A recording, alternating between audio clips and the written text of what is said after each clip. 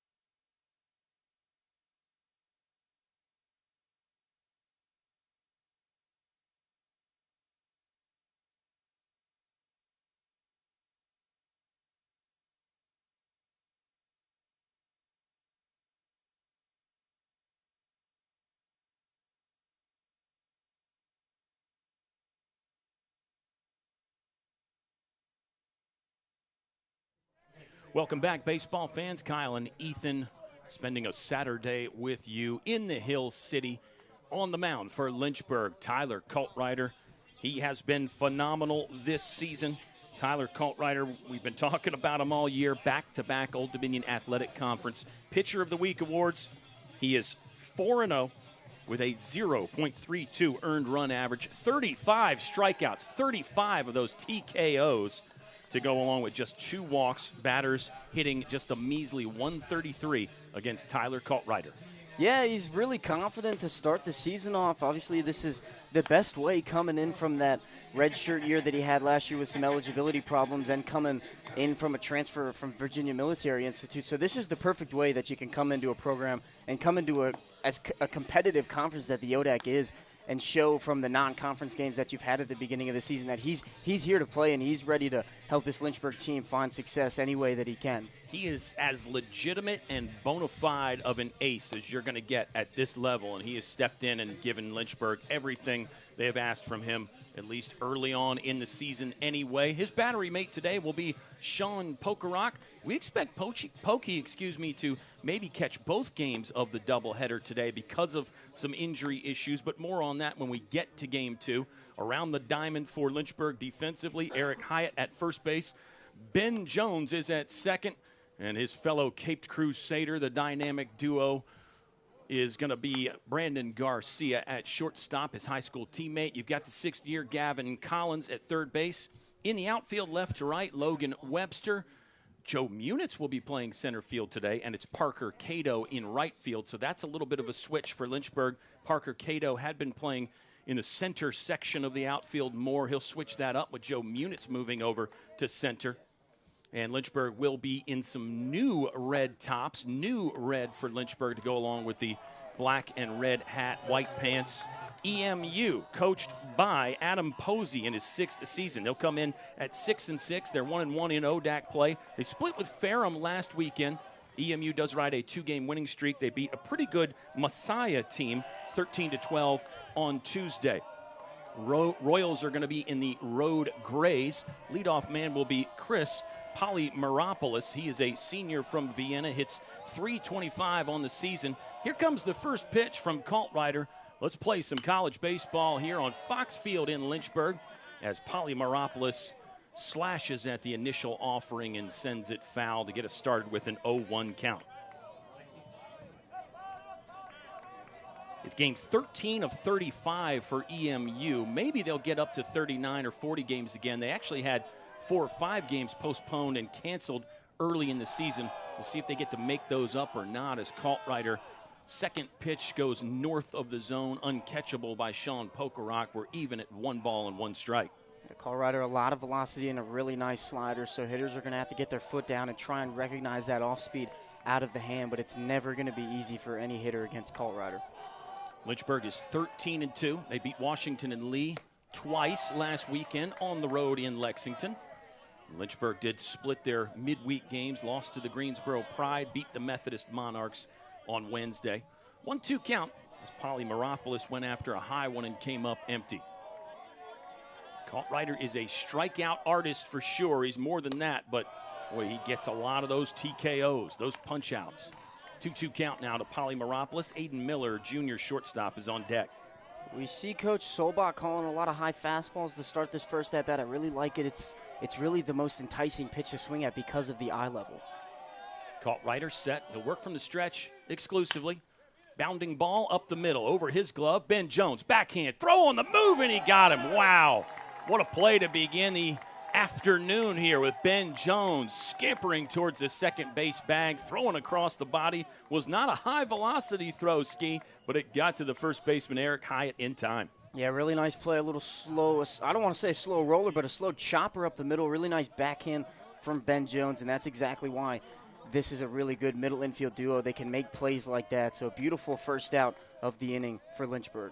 EMU middle infielder, shortstop Aiden Miller as a junior steps in. He's hitting .320 on the season. Some really good batting averages for this Royal squad as Cultrider just barely misses the zone there with his first pitch fastball. This is a Royal team that hits .308 as a squad.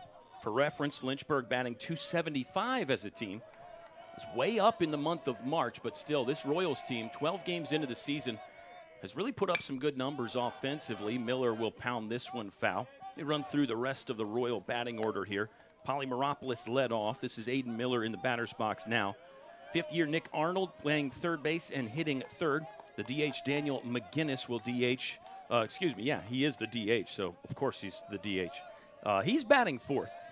Eric Wilkerson, the first baseman, lefty, will step in and hit fifth. The second baseman, Noah Sanderson, batting sixth. Watch out. Miller puts a charge into this. Power to the backside gap, and that is down in right center field. Miller's going to take the turn around first, and he's not stopping yet. Looking for a triple. Ben Jones' relay throw is not going to be in time.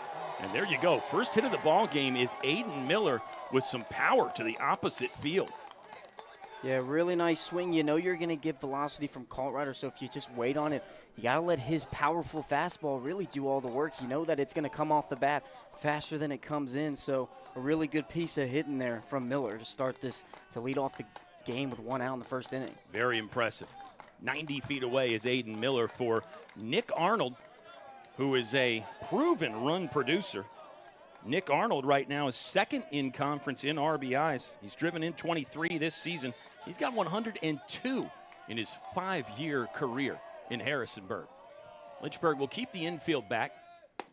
Gavin Collins just 3 or 4 steps behind the bag at third base. Breaking ball called strike 1 to Nick Miller. Yeah, early on in the game, obviously you have that runner on third. You don't want him to score, so any hot ground ball that you're going to get in the infield might go forward, but it's early. You might just take the second out and throw it to first here. Cartwrighter looking to go away again with an off-speed pitch. Missed the zone, and now our count is even at 1 ball and 1 strike. On deck is Daniel McGinnis, who hits .349 on the season. Nick Arnold, .310 on the campaign so far in 2025. Really the numbers, again, for EMU offensively, very impressive. Breaking ball, that one closer for Cartwrighter, but did miss.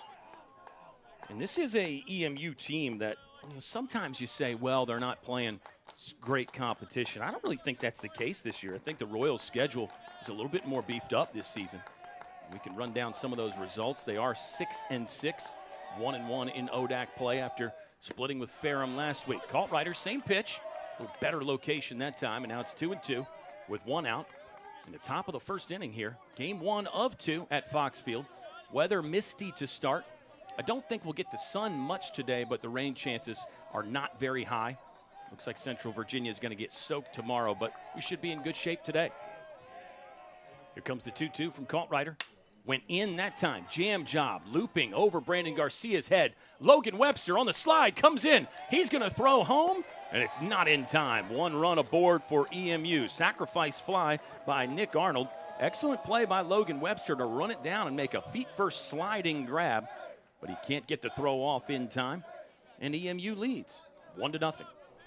That's a really good piece of hitting. Obviously, with 2 strikes, you're going to want to shorten up. He just pokes one out there in the outfield, and a tough play for Logan Webster. A really nice play, sliding catch.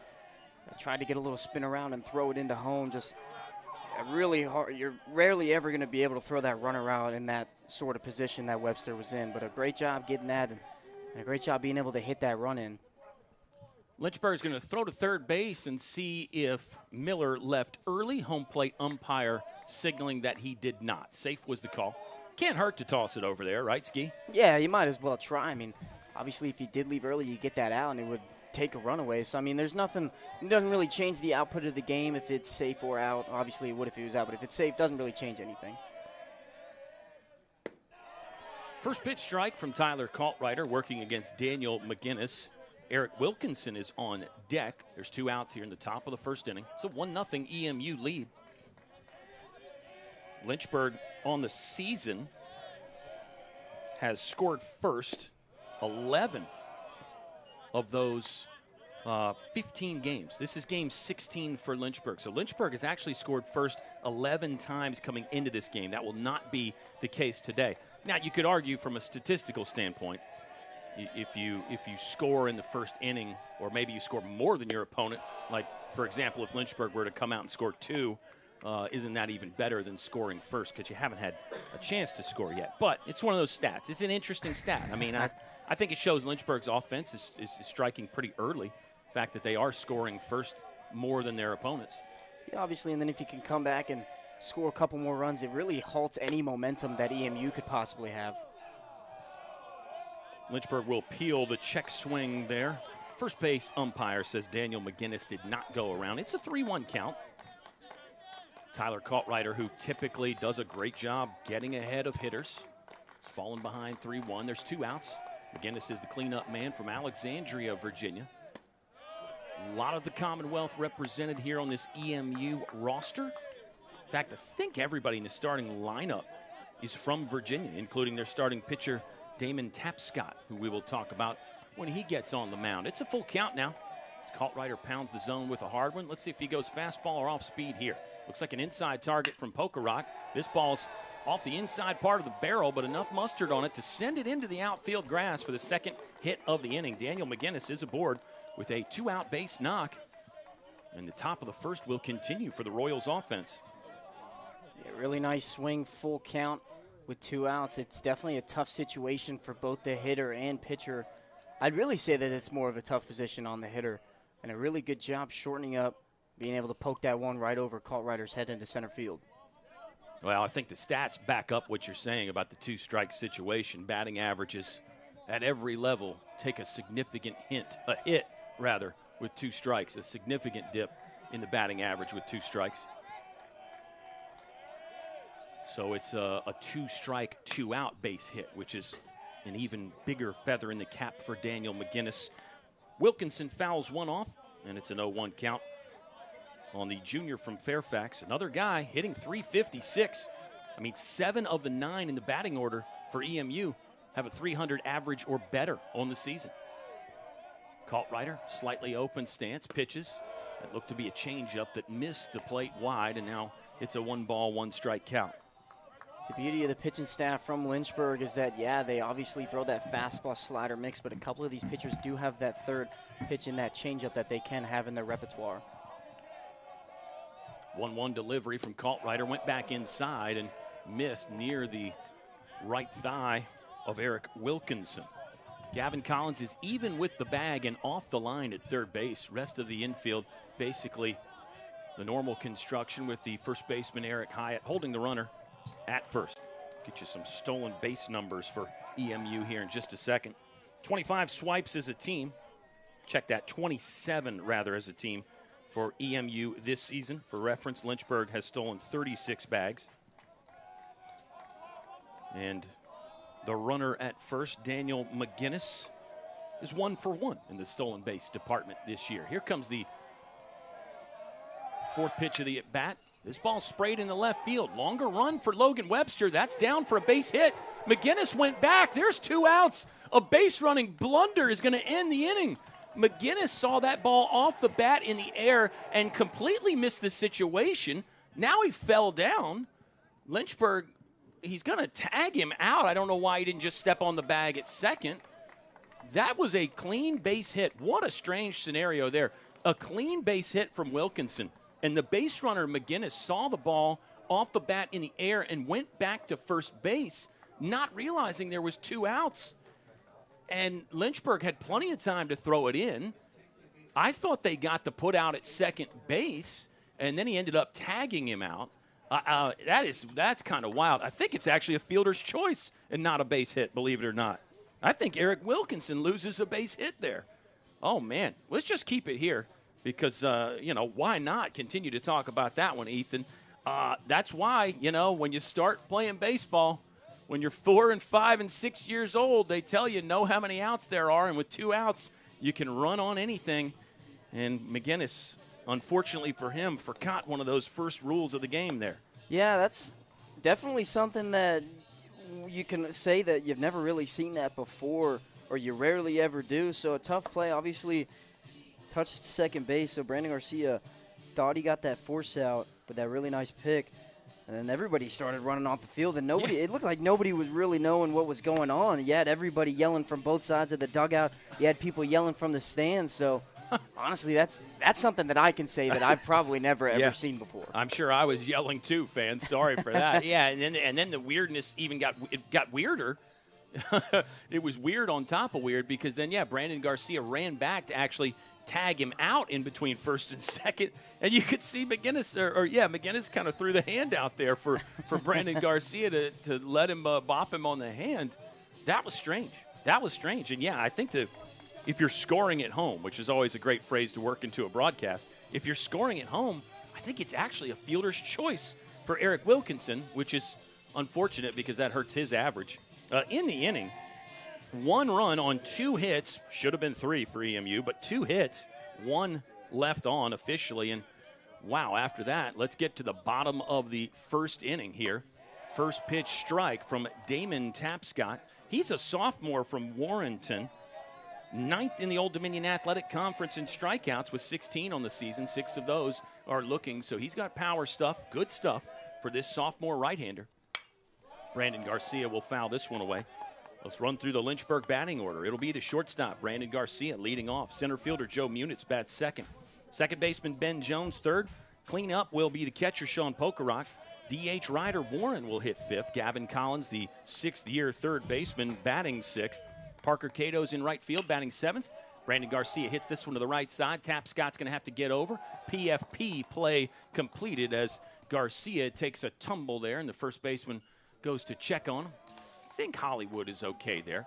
Good sportsmanship all the way around from, it was actually Tapscott, the pitcher, that went and checked on him just to make sure he didn't make contact. Just continuing the batting order, Eric Hyatt hits 8th, and Logan Webster, the left fielder, rounding out the lineup. There is 1 gone in the bottom of the first inning. EMU leads 1-0. Yeah, this Lynchburg lineup loves to swing the bat, whether it's really in the zone or slightly out of the zone. So if you're any pitcher going up against this lineup, you're going to want to throw strikes because you know that this Lynchburg team, either you tip your cap when they get that hit, or they're going to get themselves out by popping it up or getting some soft ground balls. So they're really both pros and cons to being really aggressive, to being a really aggressive lineup. Ooh, that one went behind Joe Munitz.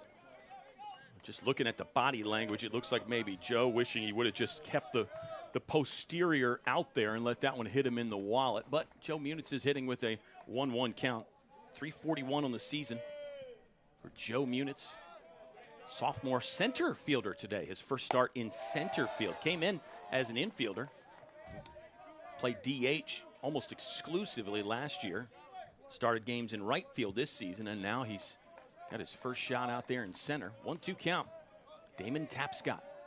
Right-hander kicks and fires, and he'll get strikeout number 1 of the day. 17 punch-outs on the season for the righty from EMU, and there's 2 down in the bottom of the first. A really nice pitch. Looked like a outside slider that might have caught the edge of the plate, whether he swung or not. So a protective swing from Munitz. Obviously, he's that contact lefty that is usually going to stay alive, so really good job getting that strikeout. Ben Jones, junior second baseman, steps in for the Lynchburg Hornets, who trail 1-0.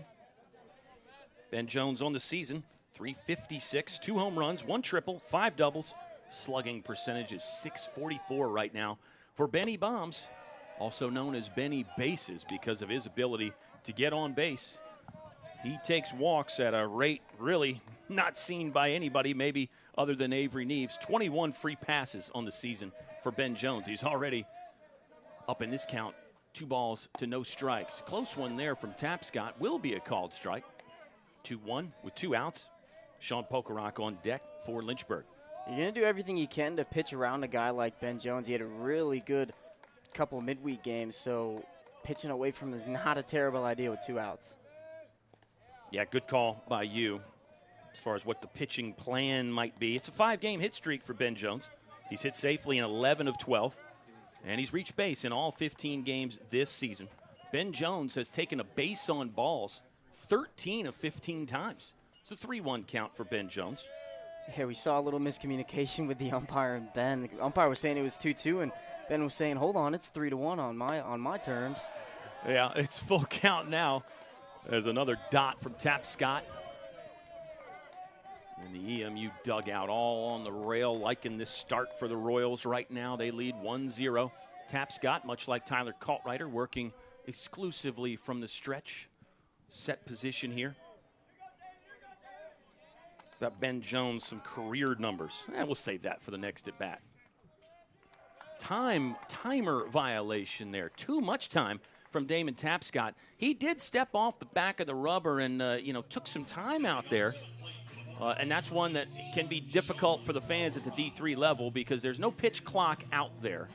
But the umpires are keeping it. We've seen a couple violations this year.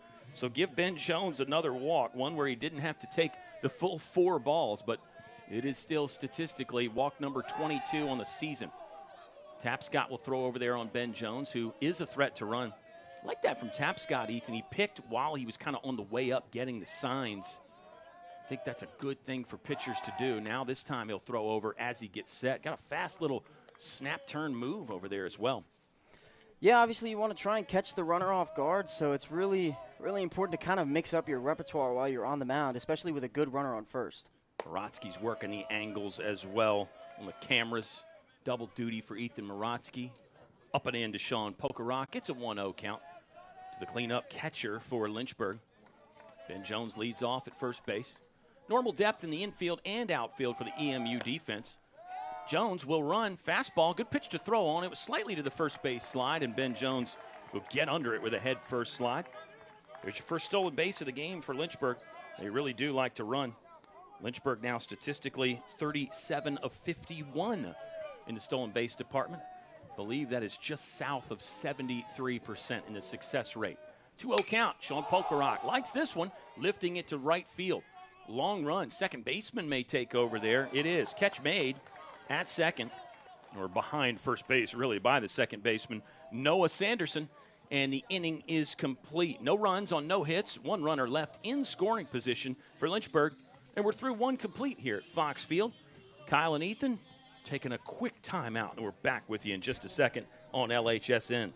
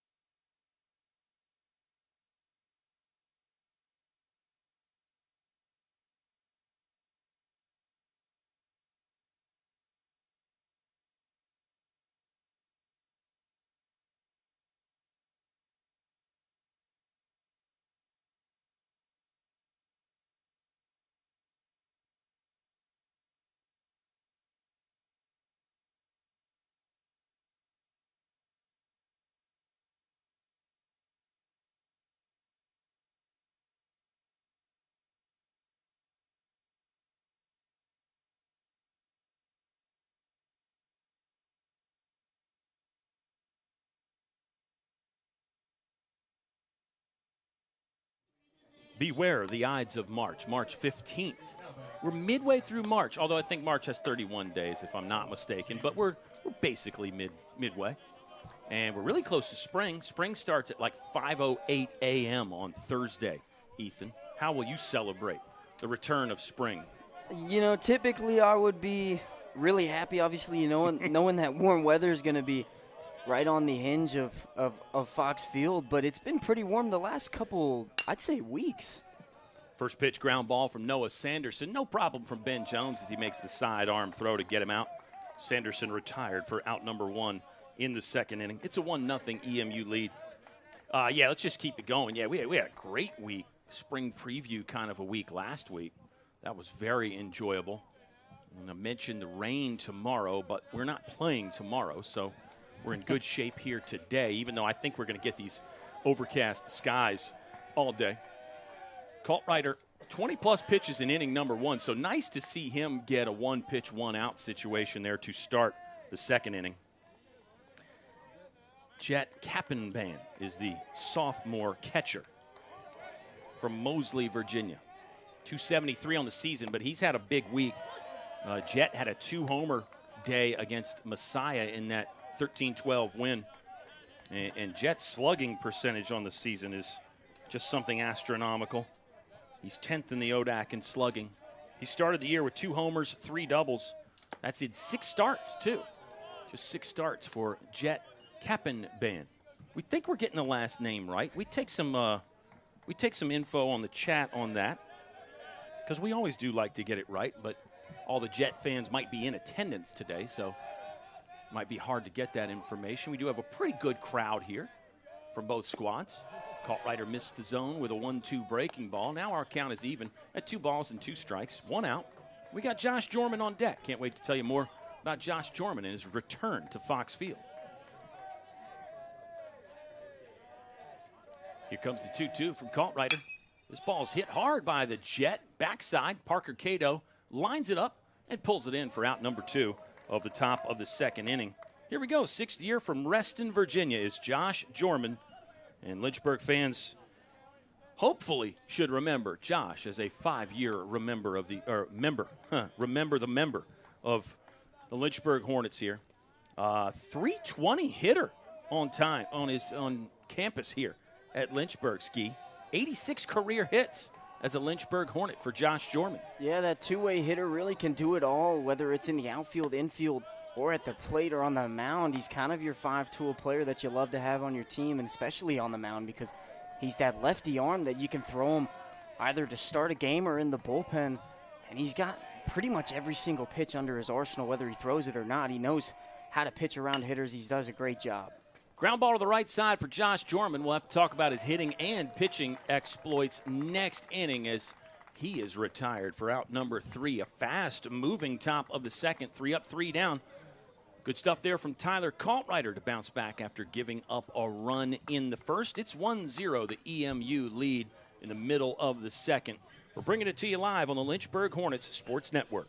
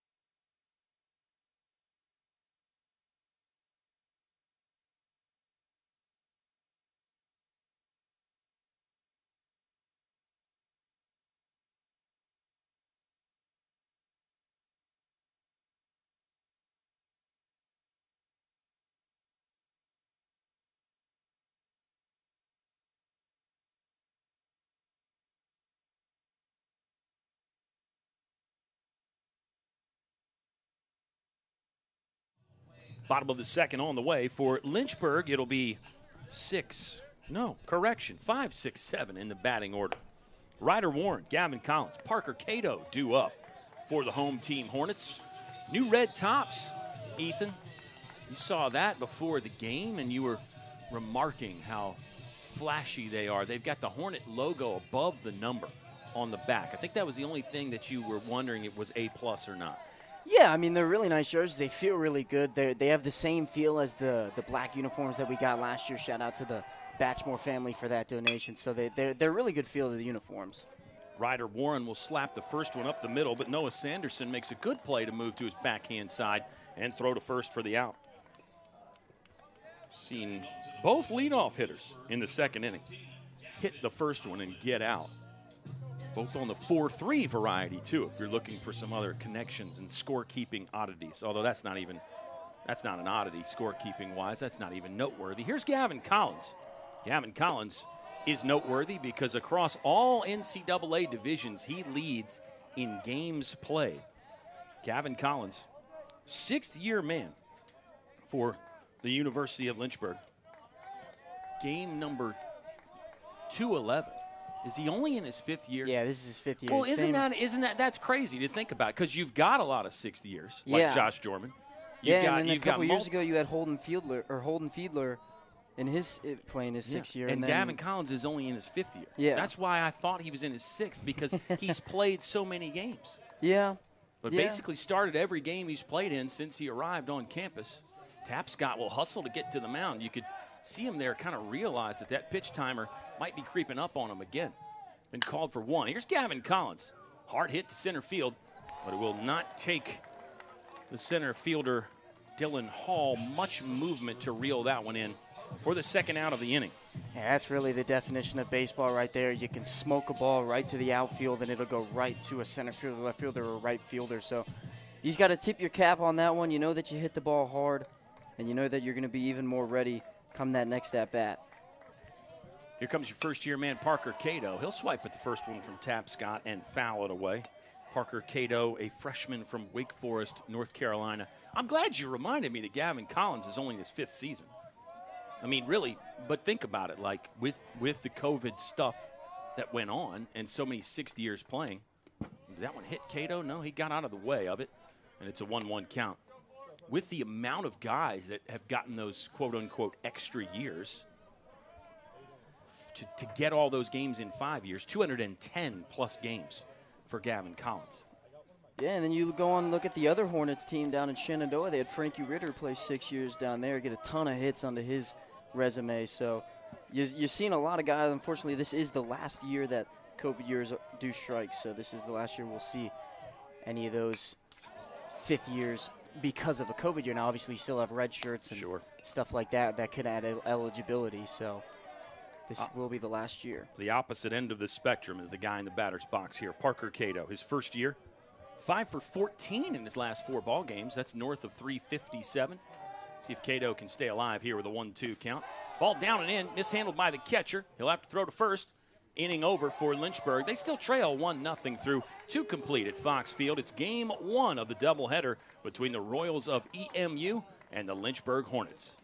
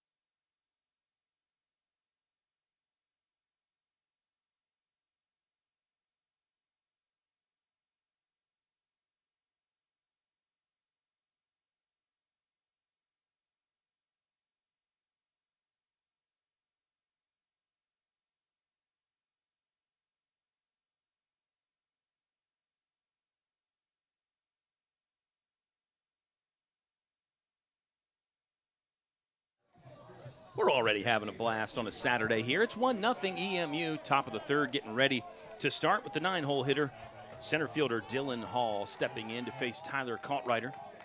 We were bantering in between innings about whether EMU did have 3 hits or 2 in that first inning. There was the strange scenario there in inning number 1 to end the top of the first for EMU, and you'll want to roll that back if you're a baseball fan. It was a looping fly ball that dropped, and Dylan McGinnis was on first base and apparently forgot or just never knew that there was 2 outs. So he went back to first. But then you and I, Ethan, were talking about if he touched second, it might go down as a hit, and then just like a 6 unassisted put-out situation where Brandon Garcia went and tagged him out to end the inning. It looked like Lynchburg stepped on second to end the inning, but the umpires didn't call that. They waited for him to tag him. So it was definitely a strange one.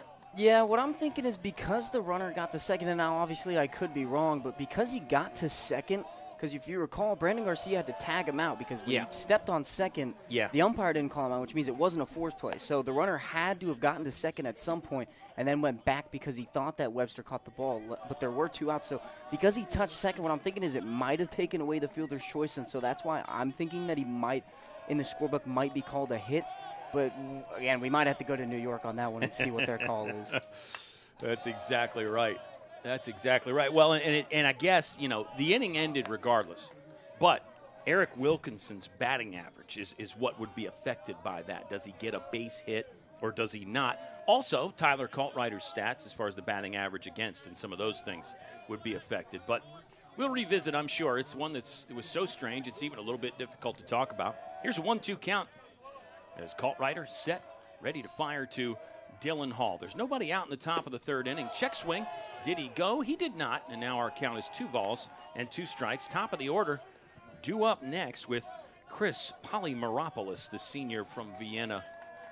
Another high school teammate of Josh Jorman there. Another James Madison High guy, Ethan. We can talk about that legacy there. Josh Jorman's father, Pudge, the legendary head coach.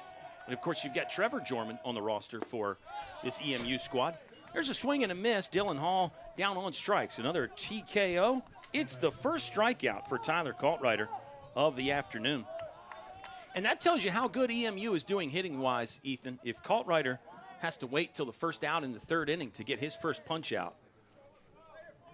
Well, they're making him throw a lot of pitches. If you really go back and look at it, he's already at 37 pitches on the afternoon in the third inning. Now, that's not too bad if you're Kaltreiter, but like we're seeing a ton of foul balls. We're seeing a lot of late count for hitters, so they're doing a good job going into this game against the top pitcher in the nation at this point. So this is a great job by EMU to get him to throw a lot of pitches, knowing that he can go deep into games, but you're trying to get into that bullpen as fast as you can. Well, I don't think you're overstepping or sensationalizing calling Kaltreiter one of the top pitchers in the nation. I mean, he's got 36 strikeouts now, but it was 35 punch-outs coming into the ball game. Hitters batting under 150 against him coming into this game. He had been incredible. Polymeropoulos will send one high into center field. That's Joe Munitz drifting into the gap to pull it in for out number 2 of the inning. But yeah, so far, Kaltreiter, just 1 strikeout. He's given up either 2 or 3 hits. We're not sure which. We're going to review the tape at some point. We'll go back and look at it. And I think you're right. If McGinnis touched second and then came off and got tagged, then yeah, it would be a base hit rather than a fielder's choice. If you think about it, if he did say he didn't think, because there's 2 outs there. It's a ground out to Ben Jones, but say he steps on second and started running to third, that still count as a hit. Right. But then he would be out on a rundown or the tag on third. So Sure. that's what I'm thinking, is that because he got tagged out after he touched second, the hit does count and it takes away the fielder's choice. But again, that's something that we could debate all game long, really. Yeah. Well, and we probably should, as we'll stay here during the middle of the third. It's 1-0, EMU leading the Lynchburg Hornets. I'm Kyle Haney. He is Ethan Morotsky. And for EMU, it is the 1 run on either 2 or 3 hits. They've left 1 on and in scoring position. For Lynchburg, they've gotten 1 runner on. That was a Ben Jones walk. But still no hits for the Lynchburg Hornets as they get ready to take some hacks here in the bottom of the third inning. It'll be Eric Hyatt, Logan Webster, and then the top of the order due up for Lynchburg, Brandon Garcia. And we're talking a lot about Tyler Kaltreiter. We need to give some of the airspace to this guy, Damon Tapscott.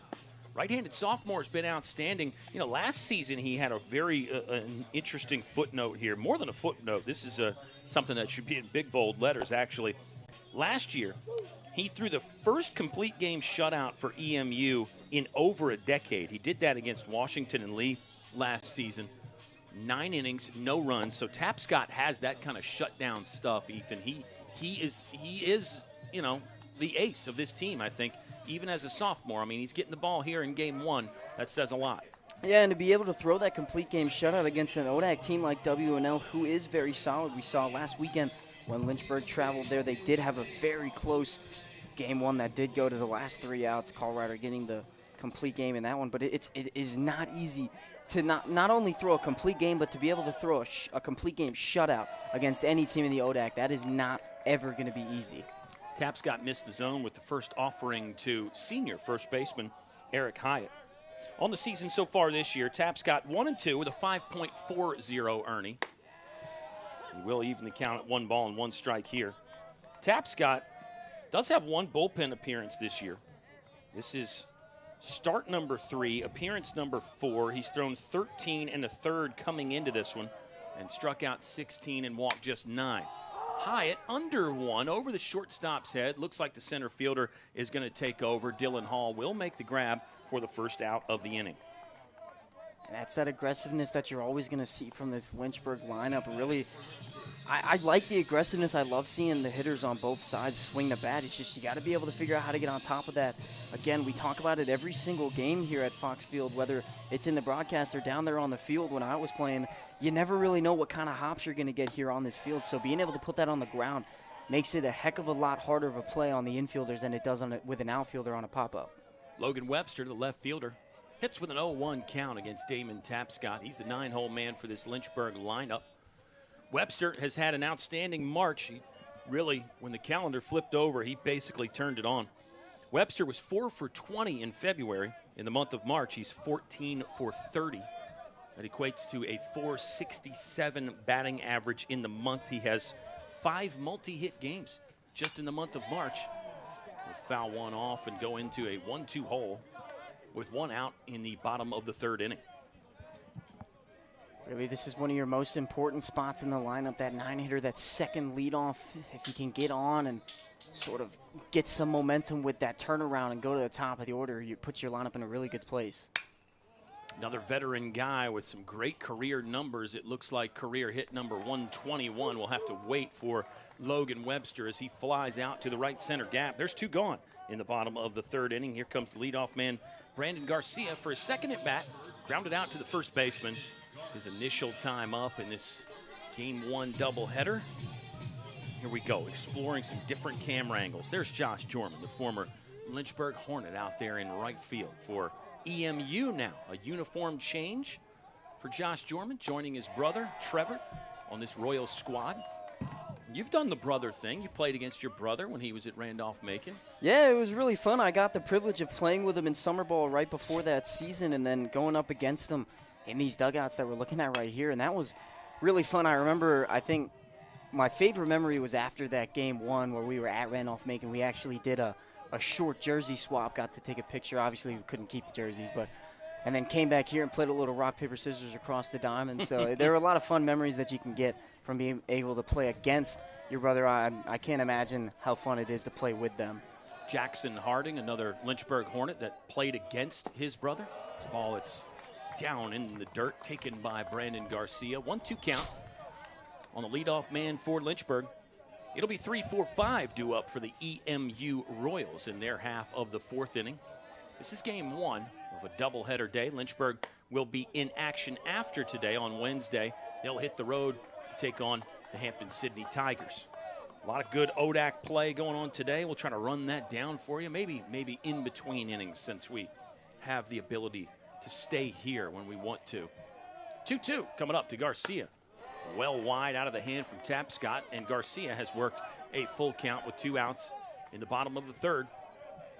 Lynchburg has had their share of 2-out rallies this year. See if another one of those could be materializing here in the bottom of the 3rd inning. Tapscott, full count. Garcia under this.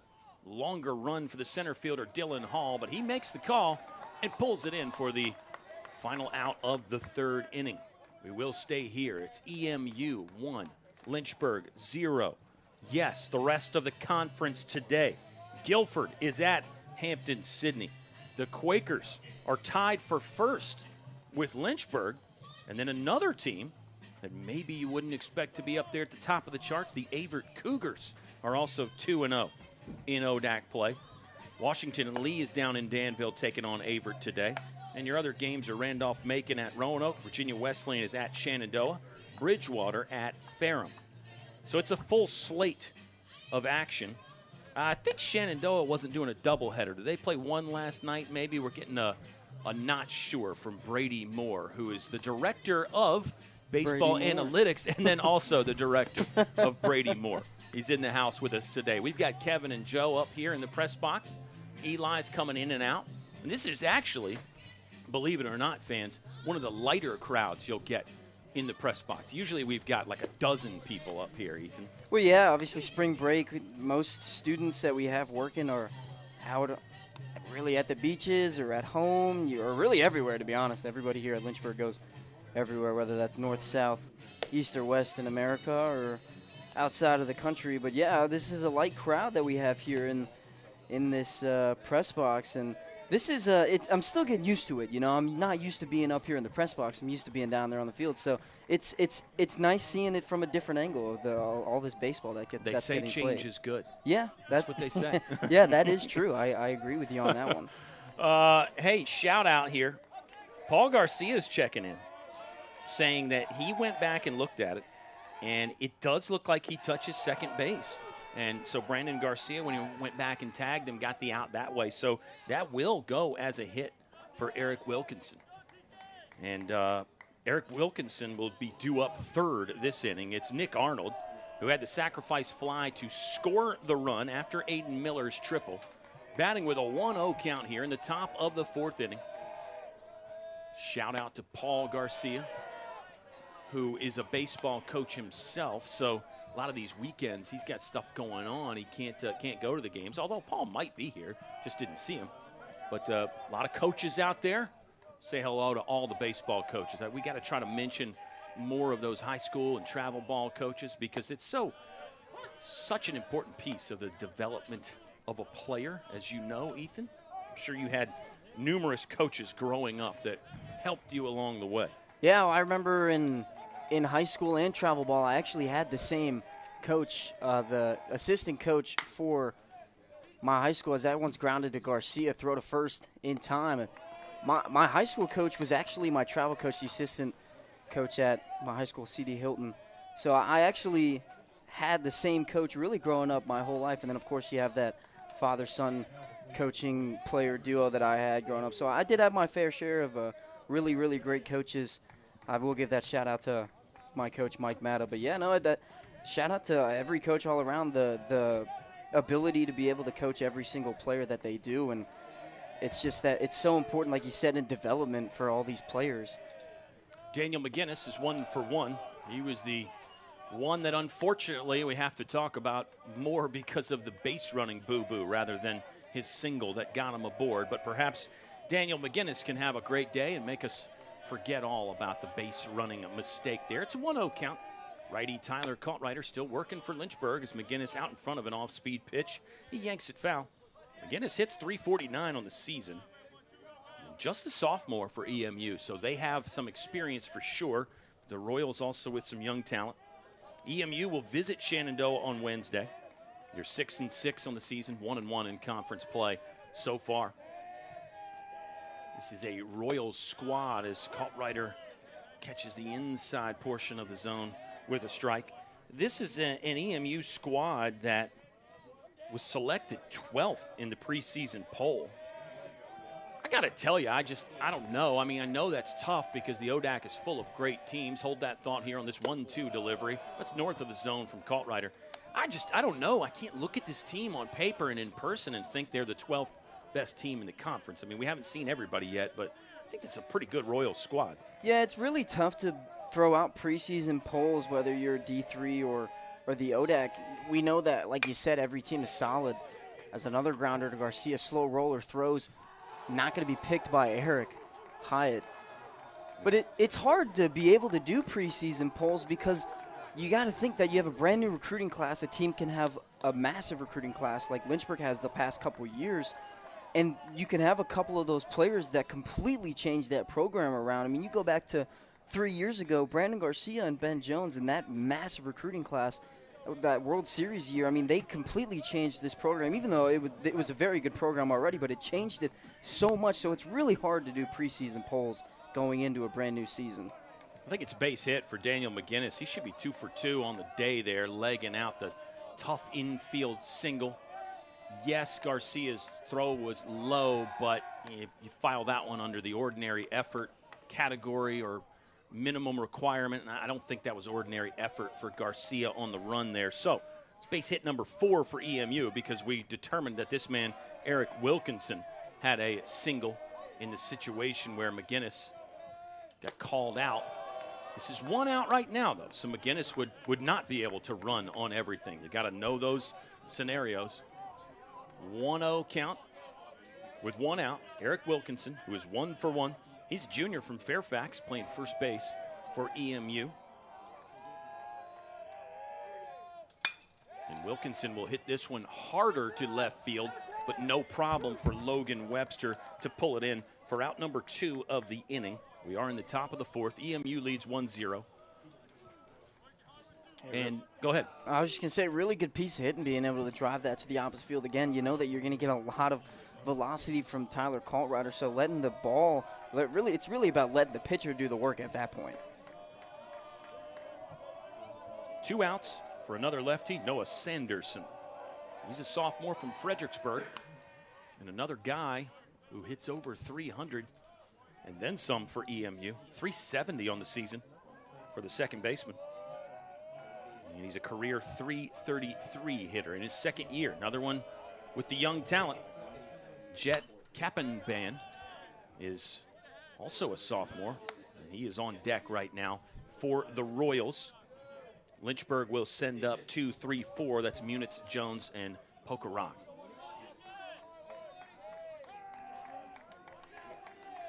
Kaltrider set with the runner on first base. Again, has showed some good speed getting down the line on that infield single. So he could be a threat to run, especially with 2 outs. Lynchburg has the defense straight away. Gavin Collins was even with the bag, but now he'll back up with 2 strikes and 2 outs. Outfield, we'll say normal depth, but it does look like they're a bit more shallow today, or specifically with Sanderson up there right now anyway. Sometimes on those cold, misty days, the ball doesn't quite travel as well. That could be part of the outfield positioning. But, of course, the scouting for Lynchburg, second to none. We can jump on that theme as a point of conversation here in just a bit. That one slipped out of Kaltrider's hands. Didn't love it. You could see him pull at the sleeve and adjust the cap. Wouldn't say Kaltrider ever looks unsettled. That's about as bothered as he's ever going to appear on the bump. Yeah, I think one of the most important things when you're a pitcher is not giving any emotion while you're on the mound. Kaltrider will throw to first and keep McGinnis close. Sanderson hitting with a 1-2 count. Jet Kappenban on deck. Kaltrider struck out 1, which is, you have to say, below his normal pace for the punch outs. Let's see if a TKO is coming. Not yet. He'll jump and spin to throw to first one more time. McGinnis back on a dive. Yeah, I really like the pickoff moves from Kaltrider. Obviously, with 2 outs and 2 strikes, you know that runner could possibly be moving, but it also forces the hitter, whether he likes it or not, to think about it just a little bit more at the plate. Kaltrider not ready yet on another 1-2, and they got him that time. How about a pickoff to end the inning? Tyler Kaltrider had thrown over a couple times, and that one he went with the A move and got McGinnis back on the slide. Nice tag there by Eric Hyatt. That'll do it for the top of the 4th inning. EMU still leading here on LHSN.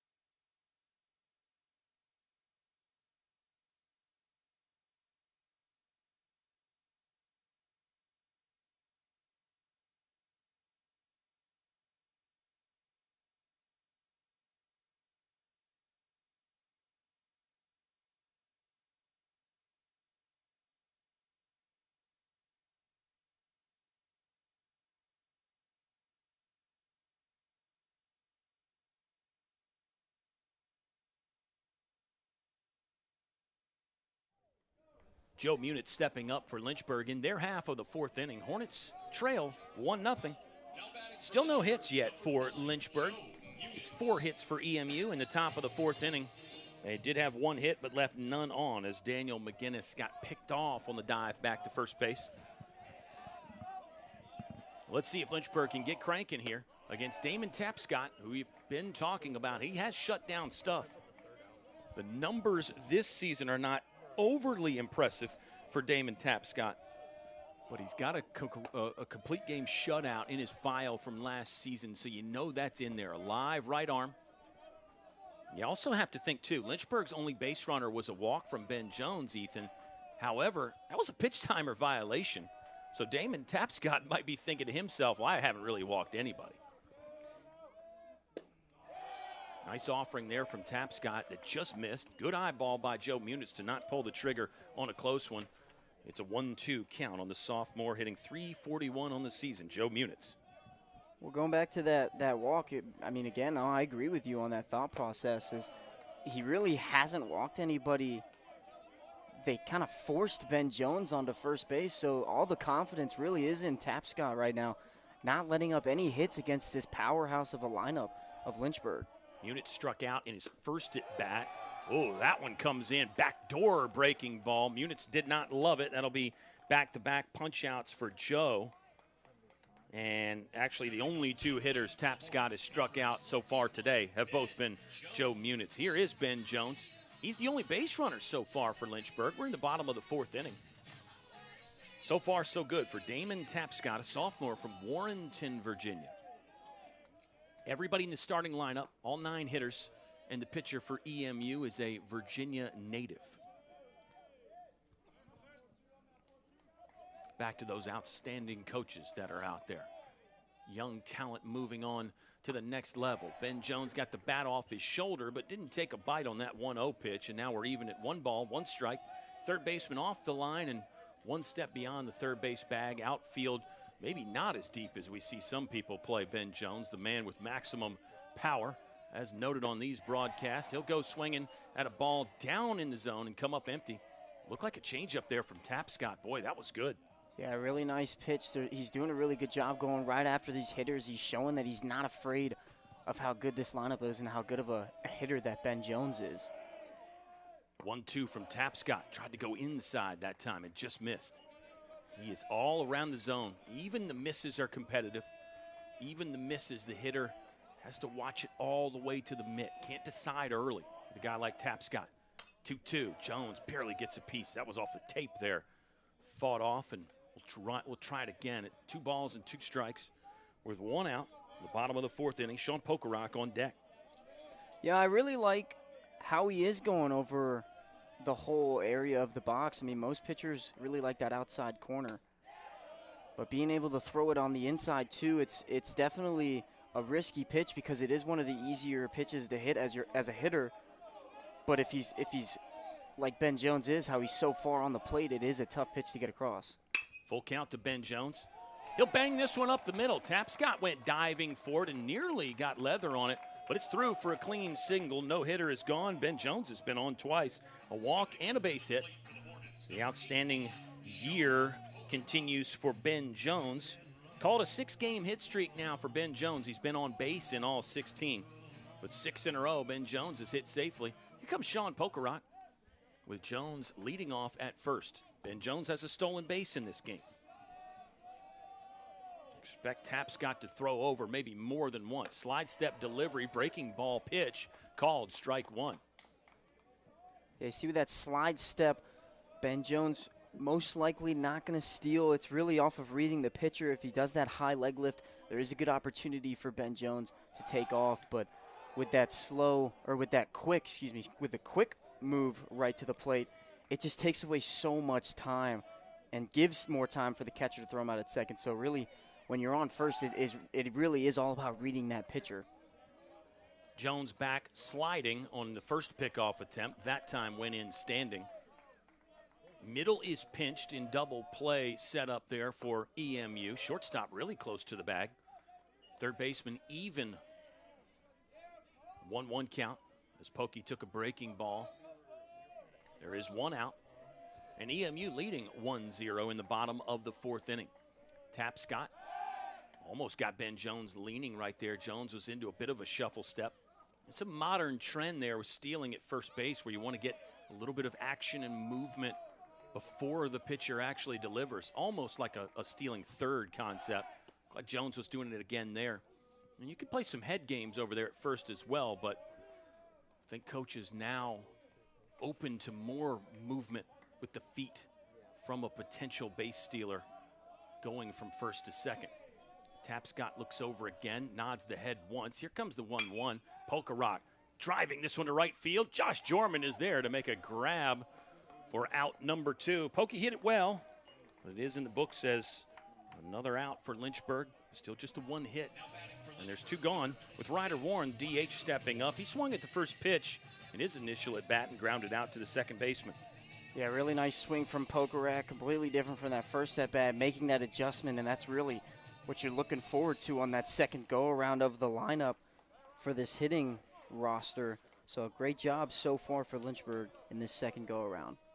Didn't even really get to tell you what Ryder Warren had been up to this season. In his first at bat, he swung at the first pitch. This will be start number 6 for Ryder Warren. He's played in 8 ball games now, and coming into the contest, he was hitting .235. That's 4 for 17. A 1 count to Ryder Warren. Yeah, how about Tapscott? A dot there coming back in under the hands, and now it's 0-2. Tapscott looks strong out there. There'll be some strong bullpen options for EMU. We do expect our buddy Josh Jorman to start on the mound in game 2 for the Royals. Here comes the 0-2 to Ryder Warren. In the dirt, Ben Jones with a fantastic read right there. He was not running on the pitch, but on release, rather, he saw that ball was low and took off. Excellent read there from Ben Jones to get to second base and get in scoring position. Yeah, really nice dirt ball read there. They practiced that so much throughout the week, so to be able to see it in this game is so good. Ryder Warren, swing and miss. Good block there by Jet. He'll get up and throw to first for the final out of the inning. Lynchburg got a runner in scoring position, but no further. EMU leading 1-0 through 4 complete in game 1 of the doubleheader at James C. Fox Field on the campus of the University of Lynchburg.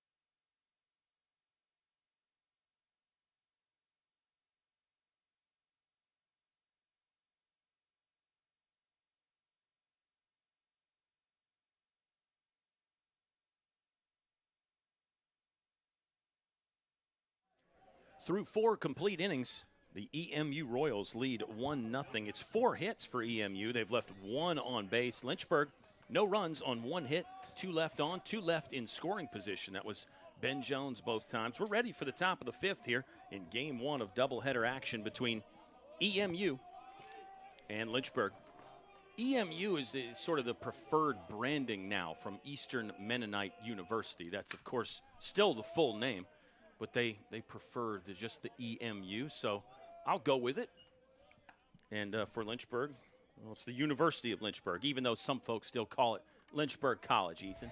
You bump into those people from time to time, right? Yeah, that was before my time, but no, absolutely. I mean, it's all around the city, really, that you see those old flags and the old logo. It's fun when you still see people wearing the Lynchburg College gear. There are a lot of those. We got some Lynchburg College alums tuning in, and we've got a University of Lynchburg alum, Nathaniel Mack, in the chat, having some fun, and some other folks in the chat there as well. We appreciate you being an active participant in the broadcast. Just remember, we have feelings. When we say something, dumb, don't roast us in the chat. We have feelings, you know. At least I do, Ethan. You do. No, I know you do. I'm messing with you. 2-1 count on Noah Sanderson, who's hitting again. He was up there with 2 strikes when Daniel McGinnis got picked off last inning. Good location from Kaltrider. Now our count is even at 2 balls and 2 strikes. Nobody away here in the top of the 5th. 6-7-8 this time up for EMU in a game that has turned into a legitimate pitcher's duel. The Royals lead 1-0. Here's the pitch. Ground ball up the middle. Ben Jones got to hurry. Throw is high. Did Hyatt get him on the tag? Yes, he did. Nice job by Eric Hyatt to climb the ladder there on a throw that was high from Ben Jones and then get the big basket back down and get Sanderson on the left shoulder as he went by. Yeah, really nice play, really nice pick by Ben Jones. Again, you're never really going to know what you get here at Fox Field, especially the infield. So really good job being able to stay with it, and a good job by Eric to jump up, catch that one, and get that tag in. Obviously, that's never an easy play for a first baseman, but that instinct is there for Eric Hyatt. Great little insight here from Brady Moore as the first pitch to Jet Kappenban misses. Brady Moore reminding us that he is part of the last Lynchburg College class ever, 2018. This just handed to me by the director of baseball analytics. And I think, if I recall correctly, when they made the change over, you had the option on your diploma of either Lynchburg College or the University of Lynchburg. Yes, Brady is agreeing with that. 1-1 count. Kaltrider about to hit the 60-pitch mark. Swing and a miss there by Kappenban. He is the sophomore catcher from Moseley, Virginia. 273 on the season, but very hot in the last week. A 2-homer day and a midweek high-scoring affair where EMU beat Messiah. And that's a team I file under the good team category. Messiah is a squad that typically has a lot of success baseball-wise, some postseason appearances. So EMU getting a win over Messiah earlier this week should put some wind in their sails. Royals are 6-6 on the year. They've won 2 in a row, 2-3 in their last 5. Lynchburg's 13-2, and they've won 8 of their last 9. Here comes the 2-2. This is hit hard by Kappenban.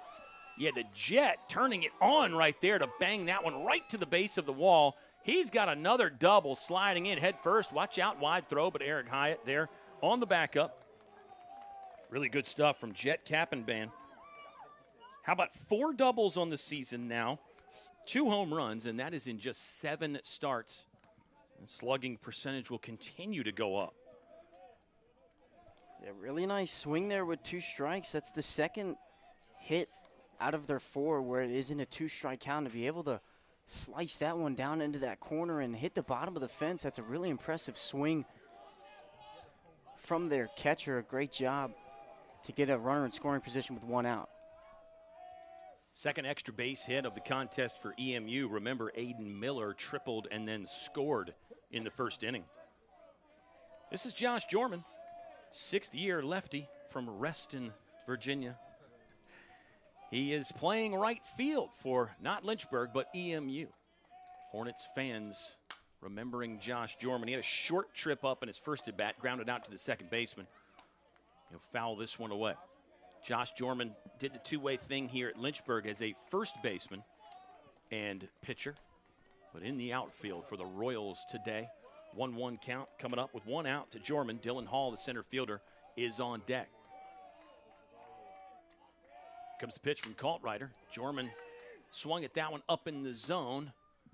Logan Webster right under it. Can of corn for Webster, and that's out number 2 of the inning. You know, I'll make a point about Jorman here. For the professional baseball people, that happens all the time, right? Guys changing teams early, late, middle career. But in college, although it's happening more with, of course, the transfer portal, which is a dirty word to some people or phrase, but in college it's happening more now. It is definitely happening a lot more. But still, I think you could argue a little bit rare, especially in the same conference. It seems like that's even more rare that a guy will play for multiple teams in the same conference. Breaking ball missed from Kaltreiter. Yeah, and at the D3 level, it's not – you don't see it as often, obviously, but there are a couple people that will play a couple years at a Division III school, and then they will go up to that next level, whether it's Division II or Division I. We had it from a couple players about 2 years ago. We had Zach Potts, Brandon Pond, people like Avery Neves transfer into those Division I schools. You know, so it's not completely out of the blue for the transfer portal in Division III schools, but to go from Division III to Division III, it's rare. You don't see it too often, but to have that chance to play with your brother here at EMU it's special. 1-0 count on the center fielder, Dylan Hall. Kaltreiter just missed another close one there. 2 balls, no strikes. Hall struck out on a slider in his first at bat, and we'll get a mound visit from Michael Solbach, assistant coach for the University of Lynchburg. We could talk more about transferring, and yeah, we mentioned Gavin Collins' career games played. Zach Potts is, as a pitcher, at the top of the NCAA charts for pitching appearances across all divisions. He's in his 6th year now, still pitching for William & Mary. And, of course, you get guys going the other direction as well, like the man on the mound, Tyler Kaltreiter, who began his baseball career at nearby VMI. So, yeah, it's not the old days where you went to one place and stayed. And, again, I think you're hearing about it so much, especially D1 college football and basketball. It seems like that's all you're hearing about is the transfer portal and the NIL. But there's so much more still happening in college athletics than just that, including a pretty good baseball game here today on Fox.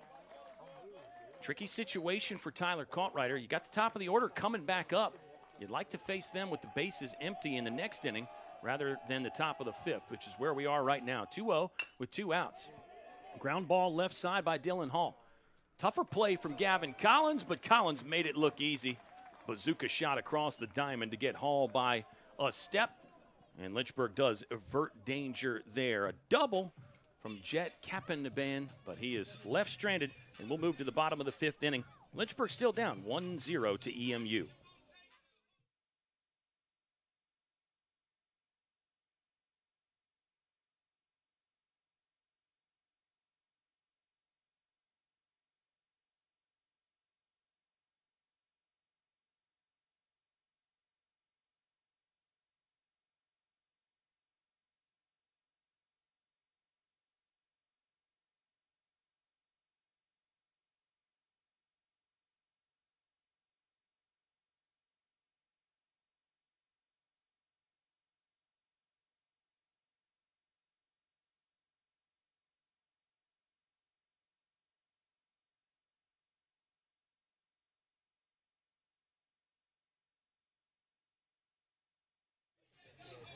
Welcome back. Bottom of the 6th. Typically Kyle will bring us back in, but I got a fun stat for you, Kyle Haney. Since you have started broadcasting here, now this is thanks to Coach Oscar Garcia, our record is 98-25. So we're 2 wins away from 100, and that's a winning percentage of 784. And Coach Garcia wants to emphasize that you're our secret weapon here at Lynchburg. Oh, OG, you're much too kind to give me any credit. But they were pretty good before I got here and started broadcasting. And of course, Oscar Garcia, a big part of that, too. But thank you, OG. Always nice to hear from you. I heard OG got to see our great friend Lucas Jones when the Notre Dame Fighting Irish played Wake Forest. So always nice to keep tabs on our former Lynchburg Hornets. Here's Gavin Collins taking the first pitch from Damon Tapscott. All right, we've got some clarification, too, on the pronunciation. Jet Kappenban. Am I getting it? I think it's Kappenban. Possibly. We'll have to get a confirmation on that. We appreciate it. And I've got a strange last name, too, so I know the feeling. And that's why, well, not the only reason, but one of the reasons why I always effort to get the names right. Wow, a laser from Gavin Collins, but an outstanding grab over there by Nick Arnold at third base. The reaction from Nick Arnold That's one that you get to practice every now and then, but it's really just that split-second instinct there. Good play from Nick Arnold. And we're seeing it again. We saw it a lot against Greensboro for this Lynchburg lineup. They're doing a really good job putting barrels on the ball. They're just hitting it right to people. Caban. Good presentation on the inside pitch. Yes, Tim Riles, thank you. Caban. He is catching, too, by the way, and we probably haven't given him enough credit for what he's done back there working with Tapscott. You know, those pitchers always need a good battery mate. Caban has looked good so far. That might be an understatement. 2-0 count to Parker Cato, who struck out. A slider in the dirt, his first at bat. 4 punch outs for Tapscott. He has yielded just the one lone hit.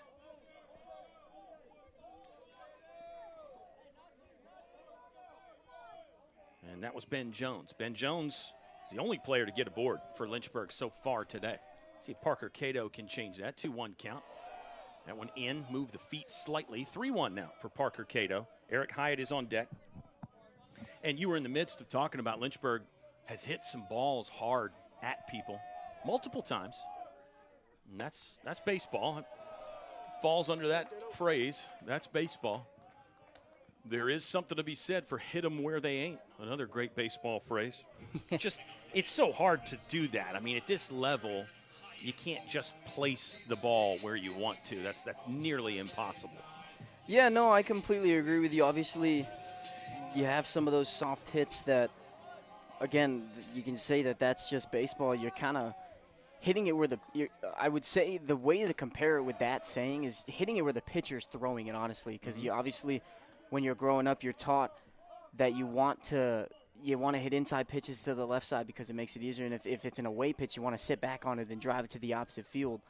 So it's really, there's so much, and there's so much that you have to look for. It's really hard to place balls where you want to at this level.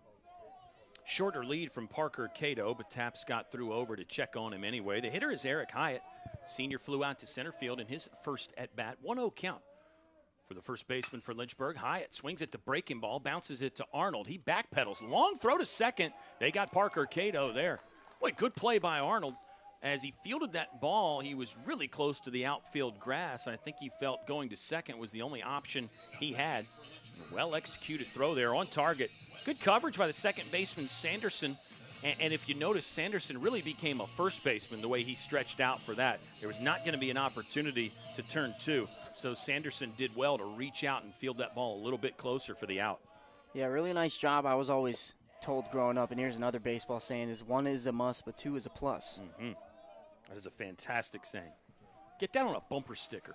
0-1 count to Logan Webster. Eric Hyatt leads off at first.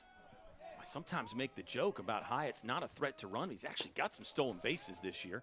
Hyatt will scramble back to first base. I think Hyatt falls under that savvy base runner category. He does not have elite speed, but he runs the bases well. Hyatt 3 for 4 in stolen bases this year. Ethan Morotsky, does that surprise you and excite you a little bit to hear that number? Yeah, honestly, it does excite me a little bit, knowing that Eric is a possibility to run here. Sharply hit to the shortstop by Logan Webster, but they'll get Hyatt out at second. Fielder's choice will end inning number 5. Ethan and I will take a break and get our bearings here as we're more than midway through this one, and it is a pitcher's duel. Fun one so far. EMU leading Lynchburg 1-0 on LHSN.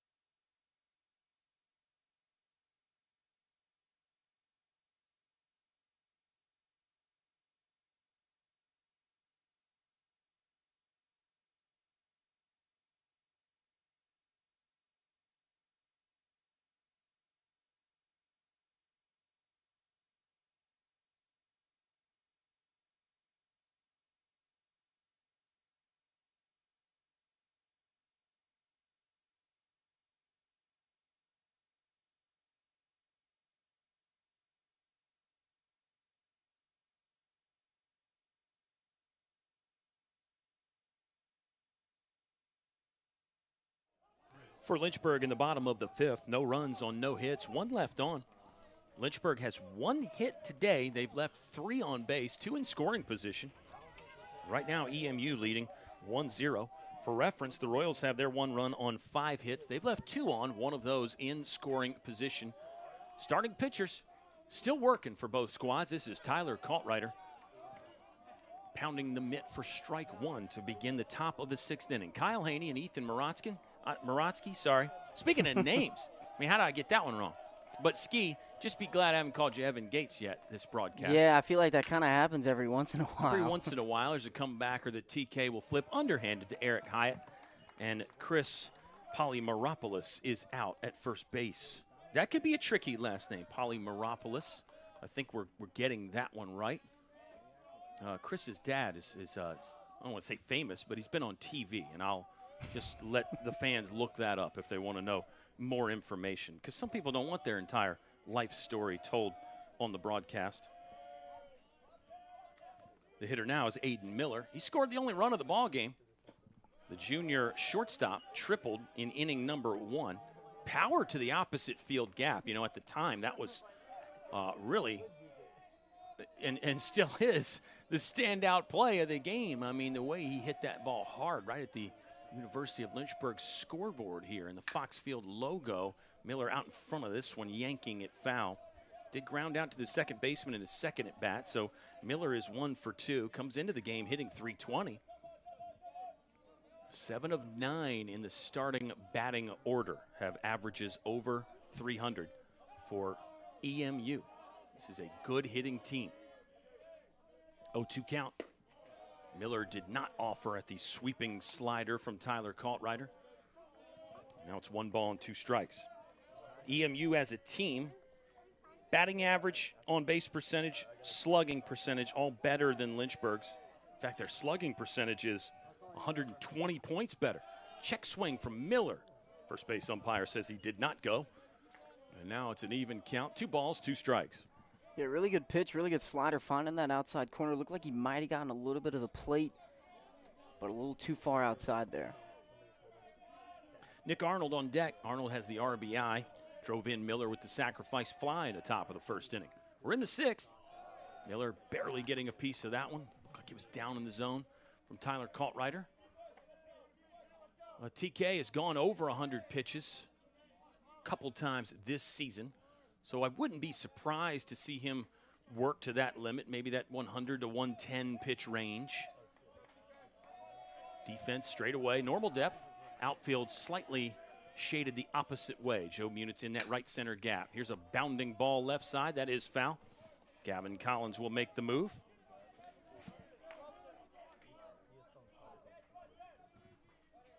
One nothing is our score in the top of the 6th. Lynchburg's going to have leadoff man Brandon Garcia due up. That was pitch number 75 for Tyler Kaltreiter. And Damon Tapscott, the mound man for EMU, has been just as good today.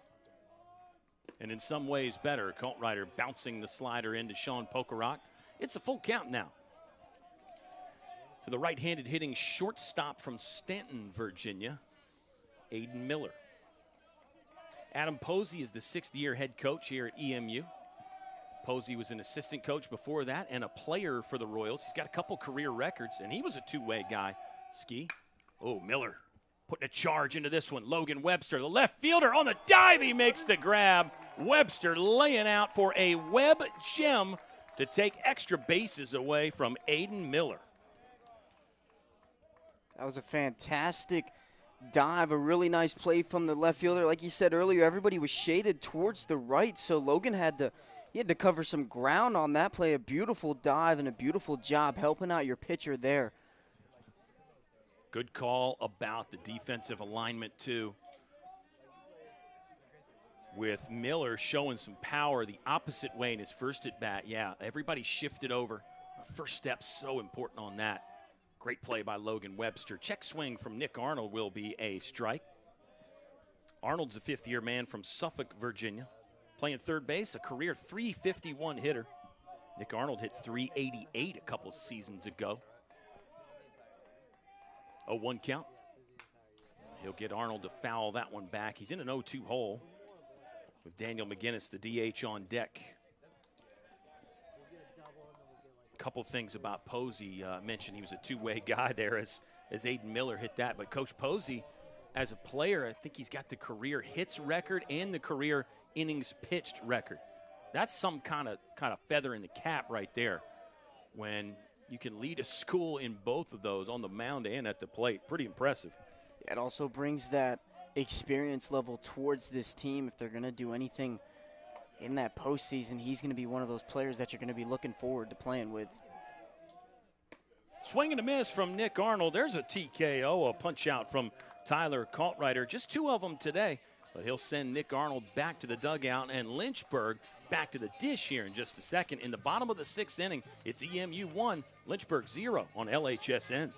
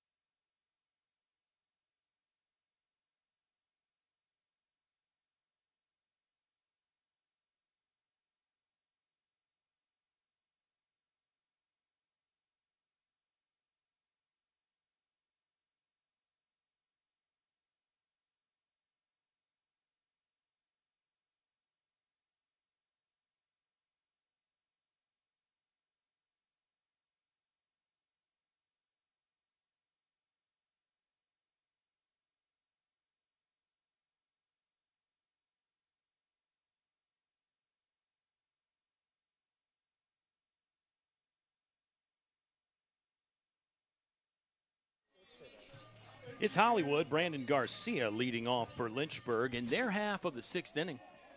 Hornets trail 1-0. What a performance here from Damon Tapscott. We'll say it again. He's got one career complete game shutout. That came last year as a freshman against Washington and Lee. So far, so good for Damon Tapscott. He has looked sharp, and the defense has played well behind him, too. Lynchburg, as we know, capable of exploding at any moment. I don't think Coach Travis Beasley's coming close to the panic button over there in the Hornets dugout. Especially because after that first inning, Tyler Kaltreiter really has been doing a great job minimizing. Obviously, he's given up that one double to Cabanban, but other than that, he's really been in the driver's seat when it comes to those defensive innings. 2-0 count here for Brandon Garcia. He's grounded out to first and flown out to center. Garcia will take a look at another one, and now it's a 3-ball, no strike count with Ben Jones on deck. No, excuse me, Joe Munitz. Used to the old lineup setup there where Jones would come after Garcia. But no, it's Joe Munitz on deck with Ben Jones in the hole. But now Brandon Garcia has drawn a walk. He'll head down to first. Lynchburg, that is the third walk of the ball game, Ski. And it's the first time they have had the leadoff batter on the entire game. That will prompt a mound visit from the Royals. You may think Tapscott's on cruise control in the driver's seat. Great phrase by you. But I don't hate the mound visit right here. Just go over the game plan a little bit with some obviously dangerous hitters coming up. So not a bad place to take a timeout here after Tapscott missed the zone with 4 straight. Yeah, no, I completely agree. And like you said, with the leadoff hitter getting on, the leadoff hitter in the lineup, on first base with your 2 and 3 hitter coming up, especially with how good Ben Jones has been this whole entire season. I was going to say in the last week, but he's been doing so well this whole year so far. And Joe Munitz up here, so it's going to be interesting to see what they draw up here. Walk number 10 of the season for Brandon Garcia, by the way. He's got 4 stolen bases. Bunt offering displayed by Joe Munitz. He does not like the strike call, but it is an 0-1 count. Brandon Garcia, despite hitting .206 coming into the ball game, he's got the on-base percentage north of .320. He'll get scrambled back to first base on a dive. Tapscott has shown a commitment to keeping runners close over there. EMU clearly knows that Lynchburg likes to use the running game. Hornets have a couple stolen bases in this one. Munitz will put the bunt down. Back to Tapscott. He's off in between the mound and the home plate dirt, throwing to first for the initial out of the inning. So a successful sack bunt there from Joe Munitz will move Brandon Garcia in scoring position. And here's Ben Jones, 1 for 1 with a single and a walk. He's got a couple stolen bases. And Ben Jones, with that single, extended his hitting streak. Benny Bombs now with a 6-game hit streak. He's hit safely in 12 of the last 13, and he has reached base every game this season. This is game 16 of 39 for Lynchburg. You can play 40, and I don't know if there's a thought to try to add a game potentially. They did reschedule that second Pfeiffer game, by the way, fans, and the schedule is available at lynchburgsports.com. Tap Scott, deep breath. And he's wide right from his perspective on that fastball. It's a 1-1 count with 1 out in a 1-0 ball game. Benton Jones, junior from Durham, North Carolina. He's ready. Here's the pitch. Likes this one. Got a lot of it, but well foul. Jones never even had to leave the batter's box for that. It's kind of a telltale sign, especially for a lefty down that right field line. He can see the angle, and he knew that one was never going to stay between the poles. 1 ball, 2 strikes with 1 out. Sean Pokerock on deck. Hit the ball hard in his last at bat. Here's the 1-2. Garcia running. May have a play there. They do. They got him. Caban with a bang play at third to get Brandon Garcia. Tying run thrown out there. And now there's 2 outs. Dejection from Lynchburg. It is a 2-2 count on Ben Jones. Yeah, really nice throw. Not the best of jumps from Brandon Garcia. He looked like he was reading the pitcher well, just an even better throw and a perfect tag. Comes the 2-2 off the plate. Now the count is full with 2 outs on Ben Jones. You could even see some disappointment body language. Ben Jones there. We'll see what happens. That one missed the zone, south, and Ben Jones will take his second walk of the ball game. For Benny, bases now. Hang on real quick to your thought, Ethan, because I want to give you the career number here. We're going to find out career walk for Ben Jones, 107. 107 walks in the career now for Ben Jones. He's just a junior, and pair that with only 66 strikeouts. Ben Jones will be a threat to run at first base. Pokerock likes this one, pounding it in the left center gap. Oh yeah, rip and run time now. Ben Jones around second, now third. He's gonna score easily, and our ball game is tied. Sean Pokerock punching the clock with a double to knot us up at 1 apiece. Yeah, really nice swing. Again, that aggressiveness is helping out the Lynchburg lineup. You know that first pitch is always going to be a possibility of the best pitch in your entire at-bat.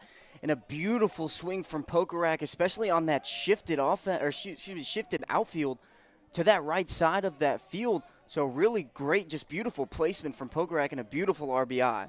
Pokey hit the ball hard to right field in his last at-bat, and I think you're right. That had to factor in to the outfield's alignment. Tap Scott has pitched outstanding. That could have been worse for EMU if they didn't throw Garcia out. Travis Beasley is out of the dugout now, having a word with our home plate umpire. It may have been about Damon Tap Scott not stopping. I think he kind of rolled through the stop there when he came set. Supposed to be a noticeable pause for the pitcher as he comes set. That ball missed. It's a 1-1 count now. Sean Pokerock, who runs well for a catcher, at second. How about another big RBI from Pokey? That's all he does, man. Just seems to step up in those big spots.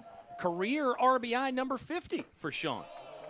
That's exactly why he's your 4-hitter, just for spots like that with runner in.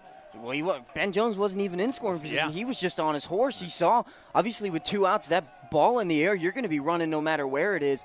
And he sees it's in the gap. And when you're on first base, the only thing on your mind at that point is, I got to score here and tie up this ball game. That's what speed and then power can do for you. You don't have to be in scoring position to score when you hit an extra base hit and when you've got the speed like Ben Jones does. 2-2 count now. Ryder Warren is 0 for 2 in this ball game. Here's the pitch. It'll be ball 3, and now the count is full with 2 outs. Gavin Collins waits on deck. Talk about career run producers and guys that can really be so impactful for a ball game. Gavin Collins, here comes the full count. Warren hits this ball hard at the second baseman. Nice job to handle it by Noah Sanderson. He'll throw to first, but the game is tied. Lynchburg gets their one run on just one hit, but it was a big one. Ben Jones scoring on the double from Sean Pokerock. We're all knotted up, uno apiece, as we head to the top of the 7th inning here in Game 1 of the DH between EMU and Lynchburg.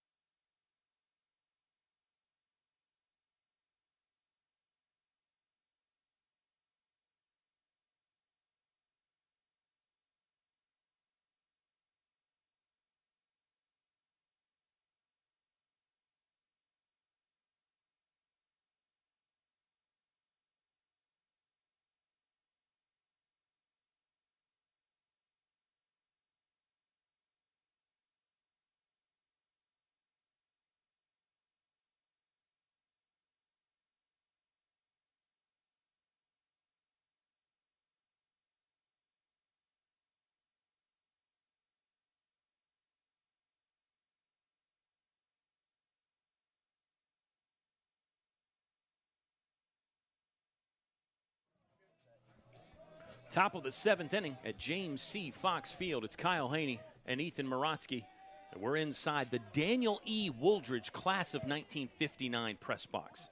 I try to at least once a broadcast give the full name of the press box. And I mentioned we did lose Daniel E. Woolridge recently, passed away. He was something of a legend both here and in the entire Old Dominion Athletic Conference. Very important on the officials and umpires side in the early days of the ODAC. And we had some folks jumping in the chat talking about what Mr. Woolridge meant to their career, and really was a coach and did so much for athletics here at Lynchburg, and as I said, across the Old Dominion Athletic Conference. 1-0 count to Daniel McGinnis, who's 2 for 2, might be 3 for 3. It's going to be a tough play. How about Hollywood? Low arm slot, no problem there. On the run, moving across the dirt to get McGinnis out for the first out of the 7th inning. Yeah, beautiful play going over the middle of the field. That's obviously going to be tough. I mean, you saw he threw that pretty much almost where Ben Jones is right now. He threw that at the second base position, so to be able to range over that far, it's a really impressive play from from Brandon Garcia. Gavin Collins is even with the third base bag here. He's the third baseman for the University of Lynchburg. Kaltreiter bounces that one into Pokey. Eric Wilkinson is the hitter. Lefty comes in swinging it at .356 this season. He's a junior from Fairfax, and he does have a base hit. We thought he might have a fielder's choice in that first at bat, but was ruled a base hit. So Wilkinson is 1 for 2 so far in the game. That one missed the bottom rail from Tyler Kaltreiter, and now it's a 2-0 count. I think, to me, Kaltreiter has looked sharp, but maybe more than any other start this year, he's fallen behind some hitters, Ethan. Yeah, he's throwing a lot of pitches. He's at 85 right now, so obviously in that 7th inning, it's not uncharted territory for him. But, yeah, there have been a lot of counts that have gone deep, and so being able to get that starting pitcher to throw a lot, you try and get into that bullpen as fast as you can because you know that this is a big staff for this Lynchburg pitching staff, but you want to get into there as much as you can because you still have that second game. So if you can get into some of those bullpen pitchers here in Game 1, it just takes away the possibility of them throwing in Game 2. 2-1 count. Kaltreiter pitching to Wilkinson. Wilkinson will foul another one away. Yeah, I mean, I guess it doesn't, to your point, depending on the amount of pitches you throw or what the coach wants to do, it doesn't completely prohibit you from throwing in back-to-back games. There's no rule that says you can't pitch in both. But I think you're right. The likelihood and what Lynchburg has shown what they want to do with their bullpen guys is only throw in one game. Ground ball, left side. Collins, he'll have to throw from deep. Gets it across. What a pick by Eric Hyatt. Just hoovering that one up there on a low throw from Gavin Collins. Hyatt making Collins look good And there's your second out of the inning. Yeah, really nice job. Obviously, I feel like a broken record. You never know what you're going to get here at Foxy and Collins. Obviously, this is his 5th year playing at that third base spot. Get a little bit of experience. Really good job staying back on that hop. And a great pick from Eric Hyatt to get the second out of the inning. Yeah, really have to trust your arm to stay back on a hop like that. You're right. Collins is in front of the third base bag now. This ball will be hit backside, but to Brandon Garcia. Eric Hyatt had to leave the bag briefly, but he came back down on it for the third out of the inning. Left side does a lot of the dirty work there for Lynchburg. A clean top of the 7th for Tyler Kaltreiter. Fast-moving one, too. We'll move to the bottom of the frame. We're tied up 1-1, Lynchburg and EMU.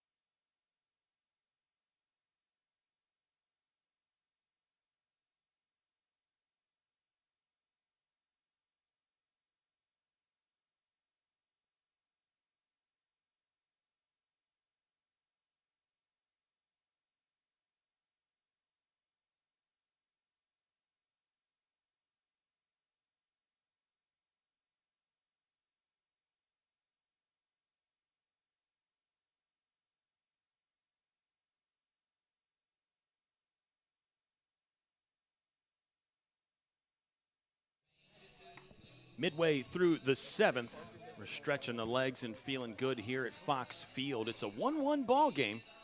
A real pitcher's duel. Damon Tapscott had shut Lynchburg down, no runs through 5, but the Hornets striking in the last inning.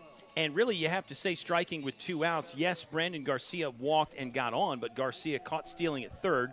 That meant Ben Jones was hitting with 2 outs. Jones ends up walking and then scoring on the double from Pokey. And that ties us up 1-1. Damon Tapscott still out there working. He'll face Gavin Collins with the bases empty and nobody out. Collins swings through the first pitch. Gavin Collins, 6 multi-hit games already this season. And in fact, he's had 3 of those in the last 5 ball games. Hit safely in 4 of his last 5. Gavin Collins will have to wait here as he hops one to the second baseman. Pretty easy out there, and the throw from Noah Sanderson was on target for the first out of the bottom of the 7th inning. Aggressiveness from Collins right out the gate. If I could talk about Collins, I mean, he's one of those hitters in the lineup that actually isn't too aggressive. He's not afraid to hit in 2-strike counts. He wants the pitcher to throw more pitches, so definitely interesting to see Gavin swinging at the first 2 pitches there. Parker Cato takes ball 1. His recent results have been pretty good. Parker Cato is riding a 5-game hitting streak. He's reached an 8 straight. And those are, of course, games that he has played in. Parker Cato, this one's in the air to center field. Dylan Hall waving the arms, catching with one hand for the second out of the 7th. So, yeah, back to the aggressiveness. You mentioned it about Collins, but Cato there did not swing at the first pitch, but he swung at the first strike. And right now, in the inning, Damon Tapscott has thrown 4 pitches, Ethan. Yeah, and so there's pros and cons there, of course, from both sides. Yeah, obviously there are some rules where you, obviously, if it were a 3-pitch inning here, if you had thrown 2 pitches, you don't swing at that third pitch and you let him throw another one. But to be able to throw what is at 5 pitches now in this inning, that's really impressive for a pitcher, and that's honestly the perfect way to come out into a bottom half of an inning when the previous half you did score, or the other team did score a run off of you. So a really good comeback inning here. Eric Hyatt will take a swipe at the 6th delivery of the inning and foul it away. So it'll be at least 7 pitches here for Damon Tapscott. But I'm with you. I mean, great job to come back, pound the zone, force action. And sometimes you can get burned that way, especially with great hitters like Gavin Collins and Parker Cato. I'd throw Eric Hyatt in that mix as well, as Hyatt studies a pitch that's just off the plate for ball 2 of the at-bat. On deck for Lynchburg, Logan Webster. And, of course, the Hornets with just 3 hits in the ballgame. Just 2 hits, rather. Pardon me. 2 hits as Eric Hyatt swings and misses. 4 walks for Lynchburg. Ben Jones has 2 of those. Parker Cato and Brandon Garcia have walked one time apiece. Deuces are wild here. 2 balls, 2 strikes, 2 outs. Bottom of the 7th. Hyatt will get the end of the bat on this one. Shortstop will scoop it up and fire across. Nice play from Aiden Miller to retire Lynchburg in the 7th. Deadlocked at 1 through 7 complete. Kyle and Ethan back in just a second on the Lynchburg Hornets Sports Network.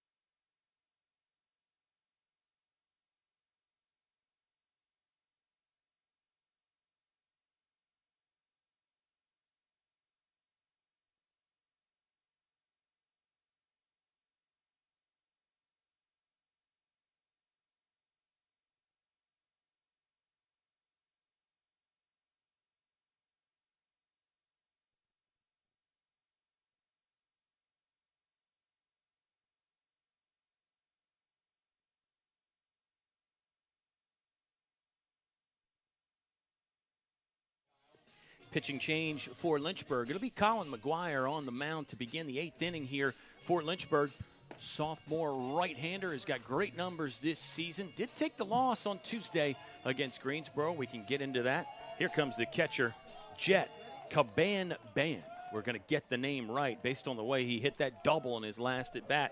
Going to make you get it right, Ski. Don't forget Caban-Ban with a fantastic throw to catch Brandon Garcia trying to steal third as well.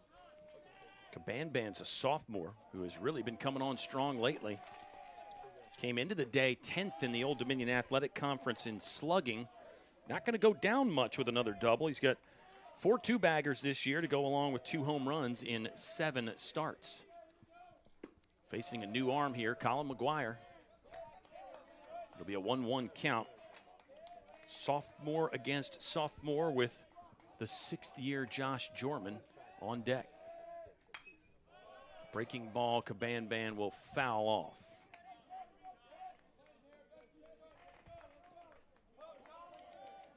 Last weekend, in 2 games against the Ferrum Panthers, Jet Caban-Ban was 4 for 8 with 6 driven in. Check swing on a nasty breaking ball from McGuire, but he held up. 2 balls, 2 strikes. Yeah, really nice 2-strike pitch there from McGuire. It looked like might have caught the corner, but a good call from the umpire. Here comes the 2-2, another breaking ball. Caban-Ban flares it away. On the season right now for Colin McGuire, he's 1-1 with 2 saves. This is appearance number 7. The earned run average is 1.54. He struck out 13 and only walked 5. He surrendered 2 earned runs on the season. This ball softly into center field. Long run in the triangle there. And neither the shortstop, center fielder, or second baseman could get it. Brandon Garcia and Joe Munitz both gave good chase, but that one perfectly in between for Caban-Ban's 2nd hit of the afternoon. There's a perfect example of not needing to hit it 90-plus miles per hour to get a base hit. A little blooper will do, and a great way to lead off this inning.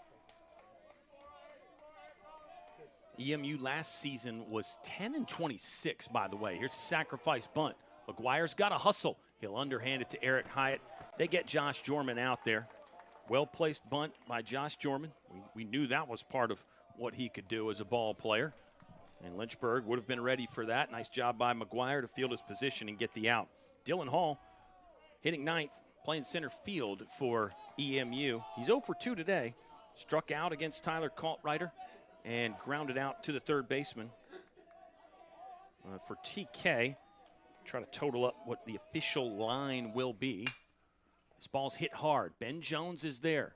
He'll scoop, on target throw for the 2nd out of the inning. Runner will move to third base, and it brings up Chris Polymeropoulos, who's 0 for 3 so far today. Yeah, good job. Good sack bunt by Jorman to get him to second. And now with a runner 90 feet away, obviously you're going to need a single to get him in, but it also leaves the possibility of errors, pass balls. There's so many different things, so many different ways that runner on third can score. For Kaltreiter, ends up being 7 innings pitched, 1 earned run. He surrendered 5 hits, did retire 8 straight to end his time on the mound for Lynchburg. Ended up striking out 2 in the ball game and walked none. It's an 0-2 count pretty quickly on Chris Polymeropoulos. Senior from Vienna fouls 1 straight back. And McGuire, other than surrendering the bloop single, has looked pretty solid in this inning so far. We are in the top of the 8th inning, and it's a tie ball game. Go-ahead run standing 90 feet away as Polymeropoulos will foul 1 away. We'll rerun it at 0-2. Lynchburg is going to have 9-1-2 due up in their half of the 8th. We've seen a walk-off win on Fox Field this season. It was game 2 against York. Lynchburg did sweep the series, winning all 3. Here comes another 0-2 pitch from McGuire. Breaking ball, just missed. 1 ball, 2 strikes with 2 outs. And Aiden Miller on deck. McGuire looks in, has the sign from Sean Pokerot. Pokey slides out, away target. Here's the pitch. I think McGuire hit the spot. It's fouled away by Polymeropoulos. Great job with 2 strikes, staying alive, trying to get any sort of solid contact on these pitches. Lynchburg's bullpen has been mostly rock solid this year. Here comes the 1-2 from McGuire. Breaking ball. How about Eric Hyatt leaving his feet to make a grab and keep the game tied? Good piece of hitting from Polymeropoulos to stay on the off-speed pitch and spray it the other direction, but Eric Hyatt was ready. 1-1 between EMU and Lynchburg as we head to the bottom of the 8th inning in Game 1 of the doubleheader.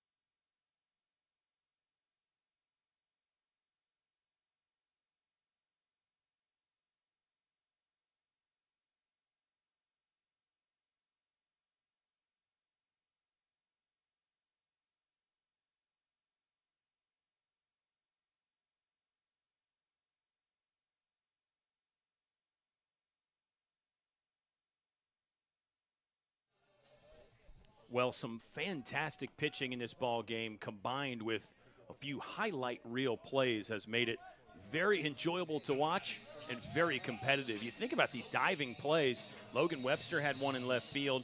Eric Hyatt there.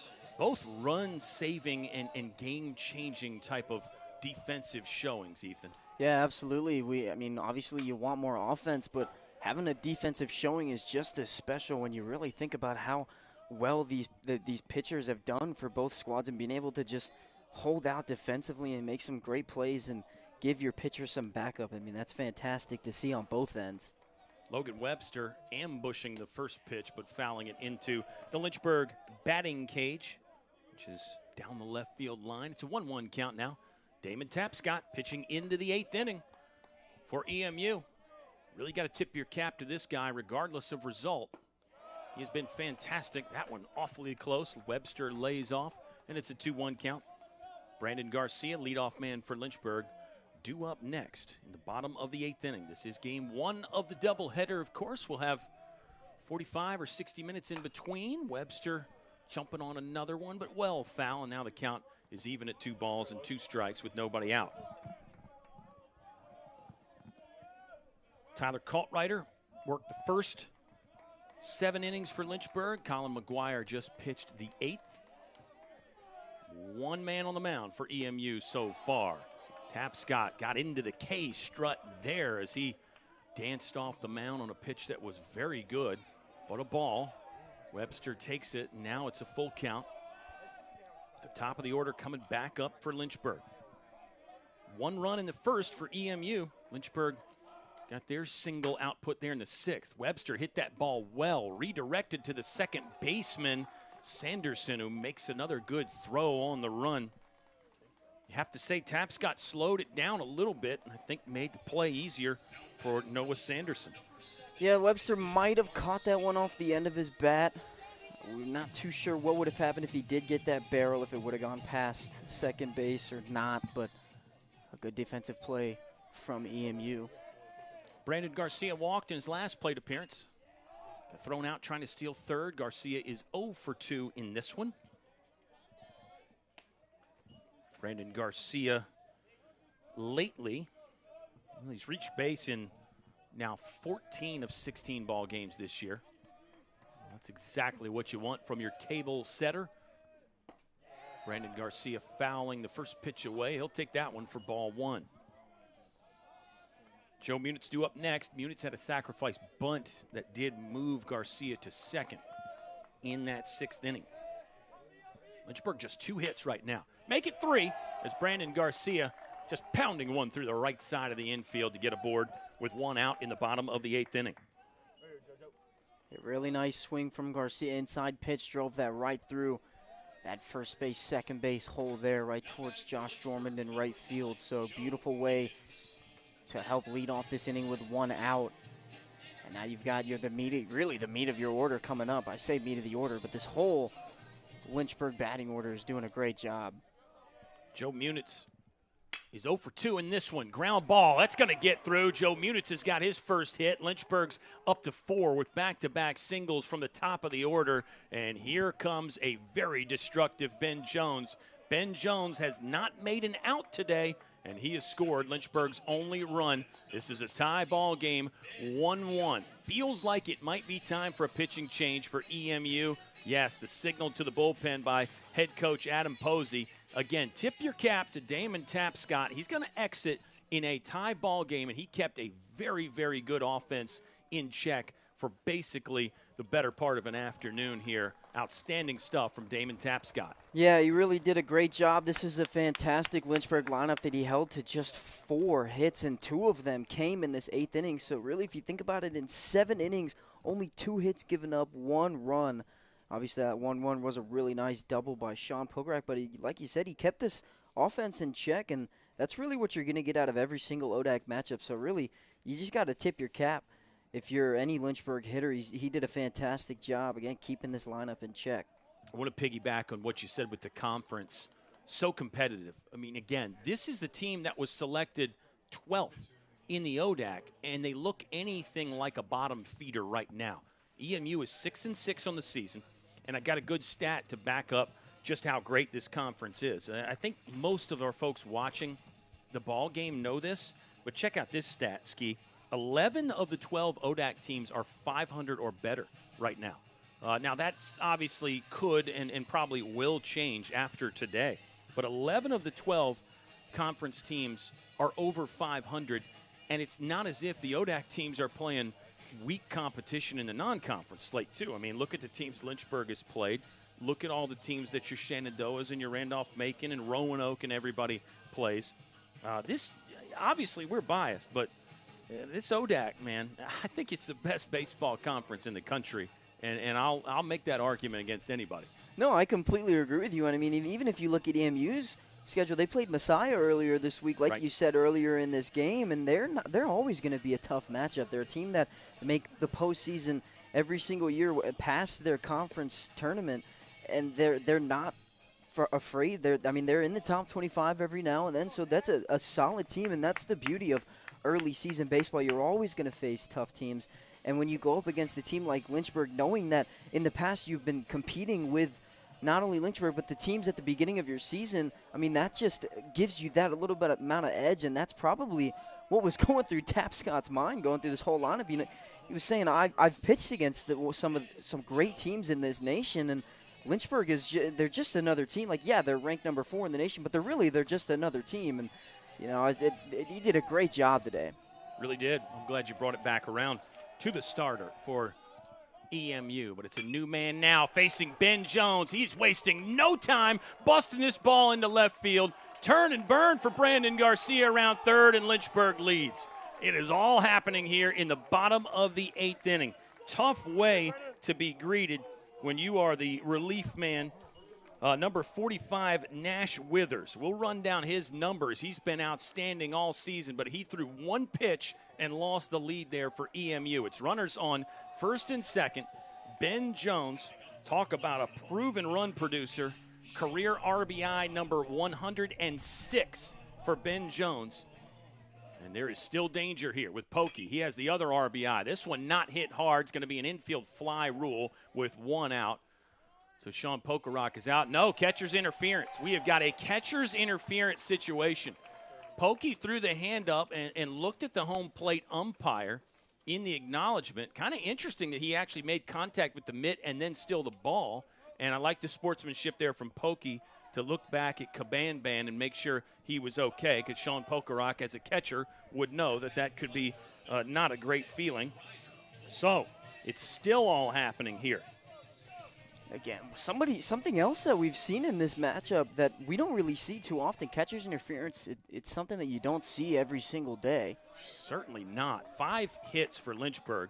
Now, Sean Pokerock's is not a hit, but going back to Ben Jones with the RBI single there. Bases are loaded here for Ryder Warren. Lynchburg leads 2-1, but now a chance to just absolutely bust it open. 1 out.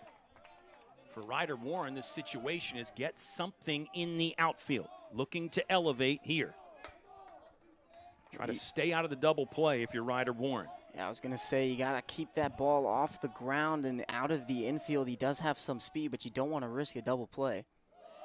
Nice pitch from Nash Withers, who misses the zone there. This is appearance number 7 for him. The earned run average is just 1. And that won't be his earned run. That will be charged to the starter, Damon Tapscott. Here comes the 2-1. Off speed from Withers. 2-2.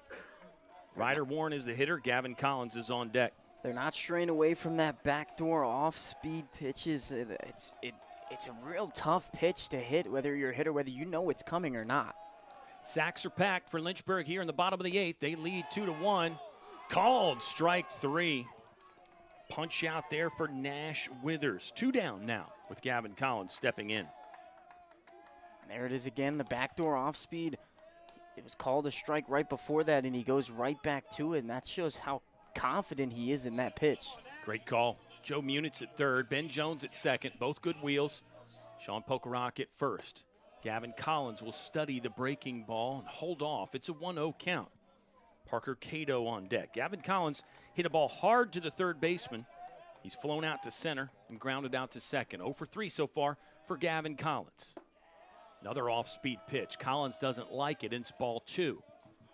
2 down here in a 2-1 ball game. Lynchburg tied it with 1 in the 6th after going down 1-0, and now Lynchburg leads with 3 straight singles, then a catcher's interference. Off-speed pitch inside. Logan Webster started the inning, by the way, grounding out to the second baseman. If you're Gavin Collins, you know you're most likely going to get a pitch to hitter. You don't want to walk in the run and give Lynchburg a 2-run lead, so don't think he's going to have the green light, but we'll see. Yeah, it didn't look like it was green there. Gavin Collins didn't make much motion at a ball that really looked like it split the heart of the plate. 3-1 still.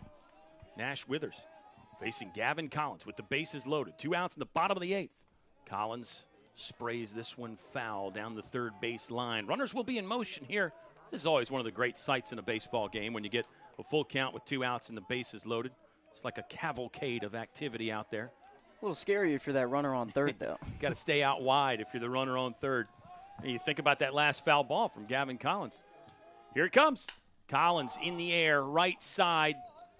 Should be catchable for Josh Jorman out there for EMU. He makes the grab, EMU loses the lead but averts further danger. They've got 3 outs to tie this thing up. We're heading to the top of the 9th inning. Lynchburg on top, 2-1 on LHSN.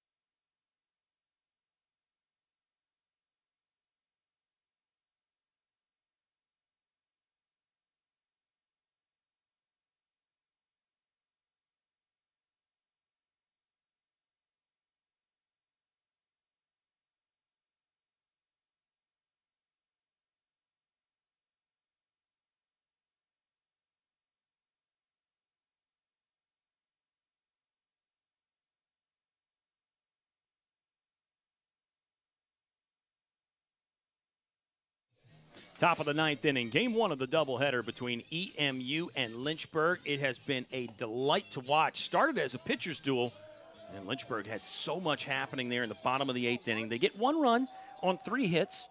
Hornets do leave 3 stranded with the bases loaded there, Ski. And you were groaning a little bit about, Lynchburg should have gotten more there. I mean, I guess the odds say with 1 out and the bases loaded, you should score a little bit more. However, the Hornets do score the key one there to take the lead 2-1.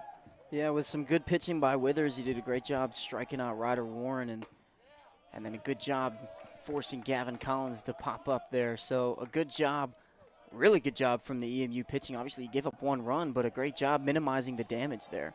2-1 is your score. Lynchburg leads. Oh, this ball's hit well. Aiden Miller had the triple and the run scored, but Logan Webster will get on his bicycle to pull that one down in the left center gap.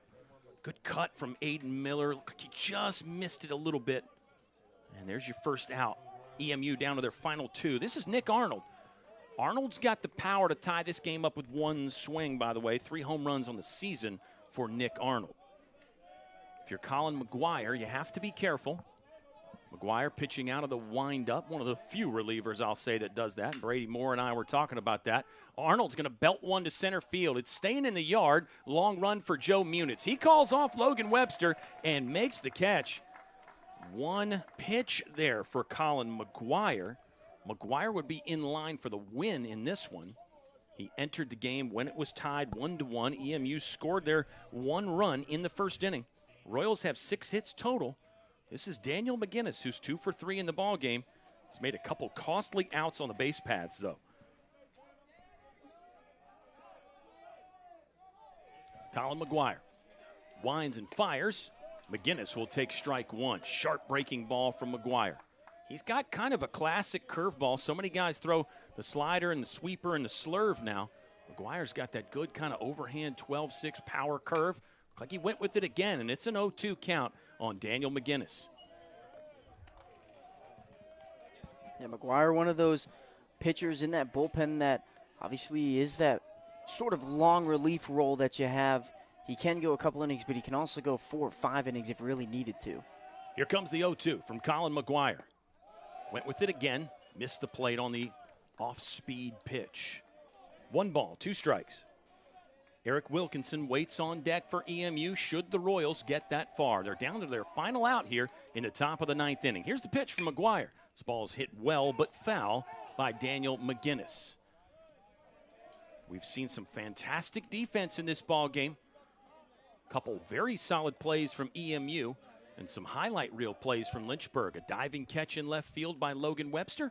Diving grab by Eric Hyatt to save a run at first base late in this game. Hyatt's made some great scoops and has had to come off the bag a couple times. Swing and a miss on the breaking ball, and McGuire gets the strikeout to end the ball game. Lynchburg wins it 2-1. Hornets with a comeback victory. Lynchburg held scoreless in the first 5 innings of this ball game. They strike for 1 in the 6th and 1 more in the 8th inning to pull ahead. Lynchburg now 14-2 on the season. They go to an undefeated 3-0 in the Old Dominion Athletic Conference. Royals 6-7, 1-2. Some tough luck there for EMU really throughout the game when you think about how things unfolded. I don't think the Royals should feel bad about their performance, Ethan. They'll get another chance to try to exact some revenge here in an hour in Game 2 of the doubleheader. Additional observations and opinions from you, buddy. That was a fun ball game to watch. Yeah, it was a really great baseball game, whether you're an EMU fan, Lynchburg fan, or just a great baseball fan in general. Really good. Only 3 runs scored, 11 hits, 1 error. So a good game for both squads. Competitive game for EMU. Obviously, like we've talked about, they were preseason poll ranked 12th, but they took it to the number 4 team in the nation, Lynchburg. So when you're going into the second game, you kind of don't really want to switch anything up. You're going to rely on some more good pitching. A really good job by Tapscott today, throwing 7.1 and only 1 run given up. So a great job from EMU. Lynchburg really just showed you how fast the game can switch up on you with that run in the 6th and then just a huge 8th inning. I say huge. They only got 1 run, but again, it was 1 run enough to win them that ball game. So both teams did a great job today, and I'm expecting an even better second game for both of them. Well, real quickly about that 8th inning, we can revisit it in Game 2, but you think about Lynchburg on the game. 2 runs on 5 hits. 3 of them came in the 8th inning alone with the 3 straight singles there from Garcia, Munitz, and Jones. That's why you bat those guys at the top of the order. That's why you want them coming up in the key situations with the game on the line. There was the catcher's interference in there from Sean Pokerock. Don't forget, Pokey had the RBI double to tie the ball game. Lynchburg does leave 7 stranded. It was 4 walks for Lynchburg as a team, which is honestly under their average. So, again, credit the good pitching from EMU. Strong start from Tyler Kaltrider on the mound. He'll get a no decision. It's the win for Colin McGuire in 2 innings of work for Lynchburg. According to the director of baseball analytics, Brady Moore, the game took 2 hours and 7 minutes for Colin McGuire. He's now 2-1 on the season. Really strong from Lynchburg all the way around. Maybe you're looking for more from the bats, but I think we both thought EMU's pitching was outstanding. Yeah, absolutely. Like I said, Tapscott did a great job. He limited the walks, like you said, only 4, and that's really is under Lynchburg's average, and that's where Lynchburg loves to score their runs. They love getting the free 90 feet, whether it's when you're getting put on the bases with a walk or hit by pitch, or whether you're stealing second base, and you also have to take that into account, is that they could really only steal 2 bases with Ben Jones because not a lot of people got on base. So, again, limiting the amount of walks is huge if when you're going up against this Lynchburg lineup. So I definitely agree with you. Lynchburg going to look to get a lot more hits, a lot more walks, or going deep into counts. Obviously, they're going to try and stay aggressive, but it's just about being smart. And if you're EMU, you kind of just got to keep that same attitude when you're on the mound. I think you're right. I think you got to take some confidence if you're EMU. Damon Tapscott's going to go to 1-3 on the season, Ethan, which is kind of shocking with how good he threw it. But he's the ace, so he's getting the ball against the other team's number 1. So don't read too much into the record there from Damon Tapscott for EMU. He was good today. For the Royals, it's 1 run on looks like 6 hits. EMU did leave 3 on base, 2 of those in scoring position. We'll recap it all for you here in just a little bit as we come back for Game 2 for Lynchburg. Again, 14-2 now on the season, 3-0 in ODAC play. Lynchburg has won 9 of their last 10. EMU 6-7. It breaks a little mini winning streak there. They had won 2 in a row. Now it's a loss for the Royals. We'll be back in just a bit to bring you Game 2. We hope you can stick around, and hopefully you enjoyed this one. 2-1, Lynchburg beats EMU in Game 1 of an ODAC doubleheader on LHSN.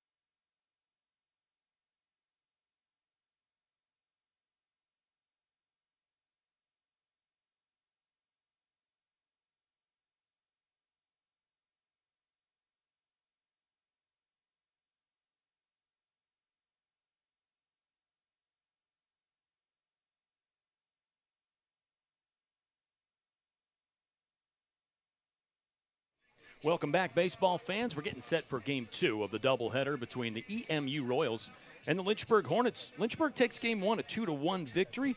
Hornets go to 14-2 on the season, 3-0 in ODAC play. EMU now 6-7, 1-2 in conference.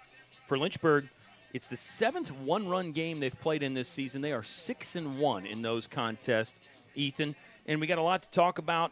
Lynchburg pitched it great between Tyler Kaltreiter and Colin McGuire. We thought the EMU hitting approach was pretty good, especially when you factor in the fact that Tyler Kaltreiter only struck out 2 Royal batters. EMU did a great job putting the ball in play. Lynchburg pitchers did not walk anybody from EMU, did not hit any batters either. So really, Lynchburg made the Royals earn it. And the Hornets threw the glove around a little bit in that game, too. Yeah, it really was a pitching battle between Kaltreiter and Tapscott, both doing a fantastic job. Like you said, Kaltreiter only 2 strikeouts, which is a rare occurrence with one of the best pitchers in the nation who's been striking out a ton of people in his first 4 starts. So to be able to limit the Ks to 2, I mean, that's huge. But they're really going to have to be able to adjust here because you've got Nick Matfield throwing Game 2 for the Hornets, and he's really just the complete opposite pitcher of Tyler Kaltreiter. Tyler Kaltreiter, a lot of velocity, a really sharp slider, but you go on Matfield on the other side, and Matfield's that 3-quarter kind of sidearm. He can go up over the top and over the side, so he's really that pitcher that can throw a ton of pitches. He's going to throw you backwards. You're going to see a lot of off-speed, a lot of movement, even on the fastball. And this year he has been getting the velocity up. Typically you'll see him around the low to mid-80s, but he's been reaching the 87s marks for his fastball. So you can see the adjustments from Nick Matfield, but to be able to go from lower 90s to mid-80s, it's going to be tough for this EMU offense, but it's going to be exciting. I mean, it was a battle in Game 1, and we're going to assume that we're going to get just as good of a game in Game 2. Yeah, we'll touch on Game 1 really throughout this contest. We often refer back to the first game of the doubleheader and what the teams have been up to all season long. Got some more great numbers to throw at you about Game 1, but let's talk about who is on the mound. Nick Matfield, who you mentioned, and you gave us a little mini scouting report. Ethan will have a fantastic scouting report about the starting pitcher for EMU. That'll be Josh Jorman. We'll talk more about him when he does take the mound. Here's the lineup for the Royals. They do have some changes. Leadoff hitter will still be Chris Polymeropoulos, 0 for 4 in Game 1. He'll be followed up by the shortstop, Aiden Miller. Nick Arnold hits third. Daniel McGinnis, the DH, still in the cleanup spot. New 5-hole man will be number 11, Dalton Rock. He's a junior playing right field. Noah Sanderson, the second baseman, bats 6th. You've got Alec Riles in his first appearance this season for EMU, at least hitting-wise, batting in the 7th spot. New catcher will be Trevor Self, hitting 8th, and then Dylan Hall, the center fielder, rounding out the lineup for EMU, who is, again, now 6-7 after the loss. They are 1-2 in ODAC play. For Lynchburg defensively, as the first pitch is fouled away by Polymeropoulos. Defensively, for Lynchburg, battery is the same. Sean Pokerock will catch in Game 2, and that's a change that we'll touch on just a little bit here as we move on. Eric Hyatt is at first base. Ben Jones second. Brandon Garcia at short. Gavin Collins at third as Polymeropoulos swings on the second pitch and comes up with only air. 0-2 count. In the outfield for Lynchburg, it'll be the same there as well. Logan Webster in left. Joe Munitz in center. Parker Cato in right field. So Lynchburg defense is the same, but they do have a change at the DH spot. Long run for Joe Munitz. Is he going to get there? Yes, he will. Joe Munitz was doing some long-haul trucking to run that one down. Hit well by Polymeropoulos, but it's out number 1 of second game in our doubleheader. A really nice job for Joe Munitz to be able to track that one down. We talked early in the first game how he came into this program as an infielder, and then in this second season of his, started out at right field with some injuries happening with Quinn Madden in the outfield and now moving him to center. So good job by him to be able to track that one down for out number 1. Aiden Miller Jr. steps in. He was 1 for 4 and scored the only EMU run. It was a triple in the first inning. Brought home with the Nick Arnold sacrifice fly there. And the Royals got runners on in the next 8 frames, but nobody else across. They end up losing a low-scoring affair, 2-1. EMU left only 3 on base, 2 of those in scoring position. And Lynchburg got out hit in that ball game. 5 hits for Lynchburg. They left 7 on, 5 in scoring position. Lynchburg did take 4 walks, no hit by pitch, but there was the catcher's interference. Miller will slap one. Another long run from Munitz, different direction this time. Misses that one and then sort of missed it on the flyby, but good backup from Parker Cato, and additionally, Joe Munitz got to that ball pretty quickly to get it in before Miller could advance. That's a clean single, and Miller is aboard with 1 out in the top of the first. That's exactly what you're going to get from a pitcher like Matfield. You're going to get soft contact, so a really good job to be able to poke that one right over second base and right in front of Joe Munitz. Here's Nick Arnold. 0 for 3, did have the only EMU RBI with the sac fly in inning number 1 of game 1. This is game 2 of our doubleheader. Still cloudy and overcast as expected. Temperatures landing somewhere in the mid-60s today. It really doesn't feel bad out there right now. As the morning started, it was chilly and that mist was making it feel a little bit colder out there. But now, not a bad day at the ballpark at all. As Matfield will throw over, Miller seemed to be leaning the wrong direction. We did see Tyler Kaltreiter pick off an EMU batter, if you recall, Ethan, and the running game was very much a focal point for both squads.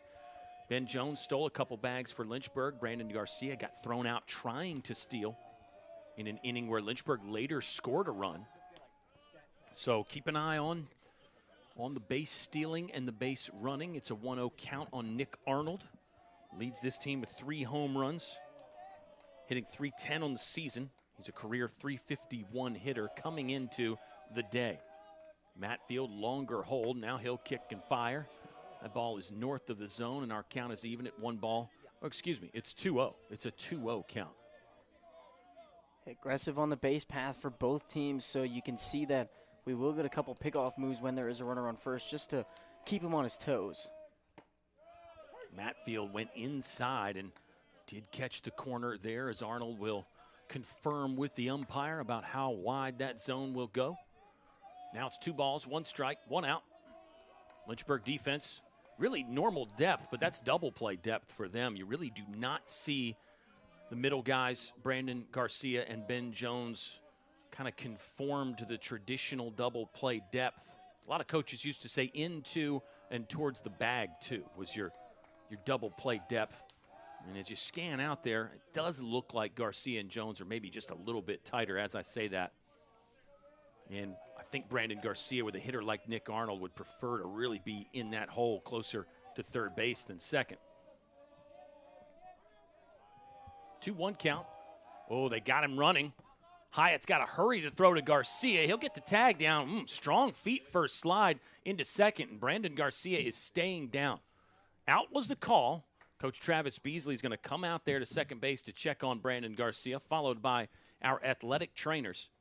Aiden Miller was running on first movement from Nick Matfield, which is something you see more from a lefty pitcher rather than righty, but in this case, Miller took off, and he did something that coaches will tell you to do if you know the throw has beaten you. Slide hard, feet first. Maybe you can dislodge the ball. That did not happen, but looked like his foot caught something on Brandon Garcia's body, and Hollywood is in a spot of bother right now. Yeah, really nice job by Matfield to, again, keep that runner on his toes. You know that this is an aggressive team on the base path, so to be able to pick off a ton, obviously in college ball, you can pick off the first as many times as you want as long as you throw it. When you look at the major leagues, you get 2 opportunities. And then if you pick off that third time and you don't get him out, that runner does get to take second base. So a good job by Matfield. And that's something that these pitching coaches harp on, is Garcia are going to get all claps and looks like he's going to be able to walk it off. But it's something that you see from this coaching staff. They love to pick off, whether that's at first or second, really. So it's just a good play by Matfield and a little bit of a base running error for EMU. 2-1 count on Nick Arnold, who now hits with 2 outs, and it looks like Brandon Garcia obviously okay enough to stay in the ball game. And, you know, something I think additional value when it comes to the running game and controlling that. Picking off really throws off the hitter's rhythm, too. No hitter wants to stand in the batter's box while you throw over to first base or second multiple times. So I think, again, that's probably a secondary concern for a pitcher.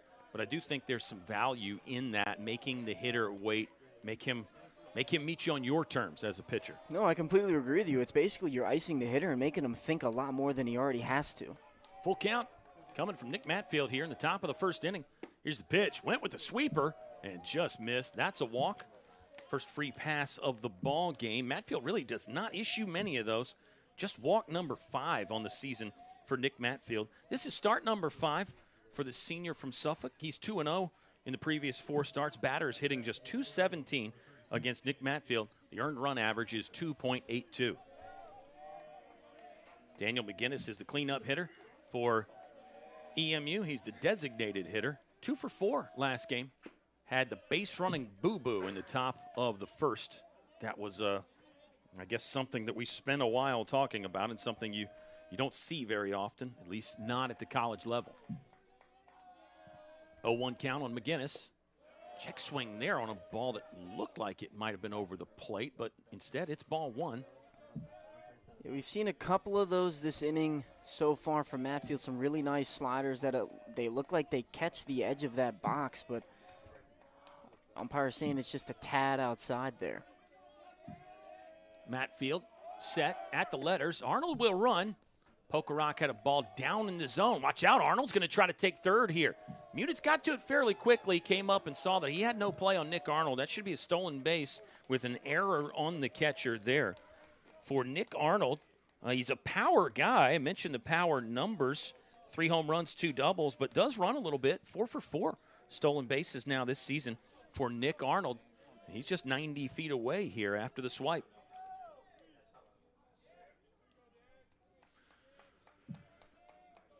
McGinnis in a 1-2 hole here with 2 outs. Let's see if Matfield goes with the slider again. Exclusively from the stretch, here's the pitch. That one was well out of the zone, and now it's 2 balls, 2 strikes. Pokey's going to get another ball for Nick Matfield. It is still a little bit misty out there, and the ground is wet. Saw a few grip issues from pitchers in game 1. Not many, though. 2-2 delivery on the way. Ready, aim, and fire for Nick Matfield. Breaking ball in the dirt. Nice stop from Pokey, especially with a runner on third base. You really have to be a wall as the catcher. Now our count is full. 3 balls, 2 strikes. Top of the first here. Game 2, EMU and Lynchburg. In this top half of the inning, we're seeing exactly what we saw from this EMU lineup. All of that first game, they love going into deep counts. Excellent point by you. We'll revisit that as the game goes on. Breaking ball, Matfield got him right there. Big pitch to keep it scoreless as Nick Arnold was on third base. We'll head to the bottom of the first inning. We're just getting into it, so let's just stay right here. Ethan Morotsky hanging out with me, Kyle Haney, and you're the final piece of the puzzle, baseball fans. Thanks for checking us out wherever you are this Saturday, or if you're watching the game in the future, like you're going to, right, Ski? You're going to go watch this thing later on tonight, or are you going to wait till tomorrow? I'll probably watch it tonight. It's supposed to be rainy tomorrow. Could be good rainy day activity to review the film, you know? Well, those are the days that you love, just sitting in with some a heated apartment and just playing Xbox all day. There you go. So. There you go. I love it.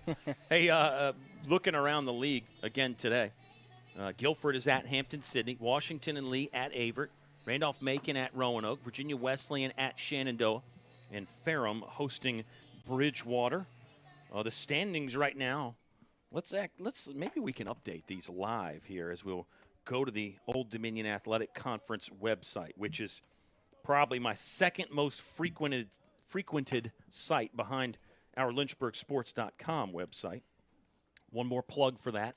And if you're not following Lynchburg on the social media stuff, well, then what are you even doing in life? You gotta check out the Lynchburg socials. I'm told we might see Joe Brennan trying to hit a softball or catch a softball. And he's going to try to return a serve from one of our outstanding men's volleyball players, Jeremiah Costello. That could be dangerous.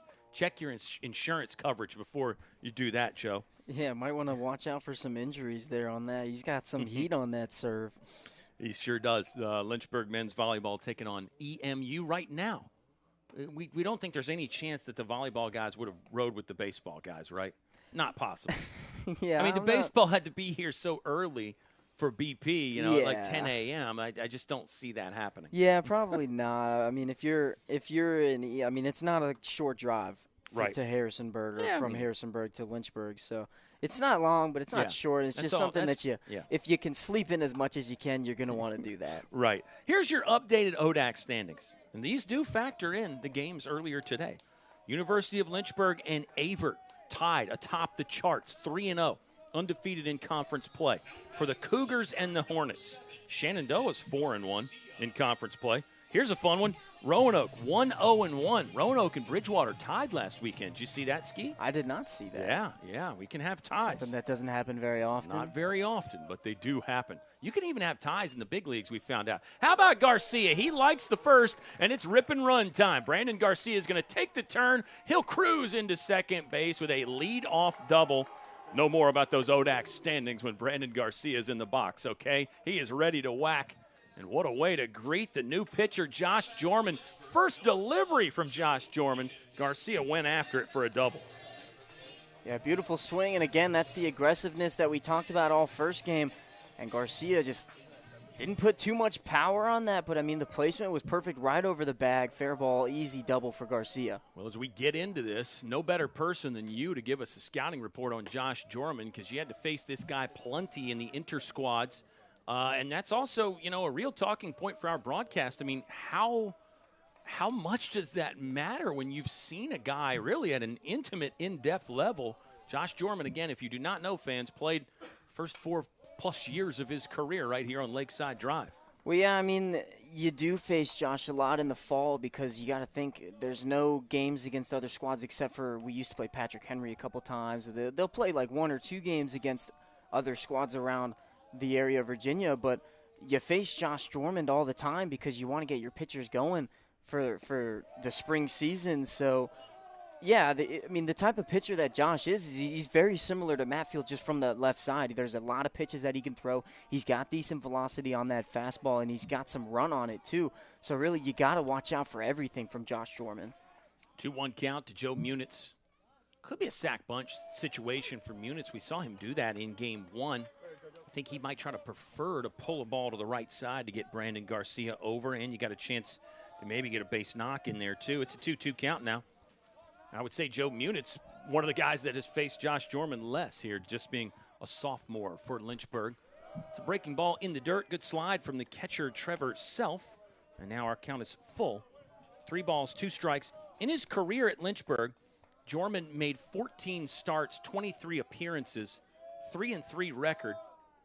And the earned run average was 6.65. We saw Josh Jorman notably in 2023. Hold that thought because Munitz slaps one into right field. Green light for Brandon Garcia. He'll turn the corner and slide safely into home. There's your first run of the ball game. Lynchburg on top. Joe Munitz driving him in with a single to right.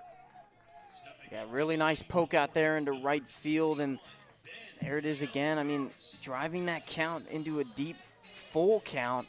I mean, it's just a beautiful way to start this bottom half of the inning for Lynchburg. Kind of almost the complete opposite of how they started last game. I mean, obviously in that first inning they went 3 up, 3 down, but starting off this game with 2 hits and a run.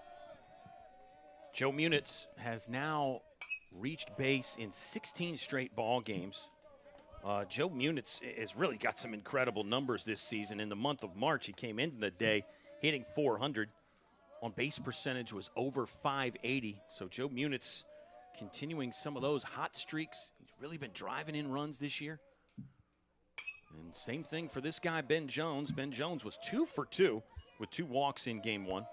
Came into the day hitting .356. That's going up. He's hitting in an 0-2 hole against former teammate Josh Jorman. Jorman has not recorded an out yet.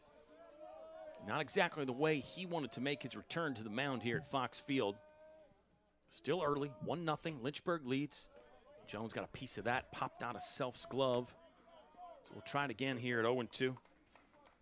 Sean Pokorak on deck for Lynchburg. Had a key RBI double to drive in Ben Jones. That tied the game in Game 1. And then Lynchburg scored the go-ahead, eventually the winning run in the 8th inning. Good pitch from Jorman in under the hands. Jones went after it, fouled it away. Well, positive for having Jorman on the mound. Obviously, he's got that experience, the 4 years of pitching here at Lynchburg, but There are 3 lefties to start off this lineup for Lynchburg, and then you have another one in Parker Cato hitting in that 8 spot, so you do get some advantage there. Fantastic point by you. This one hit hard by Jones. Could be 2. They got the first. They'll make the turn. Jones thought he beat it. He did not. 2 for the price of 1 ball there for Josh Jorman as he gets Ben Jones to ground out to the second baseman. 4-6-3 there. And that will help minimize the damage for Josh Jorman. Lynchburg does lead by 1 right now, but file that one away as a big pitch, a big sequence there if EMU can hang around in this ball game today.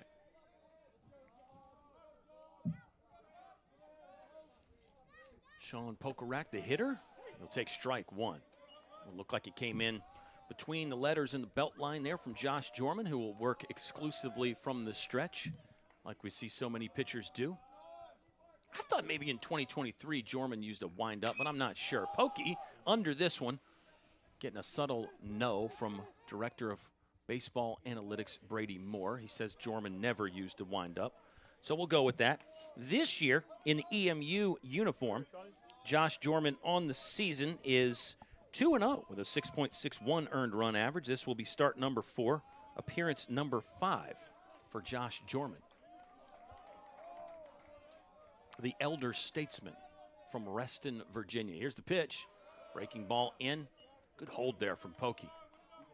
Seemed to know what that one was going to do the entire time. You know, the other thing about these hitters knowing Josh Jorman, you could say, well, he knows the Lynchburg hitters too. Yeah, absolutely. I mean, you can flip the script. I mean, he threw against them all the time and fall ball in the spring. Pokey out in front of that, capped it foul. We'll rerun this 1-2 delivery. 2 outs. Lynchburg got on the board. Double from Brandon Garcia. Joe Munitz singled him home. Then a 4-6-3 double play has got the inning completely in working order for EMU, but looking much better. Here comes the 1-2 from Jorman. Pokey, what a rip there. Well, I think he's really getting dialed in. Pokarak with a good hard turn around first base. He'll shut it down and head back to the bag. 3 hits in the inning for Lynchburg. Yeah, really nice swing by Pokarak. I really like what you said. He looks like he's getting dialed in. He was swinging the ball really well in that first game. And you got to think his legs have to be tired after today. I mean, usually, Pokey will catch the first game and then he'll get a little bit of a break in game 2. They'll have Seymour catch that second game. But with some sickness that's been going around campus, we have no Seymour today. So Sean Pokarak catching both games, I mean, that's got to be so tiresome for the legs. And that's sophomore Connor Moore, for those of you who don't know the nickname there from Ethan Maratsky, who I a lot of times just call Ski. So, if you're just jumping into a broadcast and you hear me say Ski, folks probably don't know who I'm talking about. So, nicknames are fun, though. Especially in baseball, when you got to say a guy's name like 400 times in an afternoon. You almost have to have a little variety in there. Here comes the 1-1 from Josh Jorman. The hitter is Joe Gordon. 467 in 4 starts this season for Joe Gordon. This will be start number 5 and appearance number 8. 2-1 count with 2 outs. Pokarak at first base. Ooh. Joe Gordon broke the bat and yanked it foul. Still got it about 20 feet away from the fence there with the broken bat. He'll have to get a new piece here. That's one that you used to see quite a bit more back in the day. I know that's an ambiguous phrase there, but in the 90s when the bats were different, you could have the -5, and you had a bigger barrel in the 90s. You used to see the bats break a lot more in college and high school baseball, particularly early in the year when the weather was colder. When they made the changes to the bats over the years, Ethan, saw that less and less. But as Joe Gordon just proved, still not impossible to break one of those bats. Yeah, I mean, this day's just full of moments that you don't really see that often. Like you said, with the newer bats, it's tough to break them like that. Obviously, you can get them broken on the barrel, but that's really interesting. And he got so much out of it. Gordon's going to basically put this ball in the same spot, actually about 40 feet further. Well hit, but foul. Seems to be right on the offerings here from Josh Jorman. Let's see if Jorman changes something up. It is a 2-2 count with 2 outs. We're in the bottom of the first inning. Lynchburg leads 1-0. Short lead from Pokey. Here's the pitch from Jorman. That one missed the zone up high, and now our count is full. Jorman does have a solid pickoff move as a left-hander. We know that from years past pitching for Lynchburg. So Pokey taking no chances over there. Let's see how quickly he gets a head start here with the full count, 2-out situation. Pitch from Jorman, swung on by Gordon. He's going to foul another one off. 3 out of the last 4. Gordon's got the bat on, but can't keep it in the lines. Seen a lot of pitches from Josh Jorman. We talked about how EMU had been doing a good job with their lineup and going into deep counts, and Josh Jorman, that almost 20-plus pitches. First baseman now playing behind Sean Pokerock there. It's a walk. Fastball at the eye line. Gordon did not offer at. And that's the 4th base runner of the inning for Lynchburg. They got runners on first and second now for Gavin Collins. 0 for 4 in game 1. Collins is hitting .276 coming into the day. But we know how dangerous he is. If it's your first time watching Lynchburg baseball, you should know that Gavin Collins in his career, 218 hits, 67 of those are extra base hits for Gavin Collins. He's got light tower power, and he can really do some damage in situations like this. Here's the 1-0. Collins wanted that and fouled it off. 1 ball, 1 strike, 2 outs, 2 on for Lynchburg in the bottom of the first.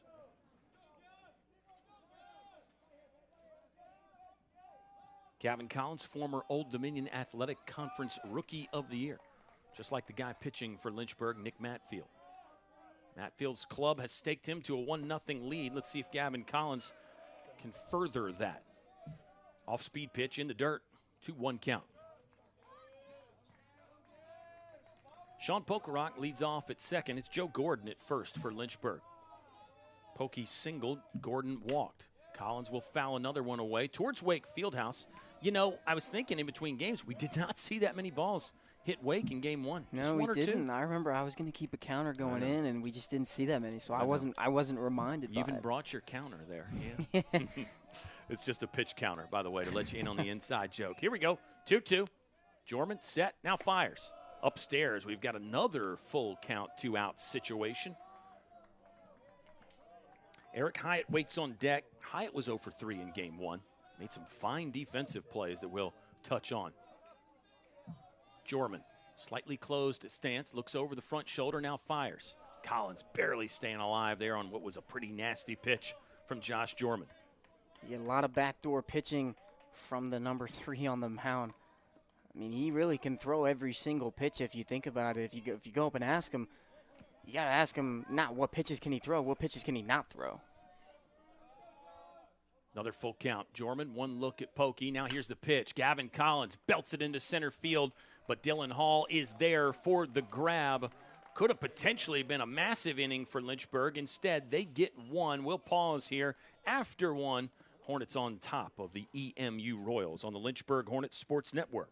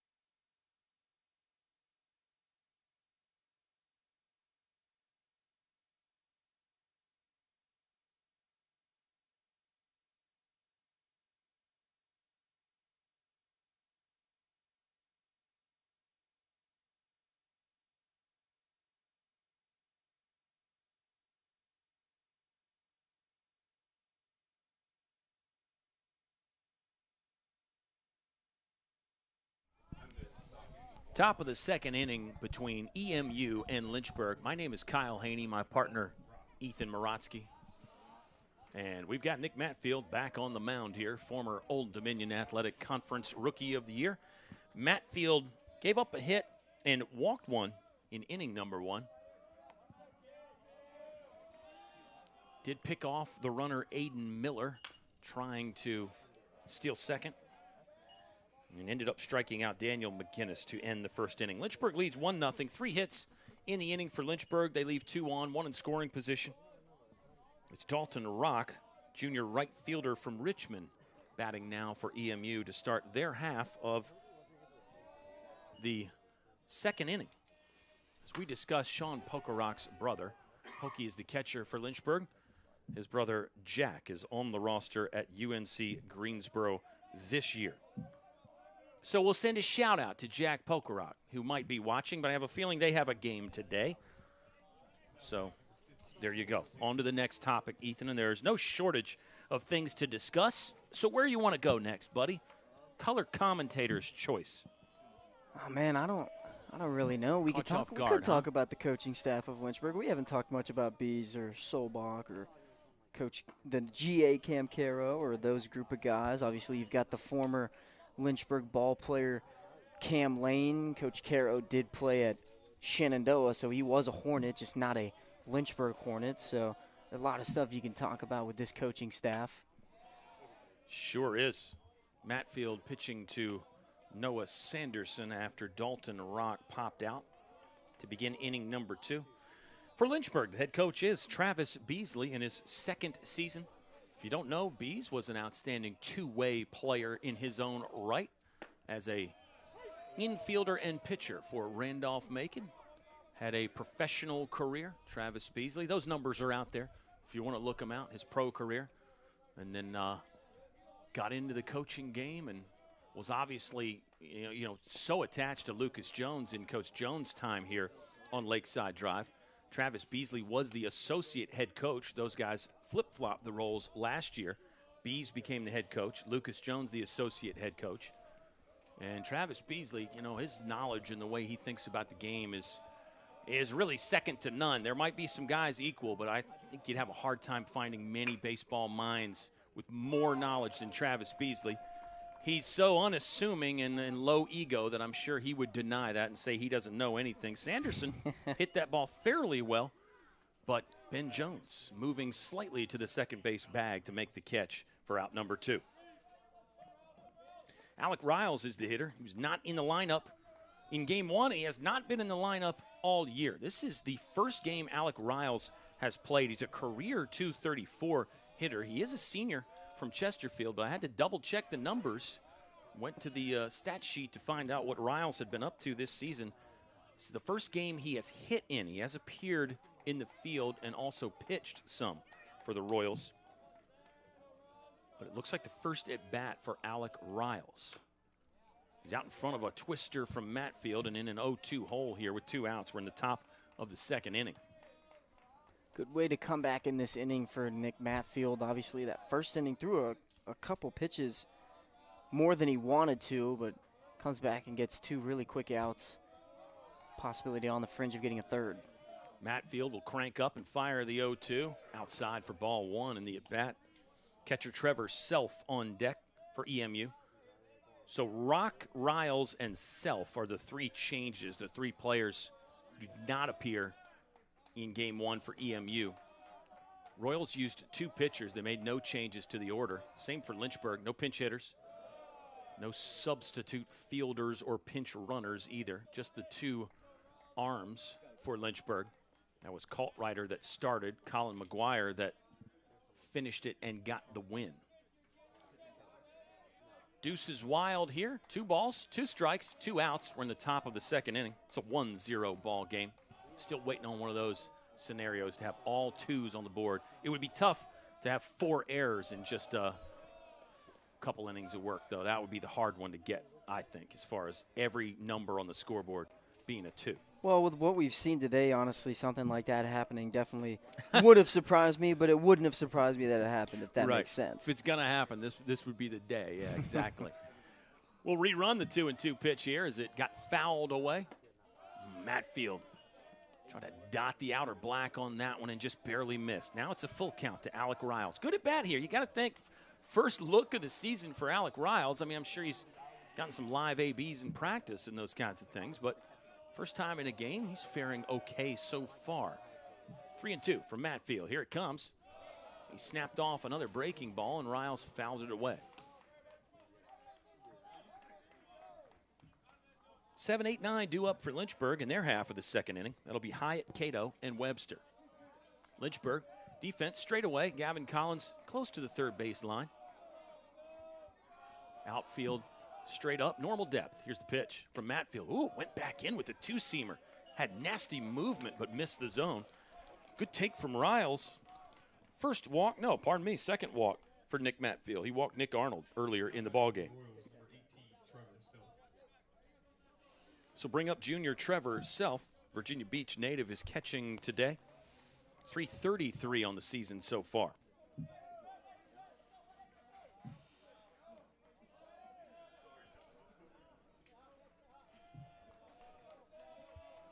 First pitch of the at-bat here from Matfield is across the heart of the plate for strike one.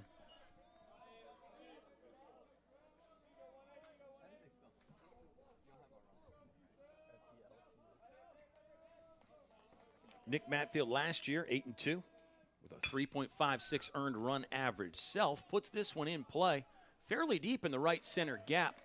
But Joe Munitz will make the call, make the move, and then make the grab to end inning number 2 for the Royals. 1 on, 1 stranded for EMU. Lynchburg leads 1-0 heading to the bottom of the second inning.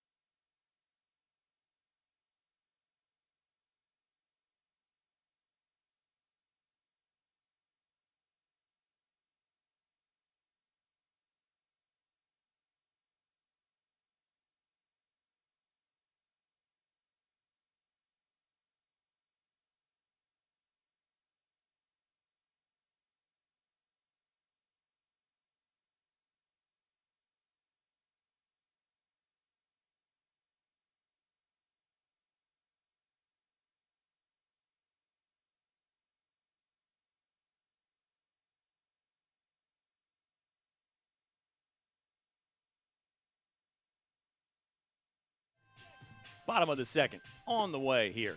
From Fox Field, Kyle Haney, Ethan Morotsky. We were just discussing about how nice the people in the comments are. And they are. They are. They're very nice. I always say, like, be careful. We've got egos. Our feelings are very fragile. But, yeah, very few times do we get negative comments. And when we do, they're probably deserved.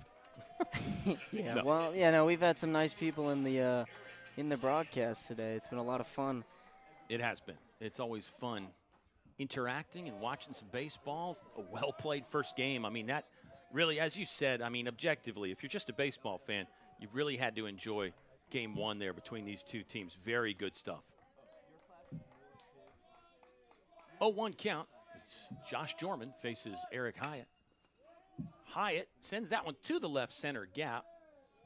Dylan Hall will move over and make the grab for out number 1 of the bottom of the second inning. Hyatt's 0 for 4 on the day. Parker Cato 0 for 2. Did walk one time in game 1.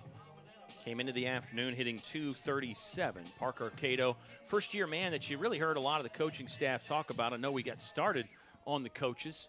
I think we started that conversation with 2 outs last inning, which is never a great idea.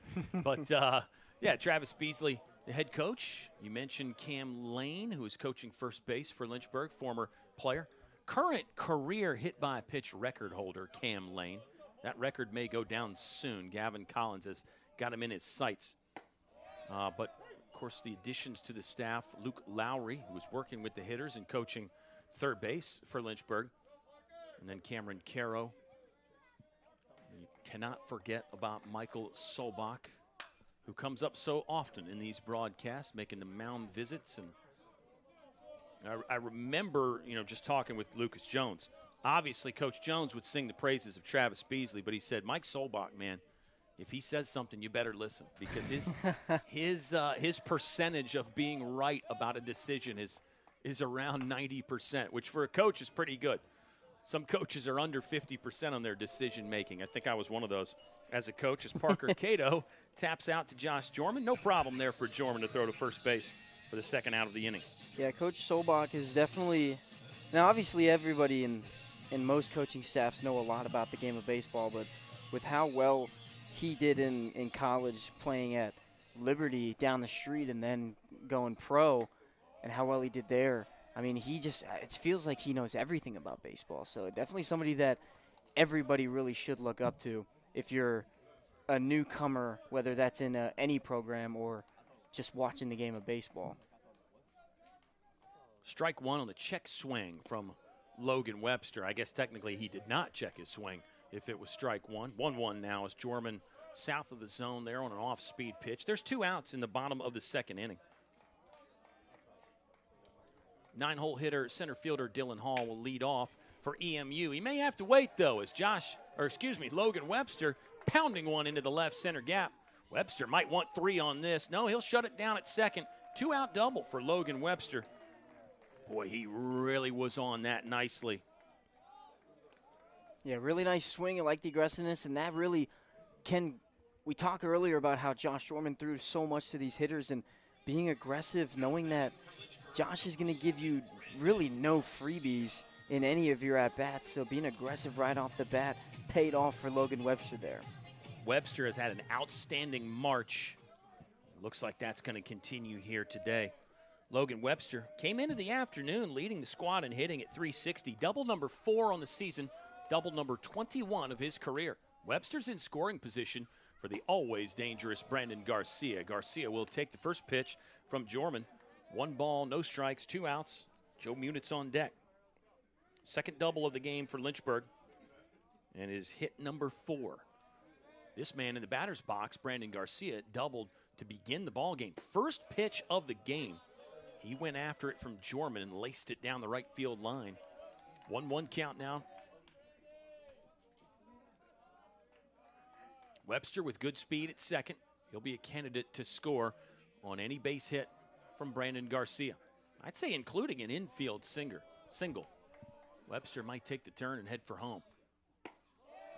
Outside corner. Good location for Josh Jorman. And now the count is 1 ball and 2 strikes. Come, Josh.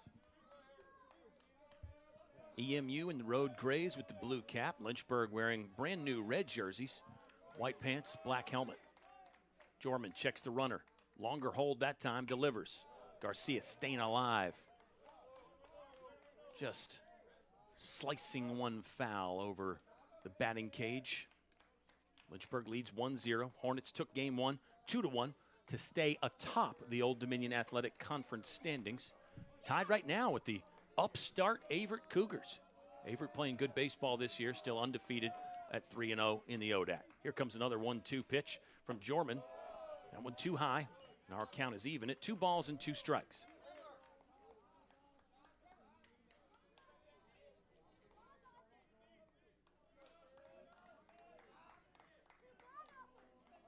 Crowd getting into it a little bit here at Fox. Jorman, 2 head nods that time. The delivery. Brandon Garcia lacing one over the shortstop's head. Multi-hit day for Hollywood. Logan Webster's going to score. Lynchburg leads 2-0. Beautiful swing.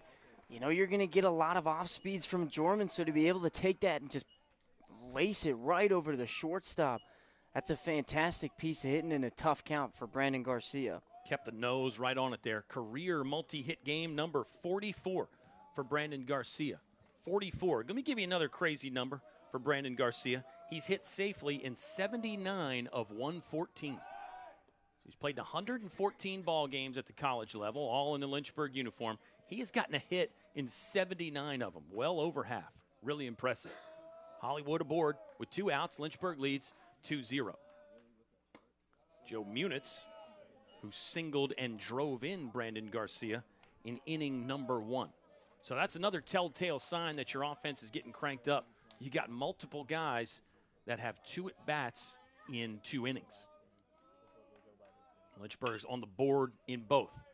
Munitz pulls this one. Tough play. Ooh, lost the footing there. Garcia, he's going to take the turn for third. Great throw to get him out there.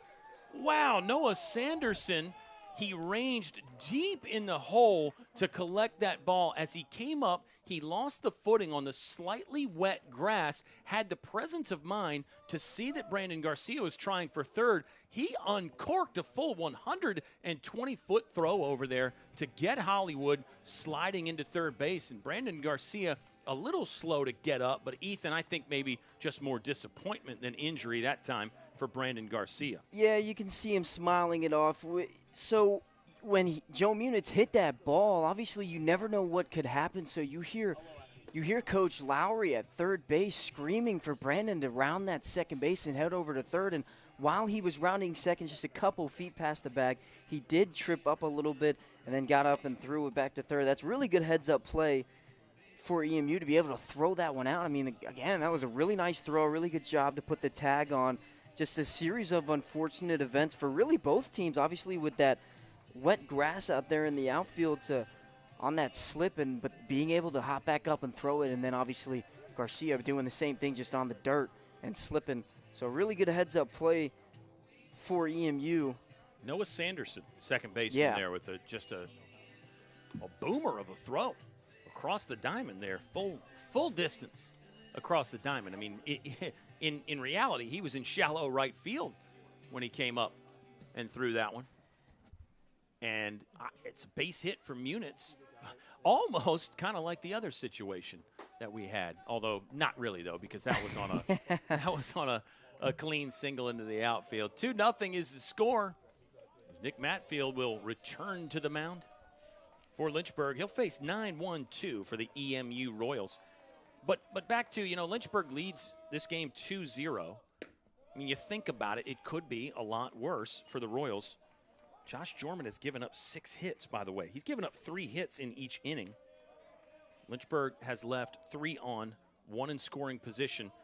And a reminder, Lynchburg only got 5 hits in game 1. Back to the quality of the pitching from EMU starter Damon Tapscott. He really kept the Hornets in check for the bulk of that ball game. Well, what Josh Jorman's done so well in this one is really the damage control. Obviously, that first inning had bases loaded at one point, I believe, or I might be thinking of a different inning. But yep, that was the bottom of the first. But being able to control that and only let one run go by, and then Lynchburg in that second inning just did really great job hitting with 2 outs there. So Jorman has done a really good job being able to keep the runs down from Lynchburg. Yeah, it was a 2-out rally for Lynchburg.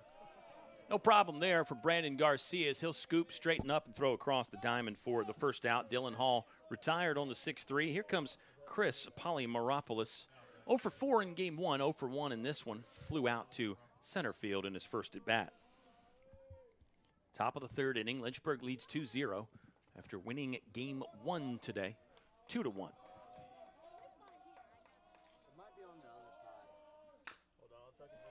Polymeropoulos, likes the first. Fouls it away. 0-1 is the count. Let me go back to the Brandon Garcia thing really quick. The base running. Fantastic play by Noah Sanderson. Remember the old baseball rule, one of them. There's many, but how about the old don't make the third out at third base rule? Is that something that, again, not a criticism, but is that something Lynchburg should have been thinking about there? Yeah, I think it's always in the back of your mind. It's one of those unwritten rules. You sure? I think it's been written. I think it's been written in several books. Yeah, there. Breaking ball from Matfield for the strikeout. Yeah, no, go ahead. It's just one of those things that's always in the back of your mind that, sure. Like you said, you never really want to do. I think in that situation it is tough with both players slipping. So it is it is a tough call, but I mean that's just I think it was just an unfortunate couple of events that happened for both teams. Polly Meropoulos down on strikes. And now the hitter is Aiden Miller. I know. And let me apologize because I asked you the question, then I interrupted your answer, which feels very rude to ask somebody a question just to step on their answer. But anyway, Aiden Miller swinging at that one. It's a doubleheader broadcast, so you know some of those moments are going to happen. Aiden Miller in an 0-2 hole. We can revisit that again, talk about it. And yeah, if that's like the game-tying run or something, of course you don't want to take a chance there. But it's early in the game. I don't mind the aggressiveness from Brandon Garcia. And we know that's part of his game as Matfield misses the zone there on the 0-2 offering. So, yeah, but that's back to why this game is so much fun, because you can have those conversations, and there's room for differing opinions, and there's room for different schools of thought. And you do get to see things like broken metal bats, swing and a miss from Miller. Pokey's got a scramble. He'll get to it in time. Low throw. Another nice snag from Eric Hyatt. Said we were going to throw the spotlight on Hyatt's glove a little bit. More fine leather work at first base there as Matfield strikes out 2 in a row. Looks like 3 punch-outs for Nick Matfield. I'm staying right here because we don't have many rules on these LHSN broadcasts. Written or unwritten rules. Yeah, I mean, look, let's just go back to it here. It's a 2-0 ball game. We're heading to the bottom of the third. But let's go back to it. It's not a written rule. You're right. There's no rule that says you can't make the final out at third base. It's just a good idea to not make the first or the third out at third base because you're already in scoring position. Yeah. Is the thought. You've got your 3-hole hitter coming up. Is the thought there. That's why it's a rule. But again, if you play an aggressive brand of baseball like Lynchburg does, like Brandon Garcia does, you're going to put up with some moments where you don't make the right decision and the other team makes a great play. Sometimes you tip your cap.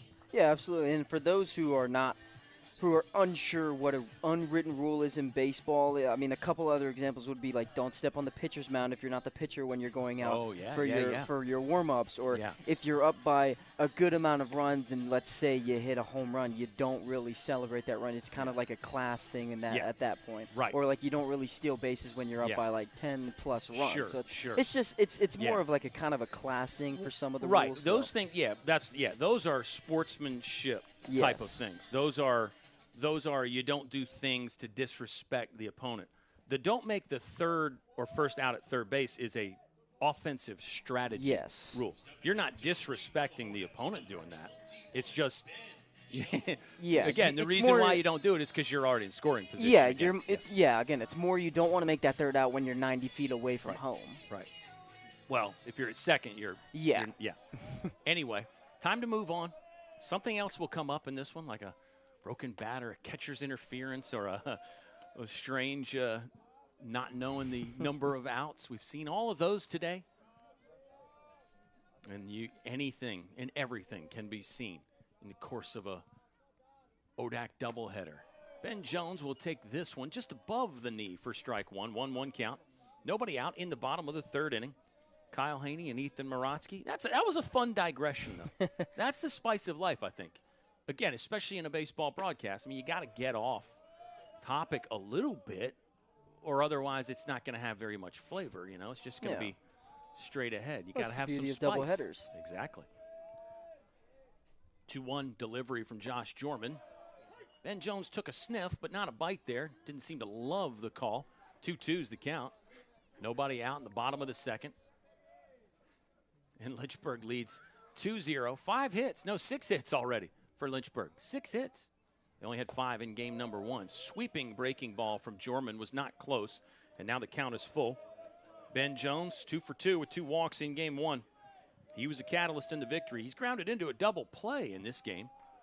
He'll want to try to turn that stat line around, that box score around really quickly. Another walk for Ben Jones, something he does best. In fact, not many better in the country than Ben Jones as far as taking walks. For Lynchburg, Sean Pokerock steps in. He's 1 for 1. Pokey had the RBI double in game 1. We've seen 12 batters from this Lynchburg lineup so far. Pokerock will be the 13th.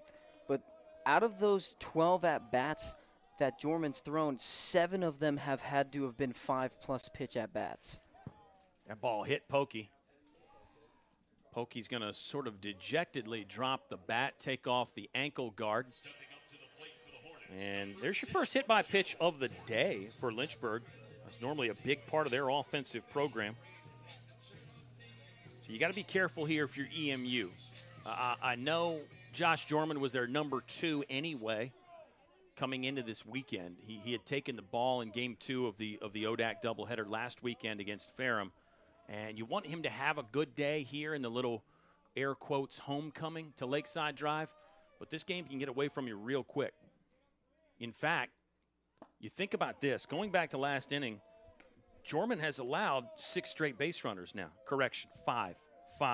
Webster doubled, Garcia singled, Joe Munitz got on. EMU just got an out to get out of the inning with Brandon Garcia trying to take third. Now a walk and a hit by pitch with nobody out in this game, in this inning. Could be another double play. Arnold will get the first at second. Sanderson, good turn. Wow. EMU using the 2 for the price of 1 ball again. That was Joe Gordon slapping it into the 5-4-3 double play. Well, I guess maybe amend what I just said about Josh Jorman looking like he might be on the ropes. Maybe not. Yeah, a little surprised with no outs and runners on first and second. Little surprised that we didn't see a sack bump, but that's really just trusting your hitter at that point. Here's Gavin Collins. He'll take a pitch inside for ball number 1. As you never know what can happen on a doubleheader day in the press box, Ethan. As we nearly had a catastrophe involving electronic equipment and liquid. That one's out of the zone. 2-0 count here for Gavin Collins. Hey, Ben Jones, by the way, walked twice in game 1. He's walked once here. 24 on the season. Came in leading the entire nation, Division III baseball, in base on balls. Gavin Collins hacking for the trees. Does this have enough? Left fielder back at the track, making the grab to end the inning. EMU out of the third without surrendering any runs. It got off to a rocky start for Josh Jorman, but he strides back to the dugout, getting high fives.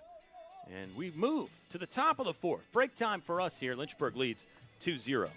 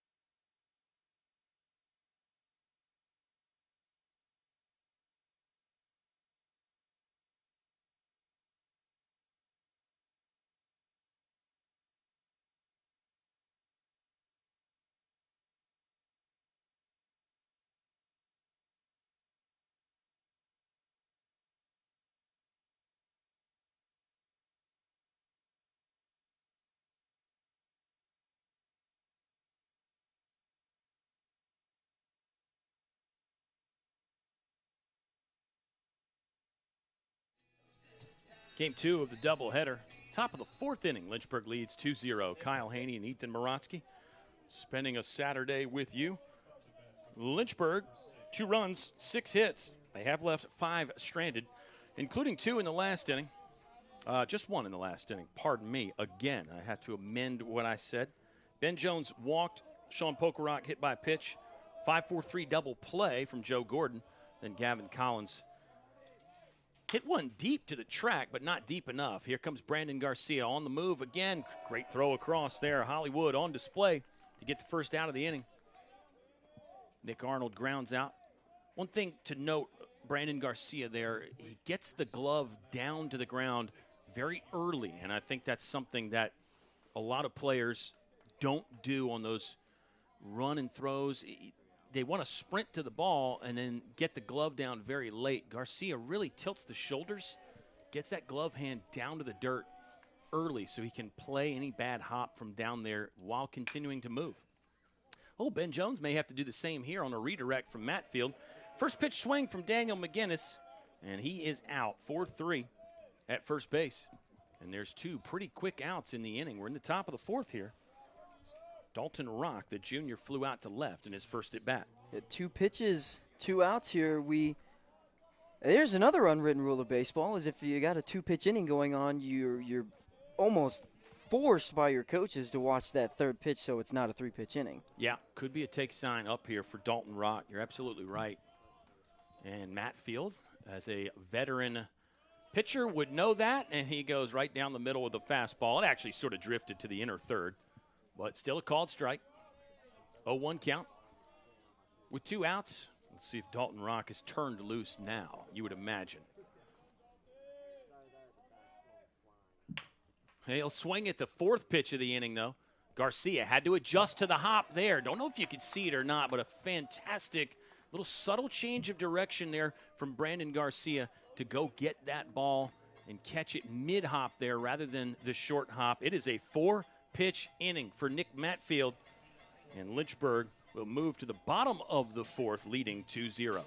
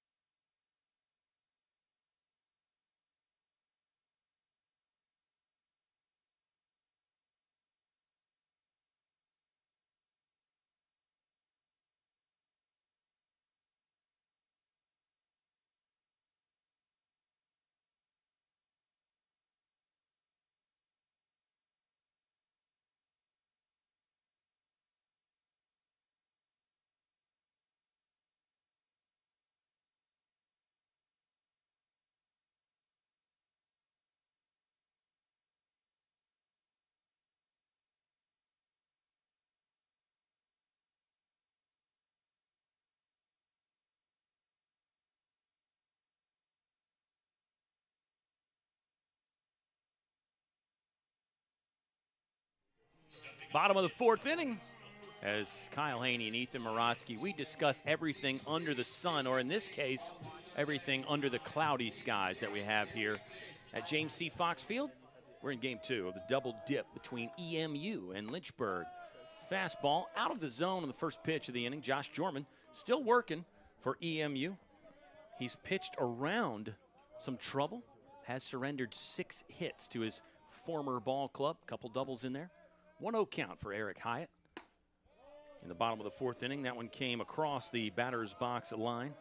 Hyatt's 0 for 4 on the day, flew out to left in his first at bat today. Eric Hyatt's another one. The batting average is misleading. I really just think he takes some good hacks. Never seems to look bad. That one he's under and out in front of. Longer run for Dylan Hall, but catch is made for out number 1 of the inning.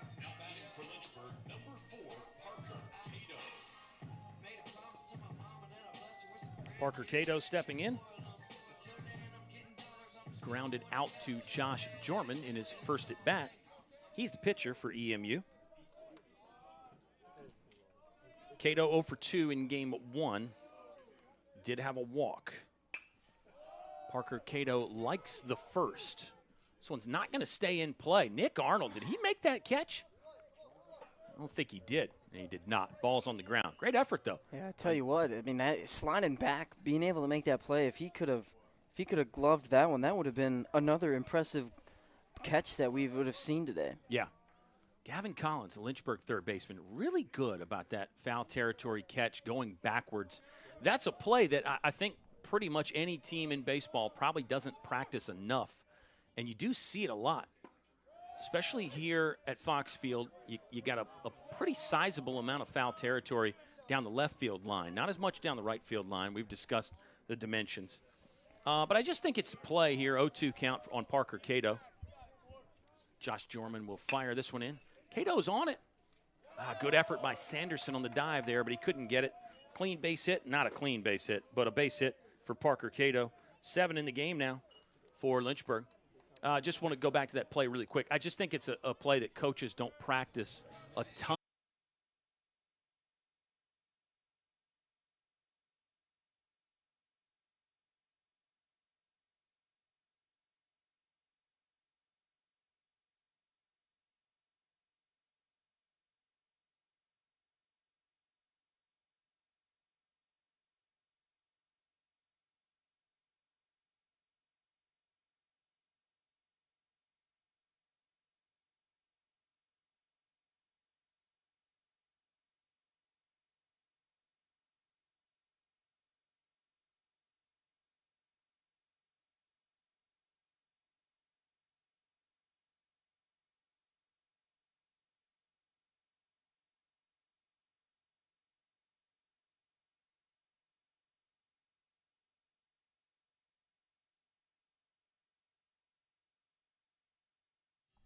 It sounds like we might be back on LHSN.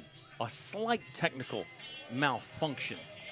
And you missed a little bit there. Logan Webster walked in there. I don't think you saw that, fans. Brandon Garcia flew out to center. Joe Munitz out to right. And that's how the inning ended. We moved to the top of the fifth. Lynchburg in the bottom of the fourth did get one hit. They left two on. Lynchburg now in the game. 2 runs on 7 hits with 7 left on. 6 left on, beg your pardon. 3 of those in scoring position for Lynchburg. Nick Matfield still on the mound. He has limited the EMU Royals to just 1 lone solitary hit. That was Aiden Miller back in the first inning. Matfield has struck out 3. Nick Matfield has walked 2.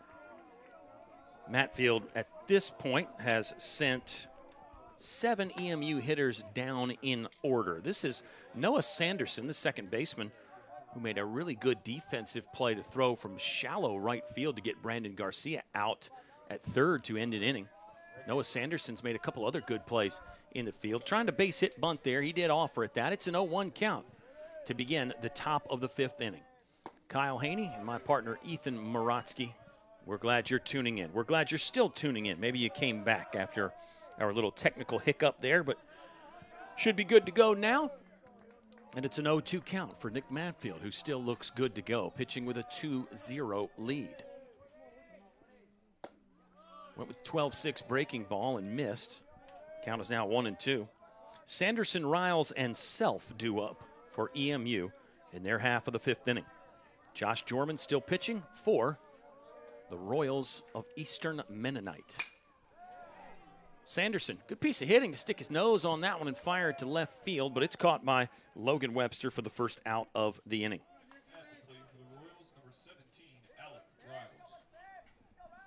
That was actually batter number 7 retired in a row for Nick Matfield right there.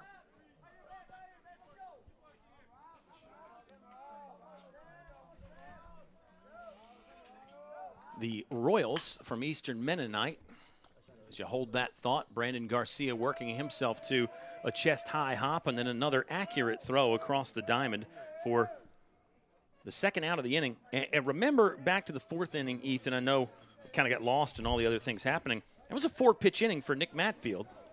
You saw Noah Sanderson work a little 2-count situation there, but Alec Riles, back to the aggressive nature of this Royals unit, swinging at the first pitch there for the second out of the 5th. Yeah, the script has kind of flipped for this Royals lineup. We talked about how they've been going into late counts all day pretty much, and now in the last 1.2 innings for Matfield, there have been a lot of 1, 2, 3 pitch at-bats. Such a fine line. Good piece of hitting right there from Trevor Self to spray that one into right field. That came early in the count, second pitch of the at-bat, but Self will get the second base hit of the ball game for EMU. He's aboard with 2 outs. Junior center fielder from Chesapeake, Dylan Hall, will step in. 0 for 3 in game 1, 0 for 1 today. EMU will be on the road Wednesday to take on Shenandoah. Then they're back at home a week from today against Roanoke in an ODAC doubleheader. Yeah, Royals had 7 games canceled or postponed earlier in the season due to bad weather. First pitch swinging here. Brandon Garcia, he'll go the short way. Ben Jones fielding at second for the final out of the inning.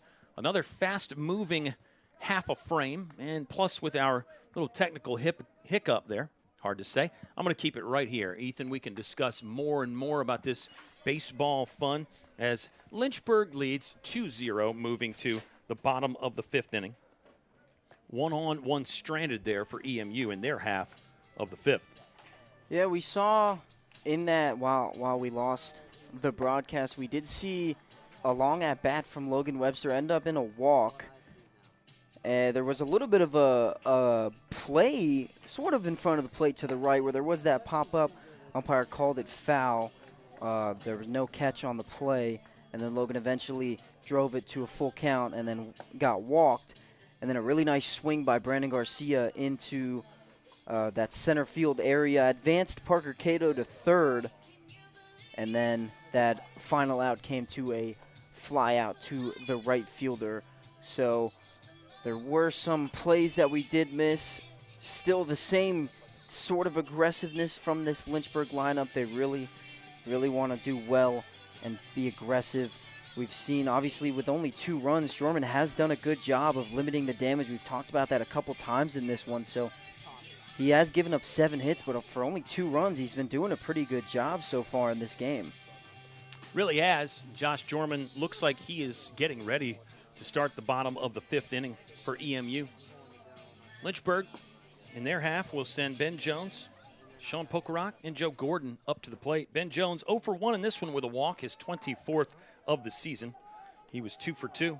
Looks like 80 pitches to begin the inning for Josh Jorman. So 80 pitches through 4. This is an EMU squad that was 10-6 last year. Actually ended the campaign last season, Ethan, on a 10-game losing streak.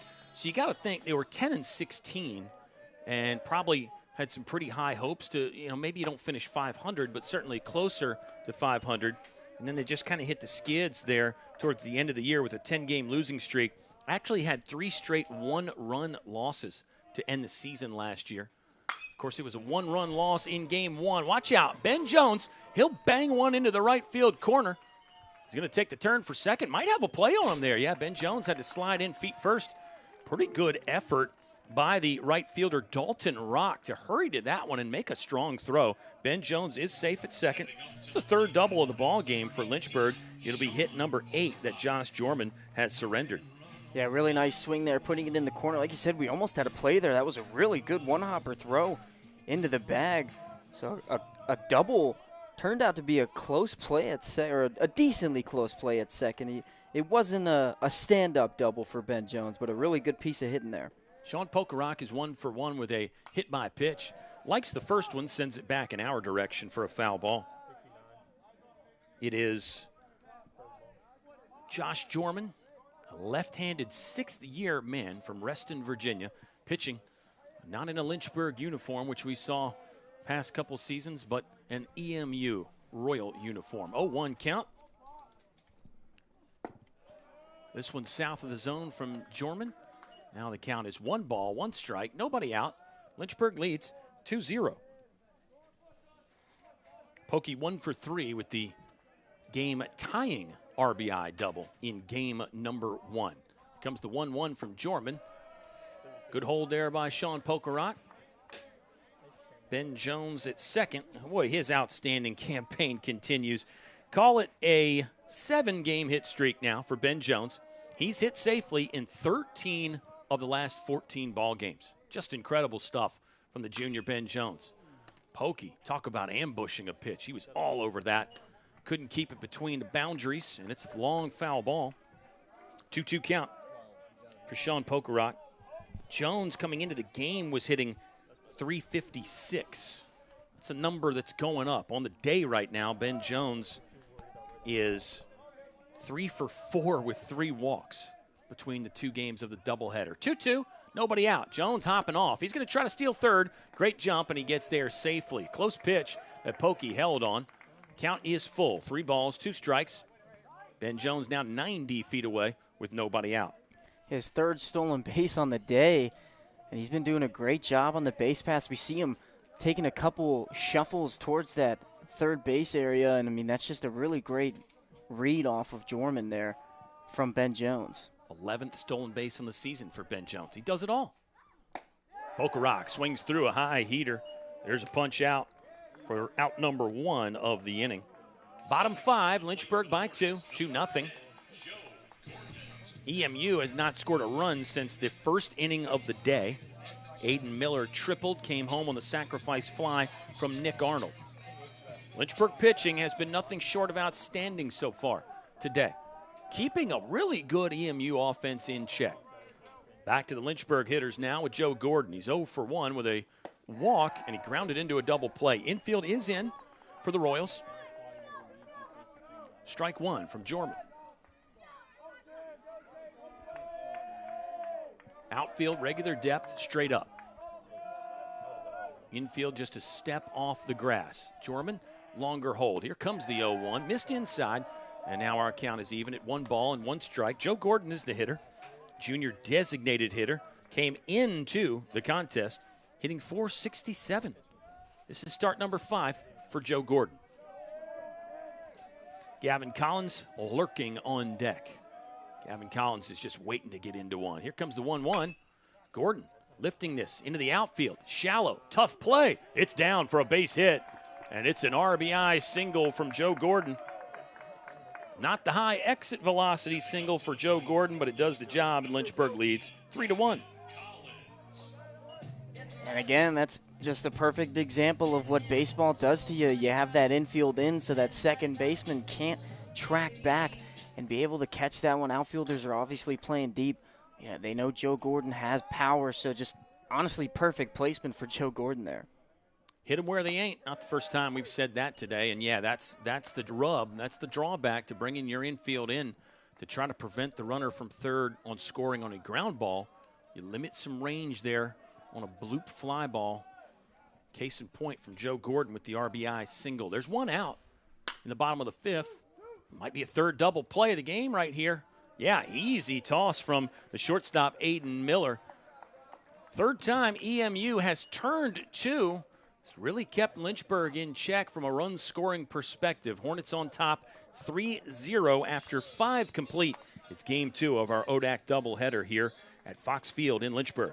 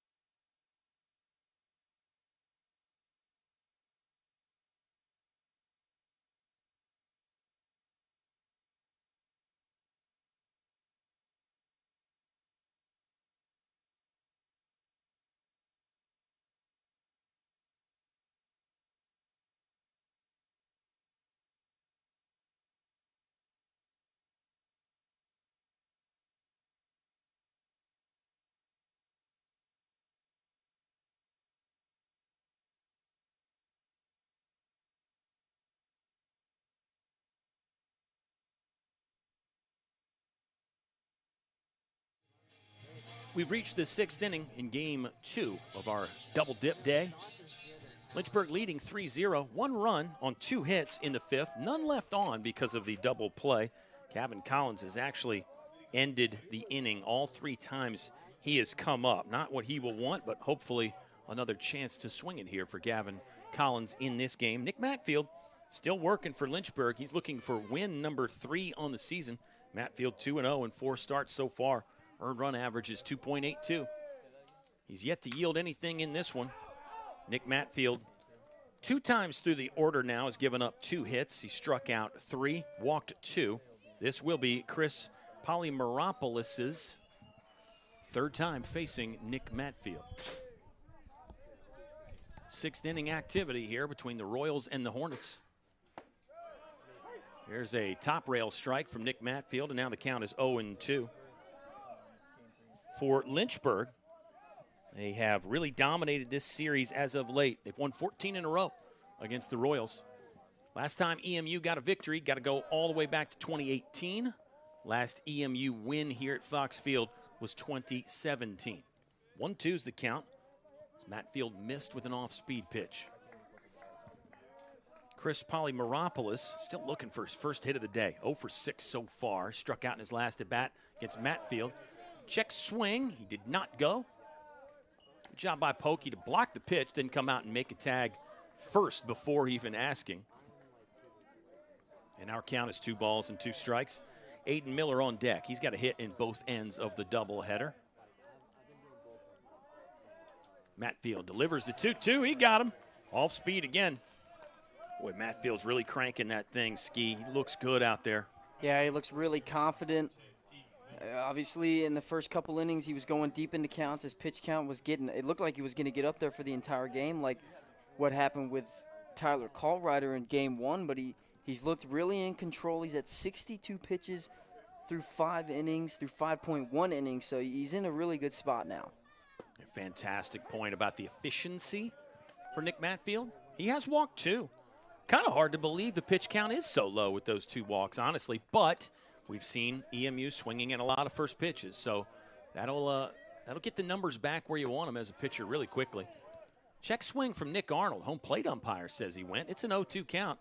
Matfield's actually going to go pick up the loose ball that caromed off of Sean Pokerok's right shin guard, I believe. 1 out. We're in the top of the 6th. And you touched on Tyler Callrider in Game 1. If you missed that, he threw 7 strong innings, surrendered 1 earned run. TK only struck out 2. Only 2 TKOs, but, you know, you got to think, too, for Callrider. He got back-to-back ODAC Pitcher of the Week awards. He went, in his last 2 starts for TK, really quickly, 16 innings pitched with no earned runs.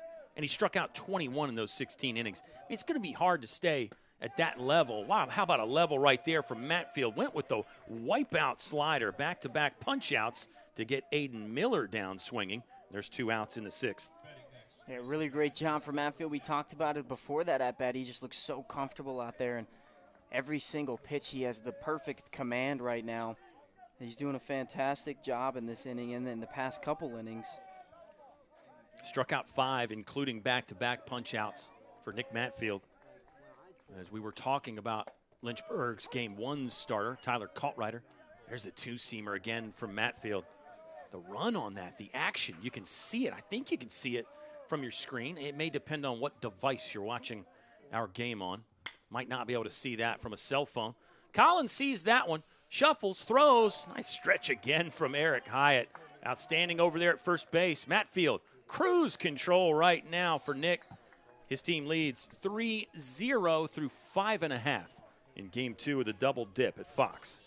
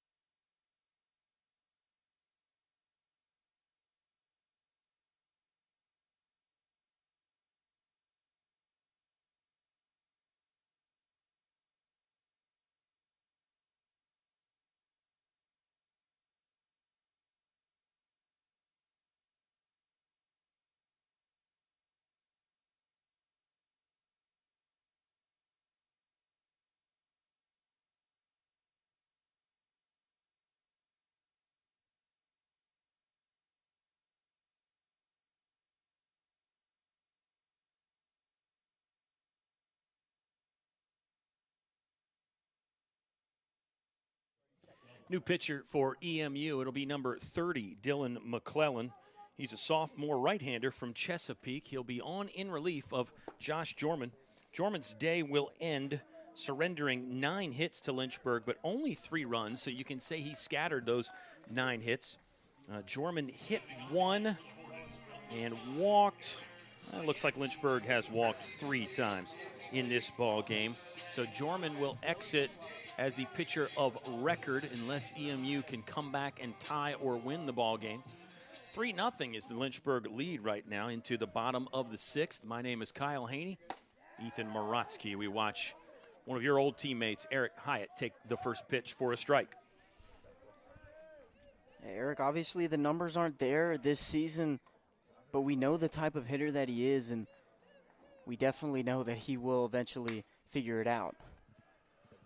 I think you're right. Hyatt will hit one fairly well to left field. That's the first out of the inning. Hyatt's 0 for 6 today.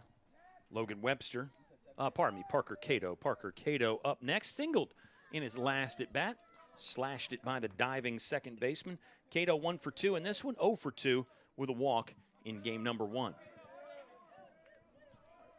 We've seen Parker Cato play some center field.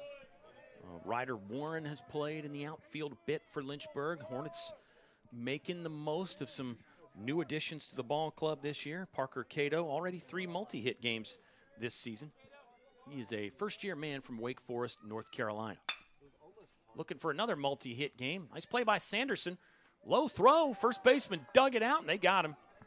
Good play right there from Sanderson. I think he did not quite have the grip he wanted, so he was wise to make sure that ball was low. Gave the first baseman a chance to dig it out for him. Yeah, really good job on that backhand.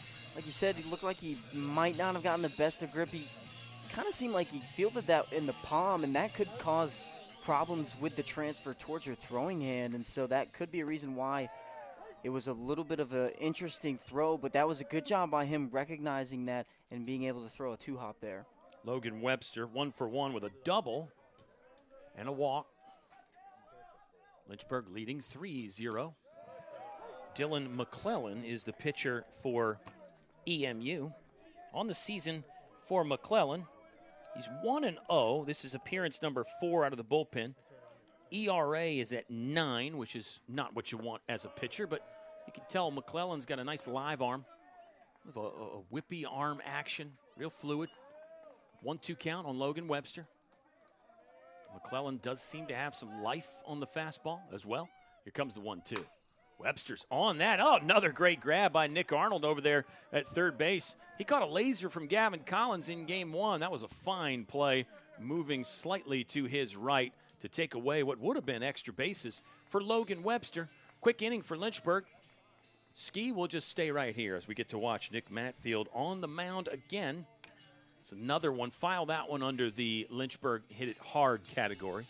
Yeah, and we did see some sportsmanship. Obviously, Webster, when he was walking back, got to walk near McClellan, and McClellan was saying, you know, that was a really good swing, and he saw a little nod to the head. So again, that's just what happens. I mean, you're gonna have hard hits that get caught, and the only thing you can do is tip your cap and understand that the next time you go up there, you know what he's gonna throw.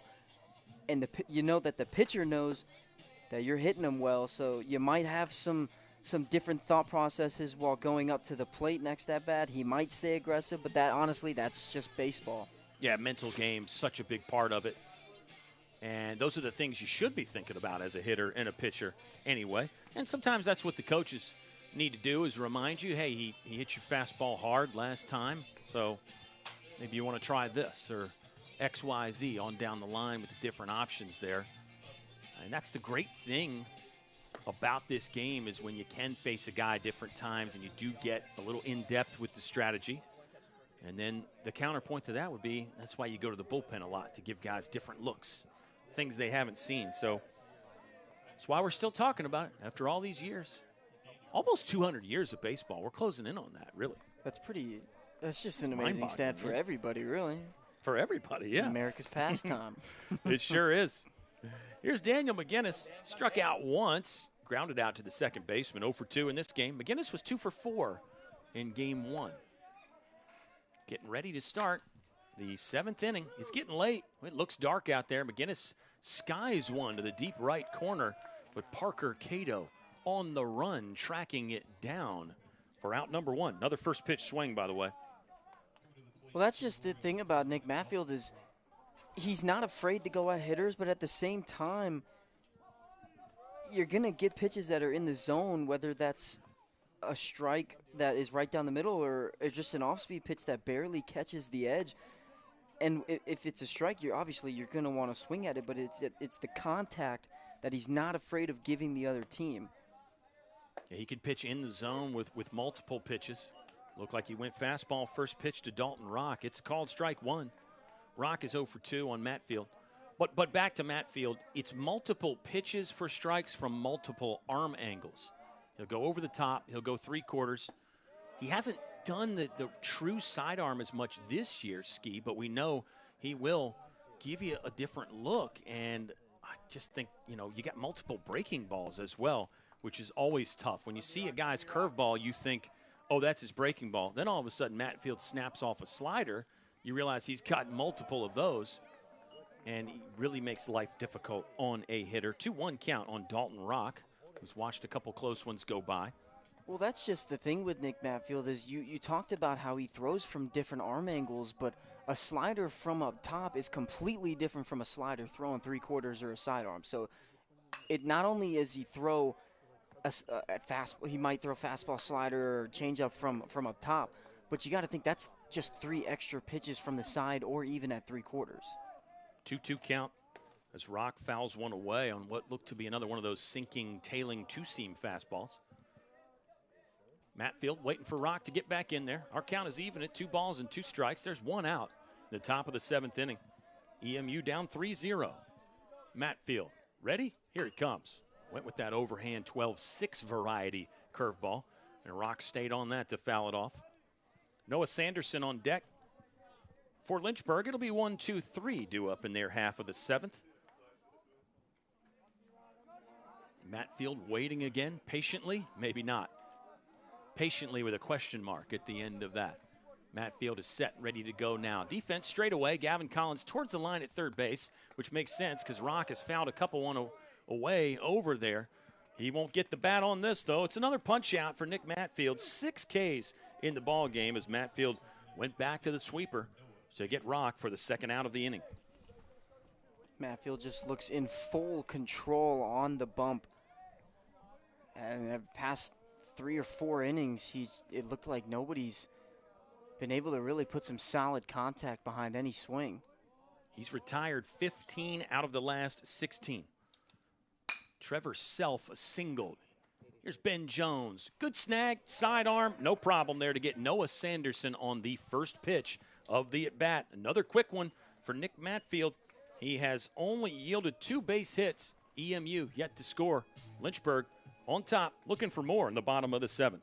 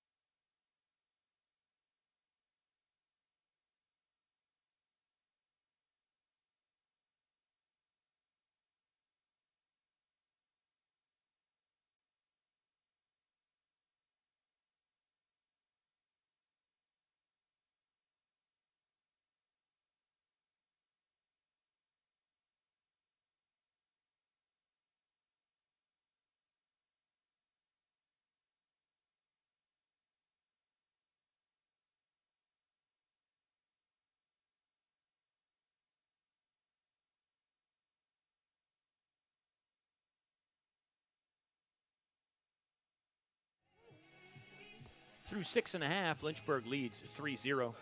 Hornets come into this one at 14-2, 3-0 in conference. That factors in the 2-1 victory for Lynchburg over EMU in Game 1 today. EMU went on top, 1-0 in that ball game. Lynchburg got a run back and then scored the go-ahead run in the 8th. Let's see, just for reference, Lynchburg tied that in the bottom of the 6th where they scored the run. Here's Brandon Garcia stepping in. He does have a multi-hit game today. Garcia doubled on the first pitch of the ball game to start us off. Also singled in his second plate appearance. Flew out to center last time up. Garcia was 1 for 2 with a walk in game 1. So Brandon Garcia is going to get a little hit streak cranked up. Garcia has reached in 15 of the last 17. 1-0 count for Brandon Garcia. Still Dylan McClellan pitching. Right-hander gets across with second pitch of the at-bat. And now it's 1 ball, 1 strike. McClellan is the second pitcher EMU has used in this one. Both squads used 2 pitchers apiece in game 1. 1-1 from McClellan. He's got a long arm. You kind of see the baseball behind his back as he takes it out of the glove there. Watch this one on the next delivery. Sometimes that can be tricky for a hitter. Sometimes you can actually see the grip back there occasionally. Nice pitch there to catch the lower inside corner of the strike zone. It's a 2-2 count with nobody out. Leadoff man Brandon Garcia, 4th at bat of the ball game. McClellan set and ready, slightly closed. You can see the jersey number on the back there as he comes set. This one's in the dirt, and our count is full. Joe Munitz on deck. Boy, Joe's had a fantastic March. He's had a fantastic game here. 2 for 3 for Joe Munitz. Garcia's 2 for 3. Let's see how this at bat ends. Brandon Garcia looking for distance. Ooh, right fielder fell down. He'll recover and make the grab. Good catch out there by Dalton Rock. We've seen some traction issues on turf that is not soaked by any means, but must be slightly wetter than we're giving it credit for, because second slip we've seen from EMU. Good recovery from Dalton Rock. Yeah, we saw it earlier in the game with Sanderson at second base slipping on that hit by Joe Munitz. That was right there past the first baseman. This is Joe Munitz. 2 for 3 after going 1 for 3 with a sacrifice bunt in game 1. Munitz will look at the breaking ball for a strike. 0-1 count with 1 out. Ben Jones waits on deck. Joe Munitz coming into the ball game was hitting .400 in the month of March. Oh, that one got under Sanderson's glove. That's going to be an error, unfortunately, for Noah Sanderson, who's done some outstanding things. He would love to have that one back. E4, Munitz is on with 1 out.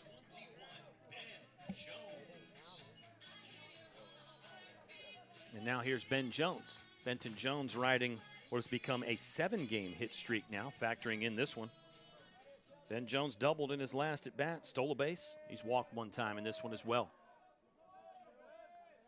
A conference and D3 leading 24th walk. Don't know if he's still leading everybody because, you know, people are playing today. But coming into today, he had a nation-leading 21 base on balls. It's really impressive. I mean, they have played a ton of games to start the season off, and especially with the teams that they've played. I mean, they've played a couple top 25 teams. Exactly right. Competition's been very good. Munitz will get a stolen base there as Ben Jones, I think, maybe would have offered at that pitch, but he saw Munitz was running, also saw that it was a breaking ball, always a good pitch to steal on, and decided to let that one go. It's an 0-2 count for Ben Jones. I think disciplined hitting there, though, to see that Munitz had a good jump and let him steal the bag. Yeah, I really like that take from Ben Jones. That was really smart baseball. 0-2, 1 out. Munitz at second. Here's the pitch from McClellan. Up at the eye line. Made Jones dance a little bit. Now the count is 1 ball and 2 strikes. Let's see if McClellan pitches off of that. Maybe goes with the breaking ball. Might have been a setup pitch. Might have just been a miss from Dylan McClellan. Infield, regular depth, straight away. Outfield, medium deep. We see a lot of teams play Ben Jones with their outfielders deeper. We know what his power is all about. Benny Bombs will get one off the cap towards third base. We'll try it again at 1 and 2.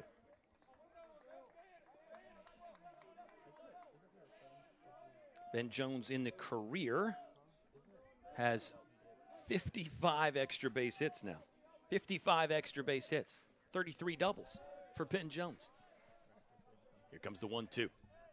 Units dancing a bit at second. The pitch from McClellan. Got him swinging. I think it was a breaking ball that sort of stayed high. Jones couldn't get the bat on it, and there's 2 down. Yeah, really good pitch. Like you said, it was a high breaking ball that would have looked like it would have caught that top corner possibly. So it was more just a fight-off swing by Ben Jones and couldn't get – he got a tip of it, but the catcher caught it. Couldn't get too much of the barrel to stay alive. Looks like McClellan's got good action on the breaking ball. And again, velocity on the fastball appears to be good. Accuracy wasn't there on that. That went behind Sean Pokerot. Catcher Trevor Self actually on the rebound almost had a play at third, but couldn't field it cleanly. That's another one. That's another one that teams probably don't practice enough of. You take your pitching machine and shoot balls off the backstop intentionally and make your catcher field it like an infielder and then spin and throw to third. As that play happens quite a bit. There's a breaking ball. It's inside. Nearly nipped the elbow of Pokey. Ball 2. 2-0 count with 2 outs. Joe Munitz did advance to third on the wild pitch.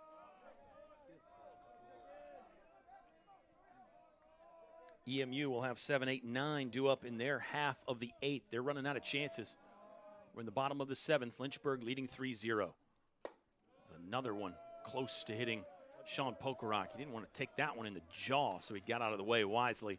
3-0 count as McClellan has suddenly lost the zone.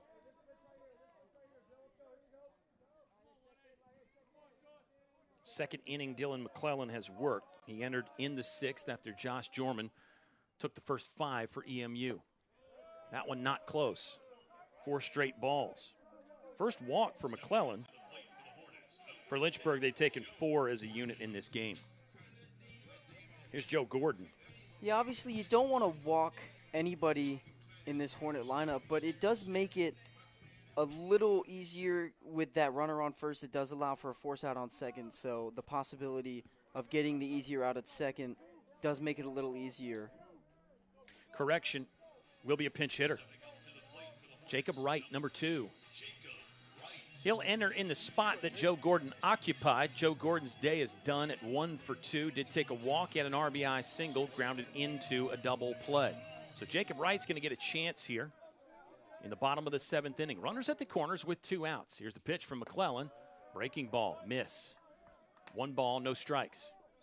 5 in a row have not come across the plate for Dylan McClellan. It was after striking out Ben Jones on some really good pitches. Sometimes it'll leave you quickly, though. Anybody that's ever pitched knows that feeling, unfortunately. 2-0 count, 6 straight. Jacob Wright is a hitter. You have to be aware of that. That's back to the awareness that you and I talked about. You have to understand the situation. Doesn't mean it's a red light here for Jacob Wright, but I think it better be something pretty tasty if you're going to swing the bat after the pitcher's thrown 6 straight balls, some of them really not close. That one was better, belt high, but off the plate from Dylan McClellan. 7 in a row, missed. Yeah, with 7 straight balls, obviously with a 3-0 count, you're going to be in full take mode. And anything after that, if he ends up walking here, I would be surprised if this whole Lynchburg lineup's on take mode until he gets that strike in there. 3-0 from McClellan. Does catch the inner black for a strike. Much needed for him. 3 balls, 1 strike. Jacob Wright is the hitter. For Lynchburg, on the year, Jacob Wright hitting .400 coming into the ball game. Appearance number 9. He's made 1 start, but 8 as a reinforcement off the bench here. Runners at the corners for Lynchburg, 2 outs. 3-1 was on the way, but McClellan took too much time. That is going to be ball 4. We saw starter for EMU in game 1. Damon Tapscott got called for 1 pitch timer violation that resulted in a Ben Jones walk. And you could tell McClellan, I think when things start going the wrong direction for you as a pitcher, all of a sudden maybe you do hold it a little bit longer and you do start thinking a little bit more, maybe too much. It'll be a walk for Jacob Wright. Back-to-back free passes for Dylan McClellan. And the bases are now loaded for the Lynchburg Hornets in the bottom of the 7th inning. This is a real chance to blow it open. And here's the guy that can do that. Gavin Collins can be explosive. He's still looking for his first hit of the day, Ethan. You if you're Gavin Collins, you really want to do something here. I think the key is going to be stay within yourself, to use that baseball phrase. Don't try to do too much right here if you're Gavin Collins. Yeah, and with him being a veteran on the squad in a fifth year, he's been in situations where he has been hitless throughout most of the day, but he knows exactly what he needs to do. He's found a couple barrels today throughout both games, so he definitely still doesn't lose any confidence just because he's hitless so far. This is a good spot for him. Watch the first one go by. I think he'll switch from take mode to attack mode right now. Here's the 0-1 from McClellan. Yeah, Collins wanted that, fouled it down and out. And now it's no balls, 2 strikes, 2 outs, bases loaded in the bottom of the 7th for Gavin Collins. Had a pretty big day on the road against Methodist Wednesday, 2 for 5 with 4 runners driven in against the Monarchs.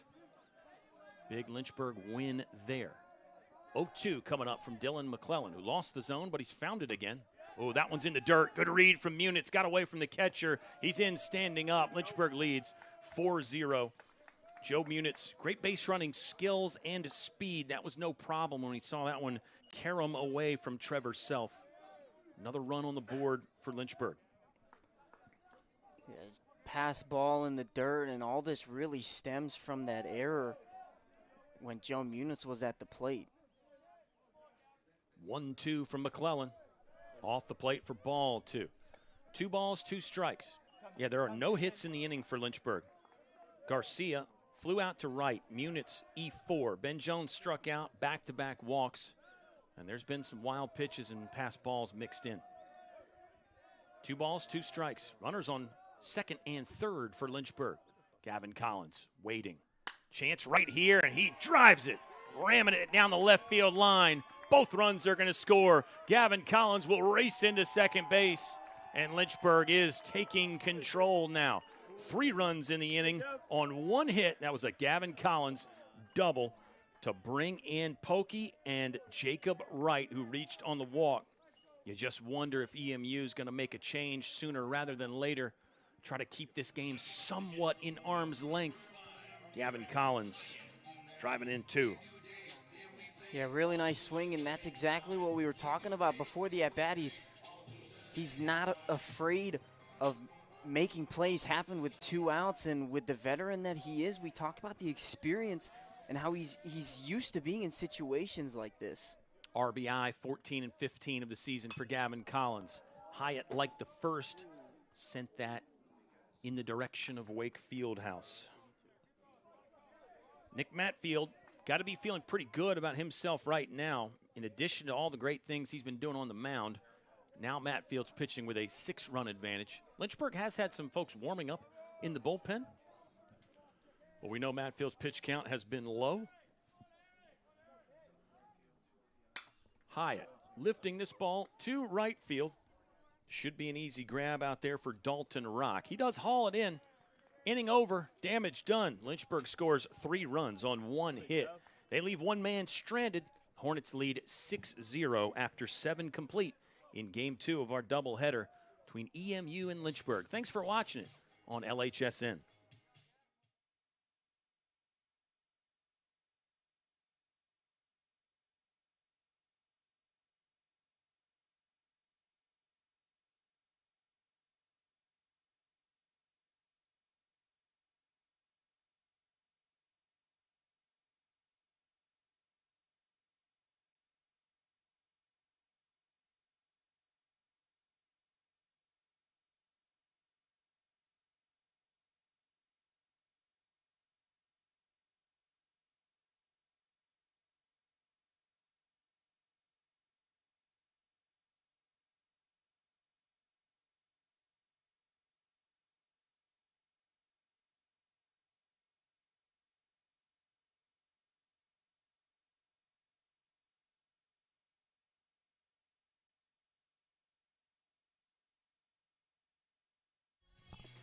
Lynchburg leads 6-0. On the day, Hornets did not have a multi-run inning, which they've been doing a lot of this season. And they changed that there with a 3 spot in the bottom of the 7th. An error allowed Joe Munitz to reach. Sean Pokerock walked, Jacob Wright walked, and then Gavin Collins with a 2 RBI double. Munitz had already scored on a wild pitch prior to that. Lynchburg 10 hits now. They did leave Gavin Collins stranded there at second base. Looks like on the day, Hornets have left 7 on board, with 4 of those in scoring position. But I would argue the Lynchburg offense has been doing exactly what's required of them in this one, Ethan, especially with Nick Matfield pitching with full confidence. He's in full flight right now. 0-1 count on Alec Riles. Yeah, absolutely. I mean, the bats have come alive a little more in this game. They've gotten on base with some free 90s, a couple more this time, and going to Nick Matfield, I mean, he's just in command of everything. He's in attack mode, and it looks like nobody's going to stop him right now, and that's the exact way that you need to go into this with.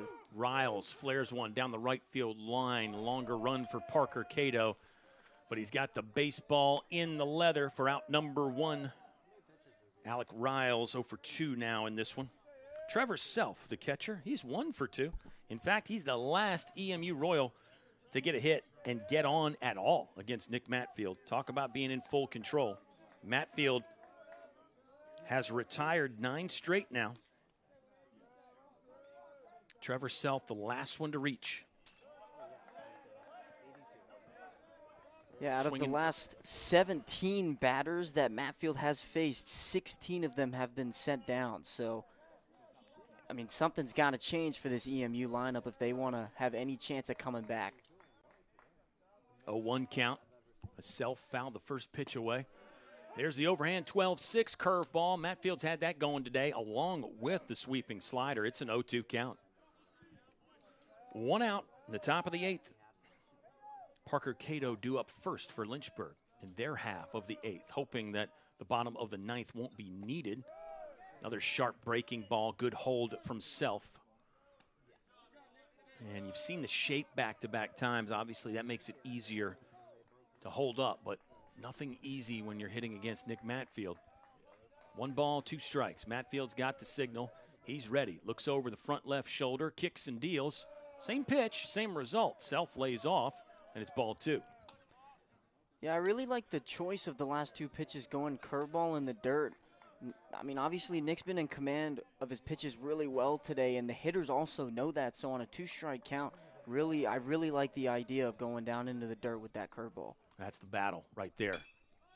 Matfield went with the slider that time. Self managed to stay alive. We're rerunning it. 2 balls, 2 strikes, 1 out. 8-hole hitter, catcher Trevor Self. We saw good things from starting catcher in game 1, Jet Cabanban. He impressed. Wouldn't be shocked to see him get a pinch hit here. We were kind of looking for that at some point. Check swing on another breaking ball down. Good hold by Self. Good baseball all the way around. Pokey blocked it up. And yeah, this, like you mentioned, the pitch selection, the battle between the pitcher and the hitter. I call that the heart and soul of the game. The defense matters. The base running matters. All that matters. But the battle is between those 2 guys. Can the pitcher get the hitters out? And can hitters get on bases? Matfield went with the slider and just missed. I think he liked it out of his hand. It's a walk, though. That will be free pass number 3 issued today for Nick Matfield. Self has been on twice. He is the only EMU player to reach base multiple times, so far anyway. Yeah, that single back in the 5th inning towards right field. And now with this walk, maybe a little momentum with 1 out here in the 8th inning. Yeah, and if you're EMU, I mean, you're looking for anything. There's Matfield going back inside with the 2-seamer. And so that's what he does. As a right-handed hitter, everything goes away from you. Then occasionally, he'll uncork the 2-seamer that moves back into your body and becomes almost impossible. 0-1 count. Got sort of a sword swing and miss from Dylan Hall. The junior center fielder is in an 0-2 hole pretty quickly here. He's grounded out to short a couple times today. No balls, 2 strikes, 1 out. Top 8, EMU in a 6-run deficit. Matfield set and ready to go. Here's the pitch. Went in the dirt. Fantastic stop by Sean Pokerock. Very nice. And let's talk about Pokey again, catching both ends of the doubleheader today. Something that he's not used to. Lynchburg typically will use 2 different catchers, but they're a little short right now at that position because of injury. So tip your cap, or in this case, your catcher's helmet to Sean Pokerot. He's putting it on the line for his squad today. Yeah, he's been doing a fantastic job defensively and offensively for this team. He's found the barrel, it feels like almost every single time he's been at the plate, and then behind the plate when he's got all the gear on, he's been doing a great job not letting pitches get by into that backstop. Great call, though. Pokey 1 for 3 in game 1 with the RBI double. He is 1 for 3 in this one. Also been hit by a pitch and taking a walk. There's a punch out from Nick Matfield. He'll get Dylan Hall swinging for the second out of the inning. It'll bring up the top of the lineup here. Chris Polymeropoulos is 0 for 3. He struck out twice. Currently hitless on the day. Polymeropoulos was 0 for 4 in game 1. Runner on first. Matfield tried the outside corner with a heater and missed. Now our count is 1 ball and no strikes. The dangerous Aiden Miller on deck for EMU. He's got one of their 2 hits. Polymeropoulos late on a fastball. It's a 1 ball, 1 strike count. And also of note, maybe I think, is Sean Pokerot does not usually catch Nick Matfield either. Pokey usually catches game 1. Matfield typically the game 2 starter. And that even goes back to last season as well. Obviously, Pokey would have some familiarity with Matfield's stuff. Here's one that'll chase Gavin Collins towards the line. Low throw, but another fantastic snag over there. That is Eric Hyatt at his best. Really did well to kind of get his hips and head down to match the elevation of the throw and then digging it out with the backhand. My goodness, Eric Hyatt has been outstanding today. Yeah, really beautiful play. Good job by Gavin Collins to charge that one and keep it into fair territory to be able to get that out at first. Obviously a low throw, but like you said, just a beautiful pick from Eric Hyatt. He's done a fantastic job on the defensive end today. Multiple picks over there at first. He's had a couple times where he has had to come off the bag and make kind of leaping grabs and come back down for tags or just get the foot on the base. Eric Hyatt had a diving catch that saved a run and ended an inning in game 1. So Eric Hyatt, and this is all for a guy who, was not known as a defensive specialist for most of his career, but he's worked on it. He's getting better over there, and he's really done some great things for Lynchburg in this one. You will get a new pitcher on the mound for EMU. It's going to be number 29, Colby Edson. Colby Edson will be making appearance number 5, all out of the bullpen. Does have 2 saves and a 5.06 earned run average. This is not a save situation for Edson, but he is on in what I would still call a game that is close. I mean, 6 runs might not feel close to most people, but Ethan, you and I know how baseball works, specifically college baseball. I'm going to say this is still a close game. Yeah, 100%. Anything can really happen. Usually the saying is anything can happen on any given day. But for baseball, it's anything can happen really any given inning. Matfield could start to struggle in this next inning with a couple hits or a couple walks from EMU. They bring in a relief pitcher. Really, there's so many different things that could happen. So Lynchburg, obviously, they're going to attempt to get some more insurance runs here in this bottom half of the 8th so they can help Matfield, or if a relief pitcher comes in to start the innings. So there's a lot of different things that can happen that you have to prepare for if you're this Lynchburg side.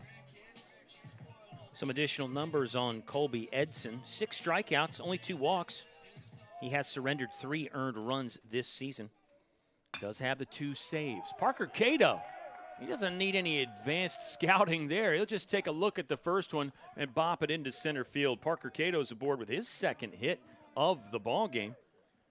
And Lynchburg's got the leadoff man again here in the bottom of the 8th inning as they really look to put some distance and some daylight between themselves and the Royals. It's the freshman's 2nd hit of the day. First one coming back in the 4th inning towards that right field area. So good job from him today, getting 2 for 4. 11 base knocks in the ball game now for Lynchburg. That's after only getting 5 in game 1. The offense has come alive.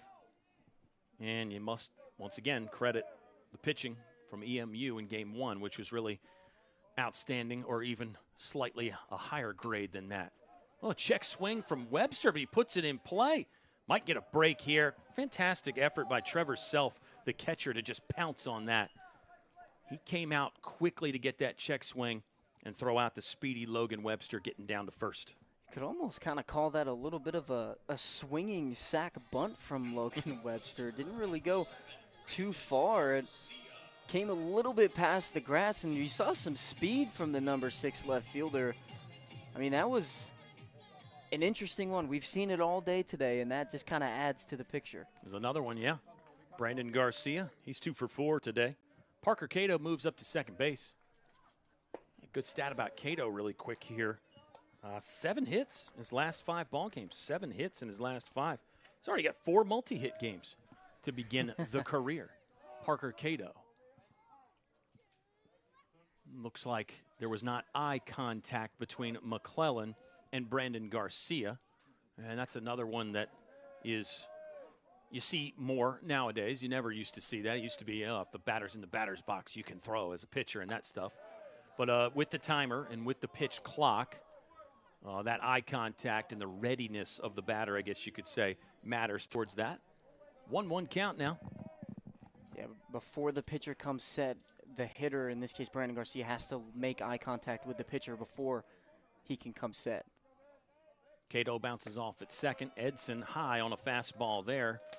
And now the count is 2 balls and 1 strike. 1 out. We're in the bottom of the 8th inning. Lynchburg leading 6-0. Joe Munitz on deck. He's got 3 hits this afternoon, 2 in game 2 of the doubleheader. Looked like an off-speed pitch that was wide of the zone, and now it's 3 balls, 1 strike, 1 out to Brandon Garcia.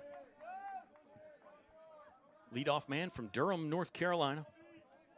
Our old friend and former head coach Lucas Jones used to call him and Ben Jones Batman and Robin, the Caped Crusaders.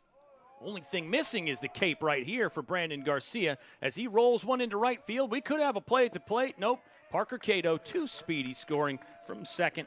Brandon Garcia with his 3rd hit of the ball game. It's an RBI that gives Lynchburg a 7-0 lead. A really nice swing. We've seen that a lot from this Lynchburg, from the lefties especially. We've seen it a couple times, just putting it right past that second base area. I mean, if it works, if it ain't broke, don't fix it. If you're going to keep poking it in there, I mean, it's always going to be open, and it's just ensuring that you don't need to hit the ball 100 miles per hour to be able to put a ball into the outfield. Joe Munitz will flash the bunt and take ball 1. 1-0's the count with 1 out. Garcia on first. That is now 18 3-hit games in the career for Brandon Garcia. 3-hit ball game for the 18th time in his career. He's a junior. He's yet to have a 4, 5, 6-hit game. He's 3 is the max for Brandon Garcia, but I'm telling you, he's got a 4 or 5 bagger coming pretty quick. Did you catch the sneaky bowling reference there? 4 or 5 bagger? You know what? I didn't actually catch that. I should have, Kyle. I should have. We talk about it all the time. I feel like I should have caught that one. Ethan Morotsky and myself are bowlers fans. Got to let you in inside. That's my goal for this year. Turn the inside jokes into outside jokes. Wow. How about, what a grab. What a grab and a double play there. Joe Munitz hit that ball well, but Noah Sanderson ripping it out of the sky there to take away a hit and then get 2. That's the 4th double play of the game for EMU. This one coming on the line drive variety. We're going to stay right here in between innings. We have reached the top of the 9th inning. It's go time for EMU. They're going to try to chase Nick Matfield off the mound. Nick Matfield going to try to do something he has never done, pitch a complete game. If you remember back to the World Series last year in Eastlake, Nick Matfield came within 1 out of a complete game, pitched 8 2/3 in that Saturday win against Misericordia, but did not finish the ball game. So Matfield, despite all the accolades, despite everything he's done in his career, Ethan, he has never had a complete game. That will be the goal right here with Nick Matfield. He's pitching with a 7-0 lead as we move to the 9th. You know, it's funny you talk about that. Just a week ago, I remember having a conversation with Nick. We were going through his year-to-year stats because he thought he had a complete game in his career. He thought he had a couple. And he just, we were talking about it, and we noticed that he never had one. So it's really funny that you bring that up. Nick Matfield, in his career, 21-4. So it's not as though he has been lacking in success by any means. 21-4 in 39 starts. So this is start number 40 in his career. And again, he has come close several times. He has come close. We are seeing Nick Matfield really at his best in this one today against an EMU lineup that I think you and I have been very, very complimentary of, and for good reason. I mean, Tyler Kaltreiter, he's been striking out everybody and their brother this year, and he only struck out 2 Royals. So that tells you this EMU team can hit a little bit. Yeah, there's some resilience in this lineup. And, I mean, Nick Matfield had 93 pitches. Again, going back to those first couple innings, it didn't look like he was going to be able to go this long, but he had a lot of 3-hitter innings, 4-hitter innings. And, I mean, I just want to stress, like, he's thrown 93, 94 now in game. You also have to take into account his pregame warm-ups. He's going to throw a lot of pitches. He's also going to throw in between games. And then you also have to take into account in between innings how many pitches he's throwing. So he's probably thrown something around 140 pitches, I would have to say. So this is impressive for any pitcher to go 7 or 8 plus nowadays.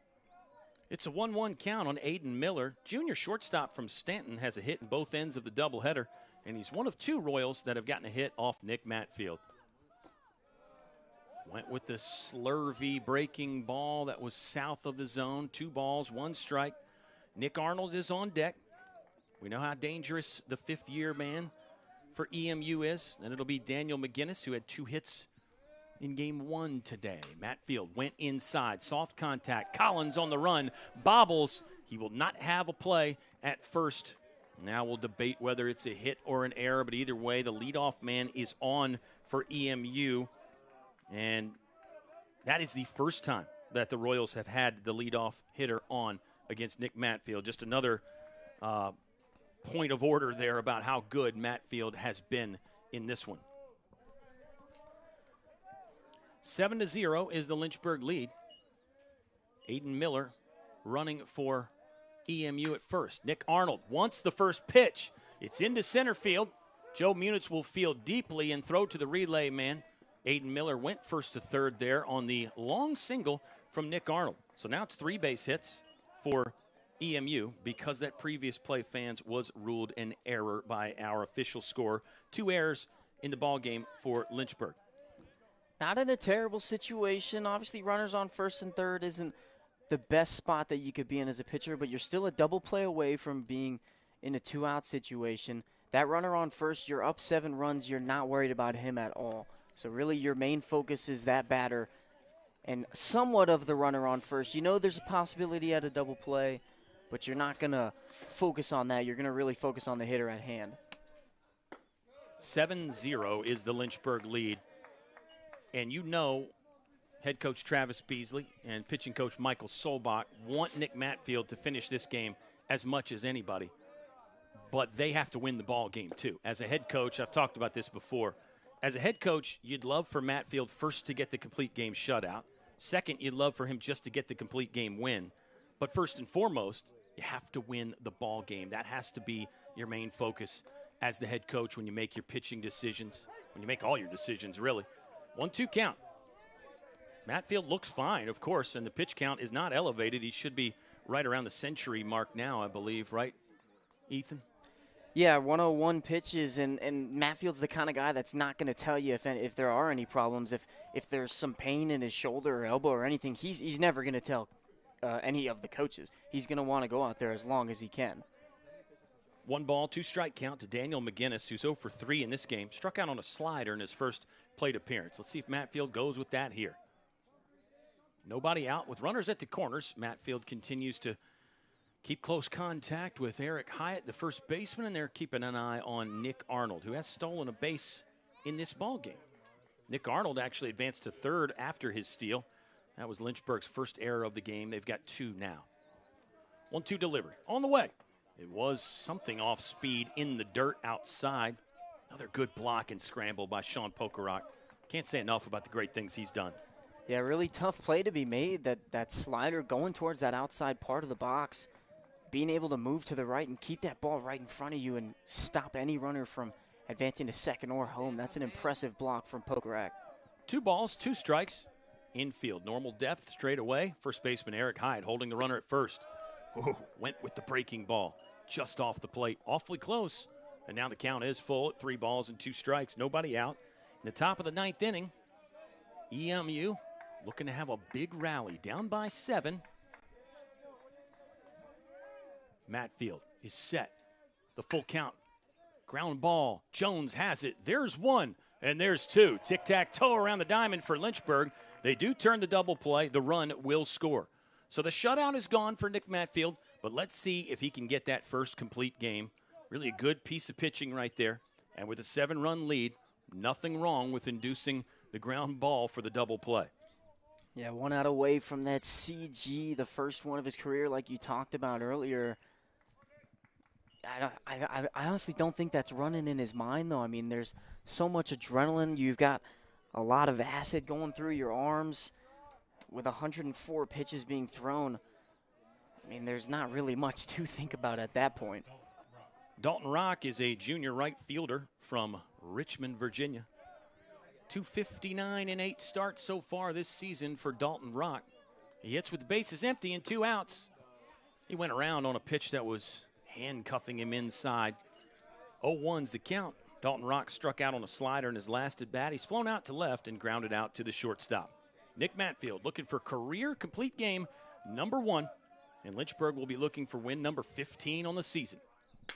This ball hit to center field. Joe Munitz has got a beat on it. He'll make the grab. Lynchburg wins it 7-1. Nick Matfield, complete game number 1 of his illustrious career. He will get it right here with a brand new catcher, too. Sean Pokerak catching both ends of the doubleheader. Pokey was huge on offense. Lynchburg busted out with 3 runs in the bottom of the 7th. They take both games of the doubleheader. Hornets still undefeated in ODAC play at 4-0, 15-2 overall. It's 3 wins in a row now for Lynchburg. EMU will drop to 6-8, 1-3 in conference play. What an afternoon of baseball, Ethan. And what a performance by Nick Matfield. Yeah, 2 great games from both sides. Obviously, the scoreline in the second one is a little skewed. I would say EMU did a lot better than just losing 7-1. They were competitive for a majority of that first part of the game, and of course they got that run in that 9th inning. So I think they did a lot better than that scoreline shows. And even in game 1, I mean, it was a close matchup the entire way for both these teams. And of course, Nick Matfield just dominating through 9 innings, first complete game. Like we've said a bunch of times in the last couple minutes, we can't stress how amazing that is for any pitcher to do, and to do it in your first time in your career. It's just something special that you can go home with. Nick Matfield, one of those guys so easy to root for. He did miss most of 2023, bounced back in a big way last year with an 8-2 record. Matfield is undefeated at 3-0 this season. Lynchburg still undefeated in ODAC play. Let's run down a few other standouts here, Ethan. Lynchburg, 7 runs in game 2 on 12 hits. Really made the most of it. Lynchburg did take 5 walks as well. Typical for Lynchburg. They find a way to get on base. It wasn't perfect. You got some guys that are a little cold right now. But overall, I think it's a Lynchburg team. Got to feel great about where they're at. And check this number out. Lynchburg, in the month of February, hit 185 as a team. That's almost 100 points better now after today, almost 285. That tells you Lynchburg has really picked it up here in the last couple weeks. Well, one of the things that I've always liked to say through any baseball player or any baseball team is that good teams find ways to win, and with the batting average like that over the month of February, to have a record of 15-2 now, that is the perfect way of saying that Lynchburg finds ways to win, and that's what separates the good teams from the best teams. Great way to phrase it. Great way to phrase it. Separating the good from the best. I love that. Good pitching in game 1 for Lynchburg. It was Kaltreiter that started. Colin McGuire didn't exactly close, but he threw the last 2 innings and got the victory there. Lynchburg only needed 3 pitchers today. And back to, this is a good EMU lineup. This EMU lineup was hitting over 300 as a team coming into this one. Lynchburg made them look pretty average here. Hornets have won 15 in a row against the Royals and have got win number 15 on the season. Another home win for Lynchburg. still undefeated at Fox Field. Always nice to talk about that.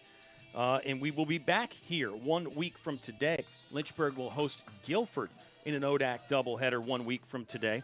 Before that, Lynchburg will hit the road to Hampton-Sydney Wednesday, 3:30, first pitch between the Tigers and the Hornets.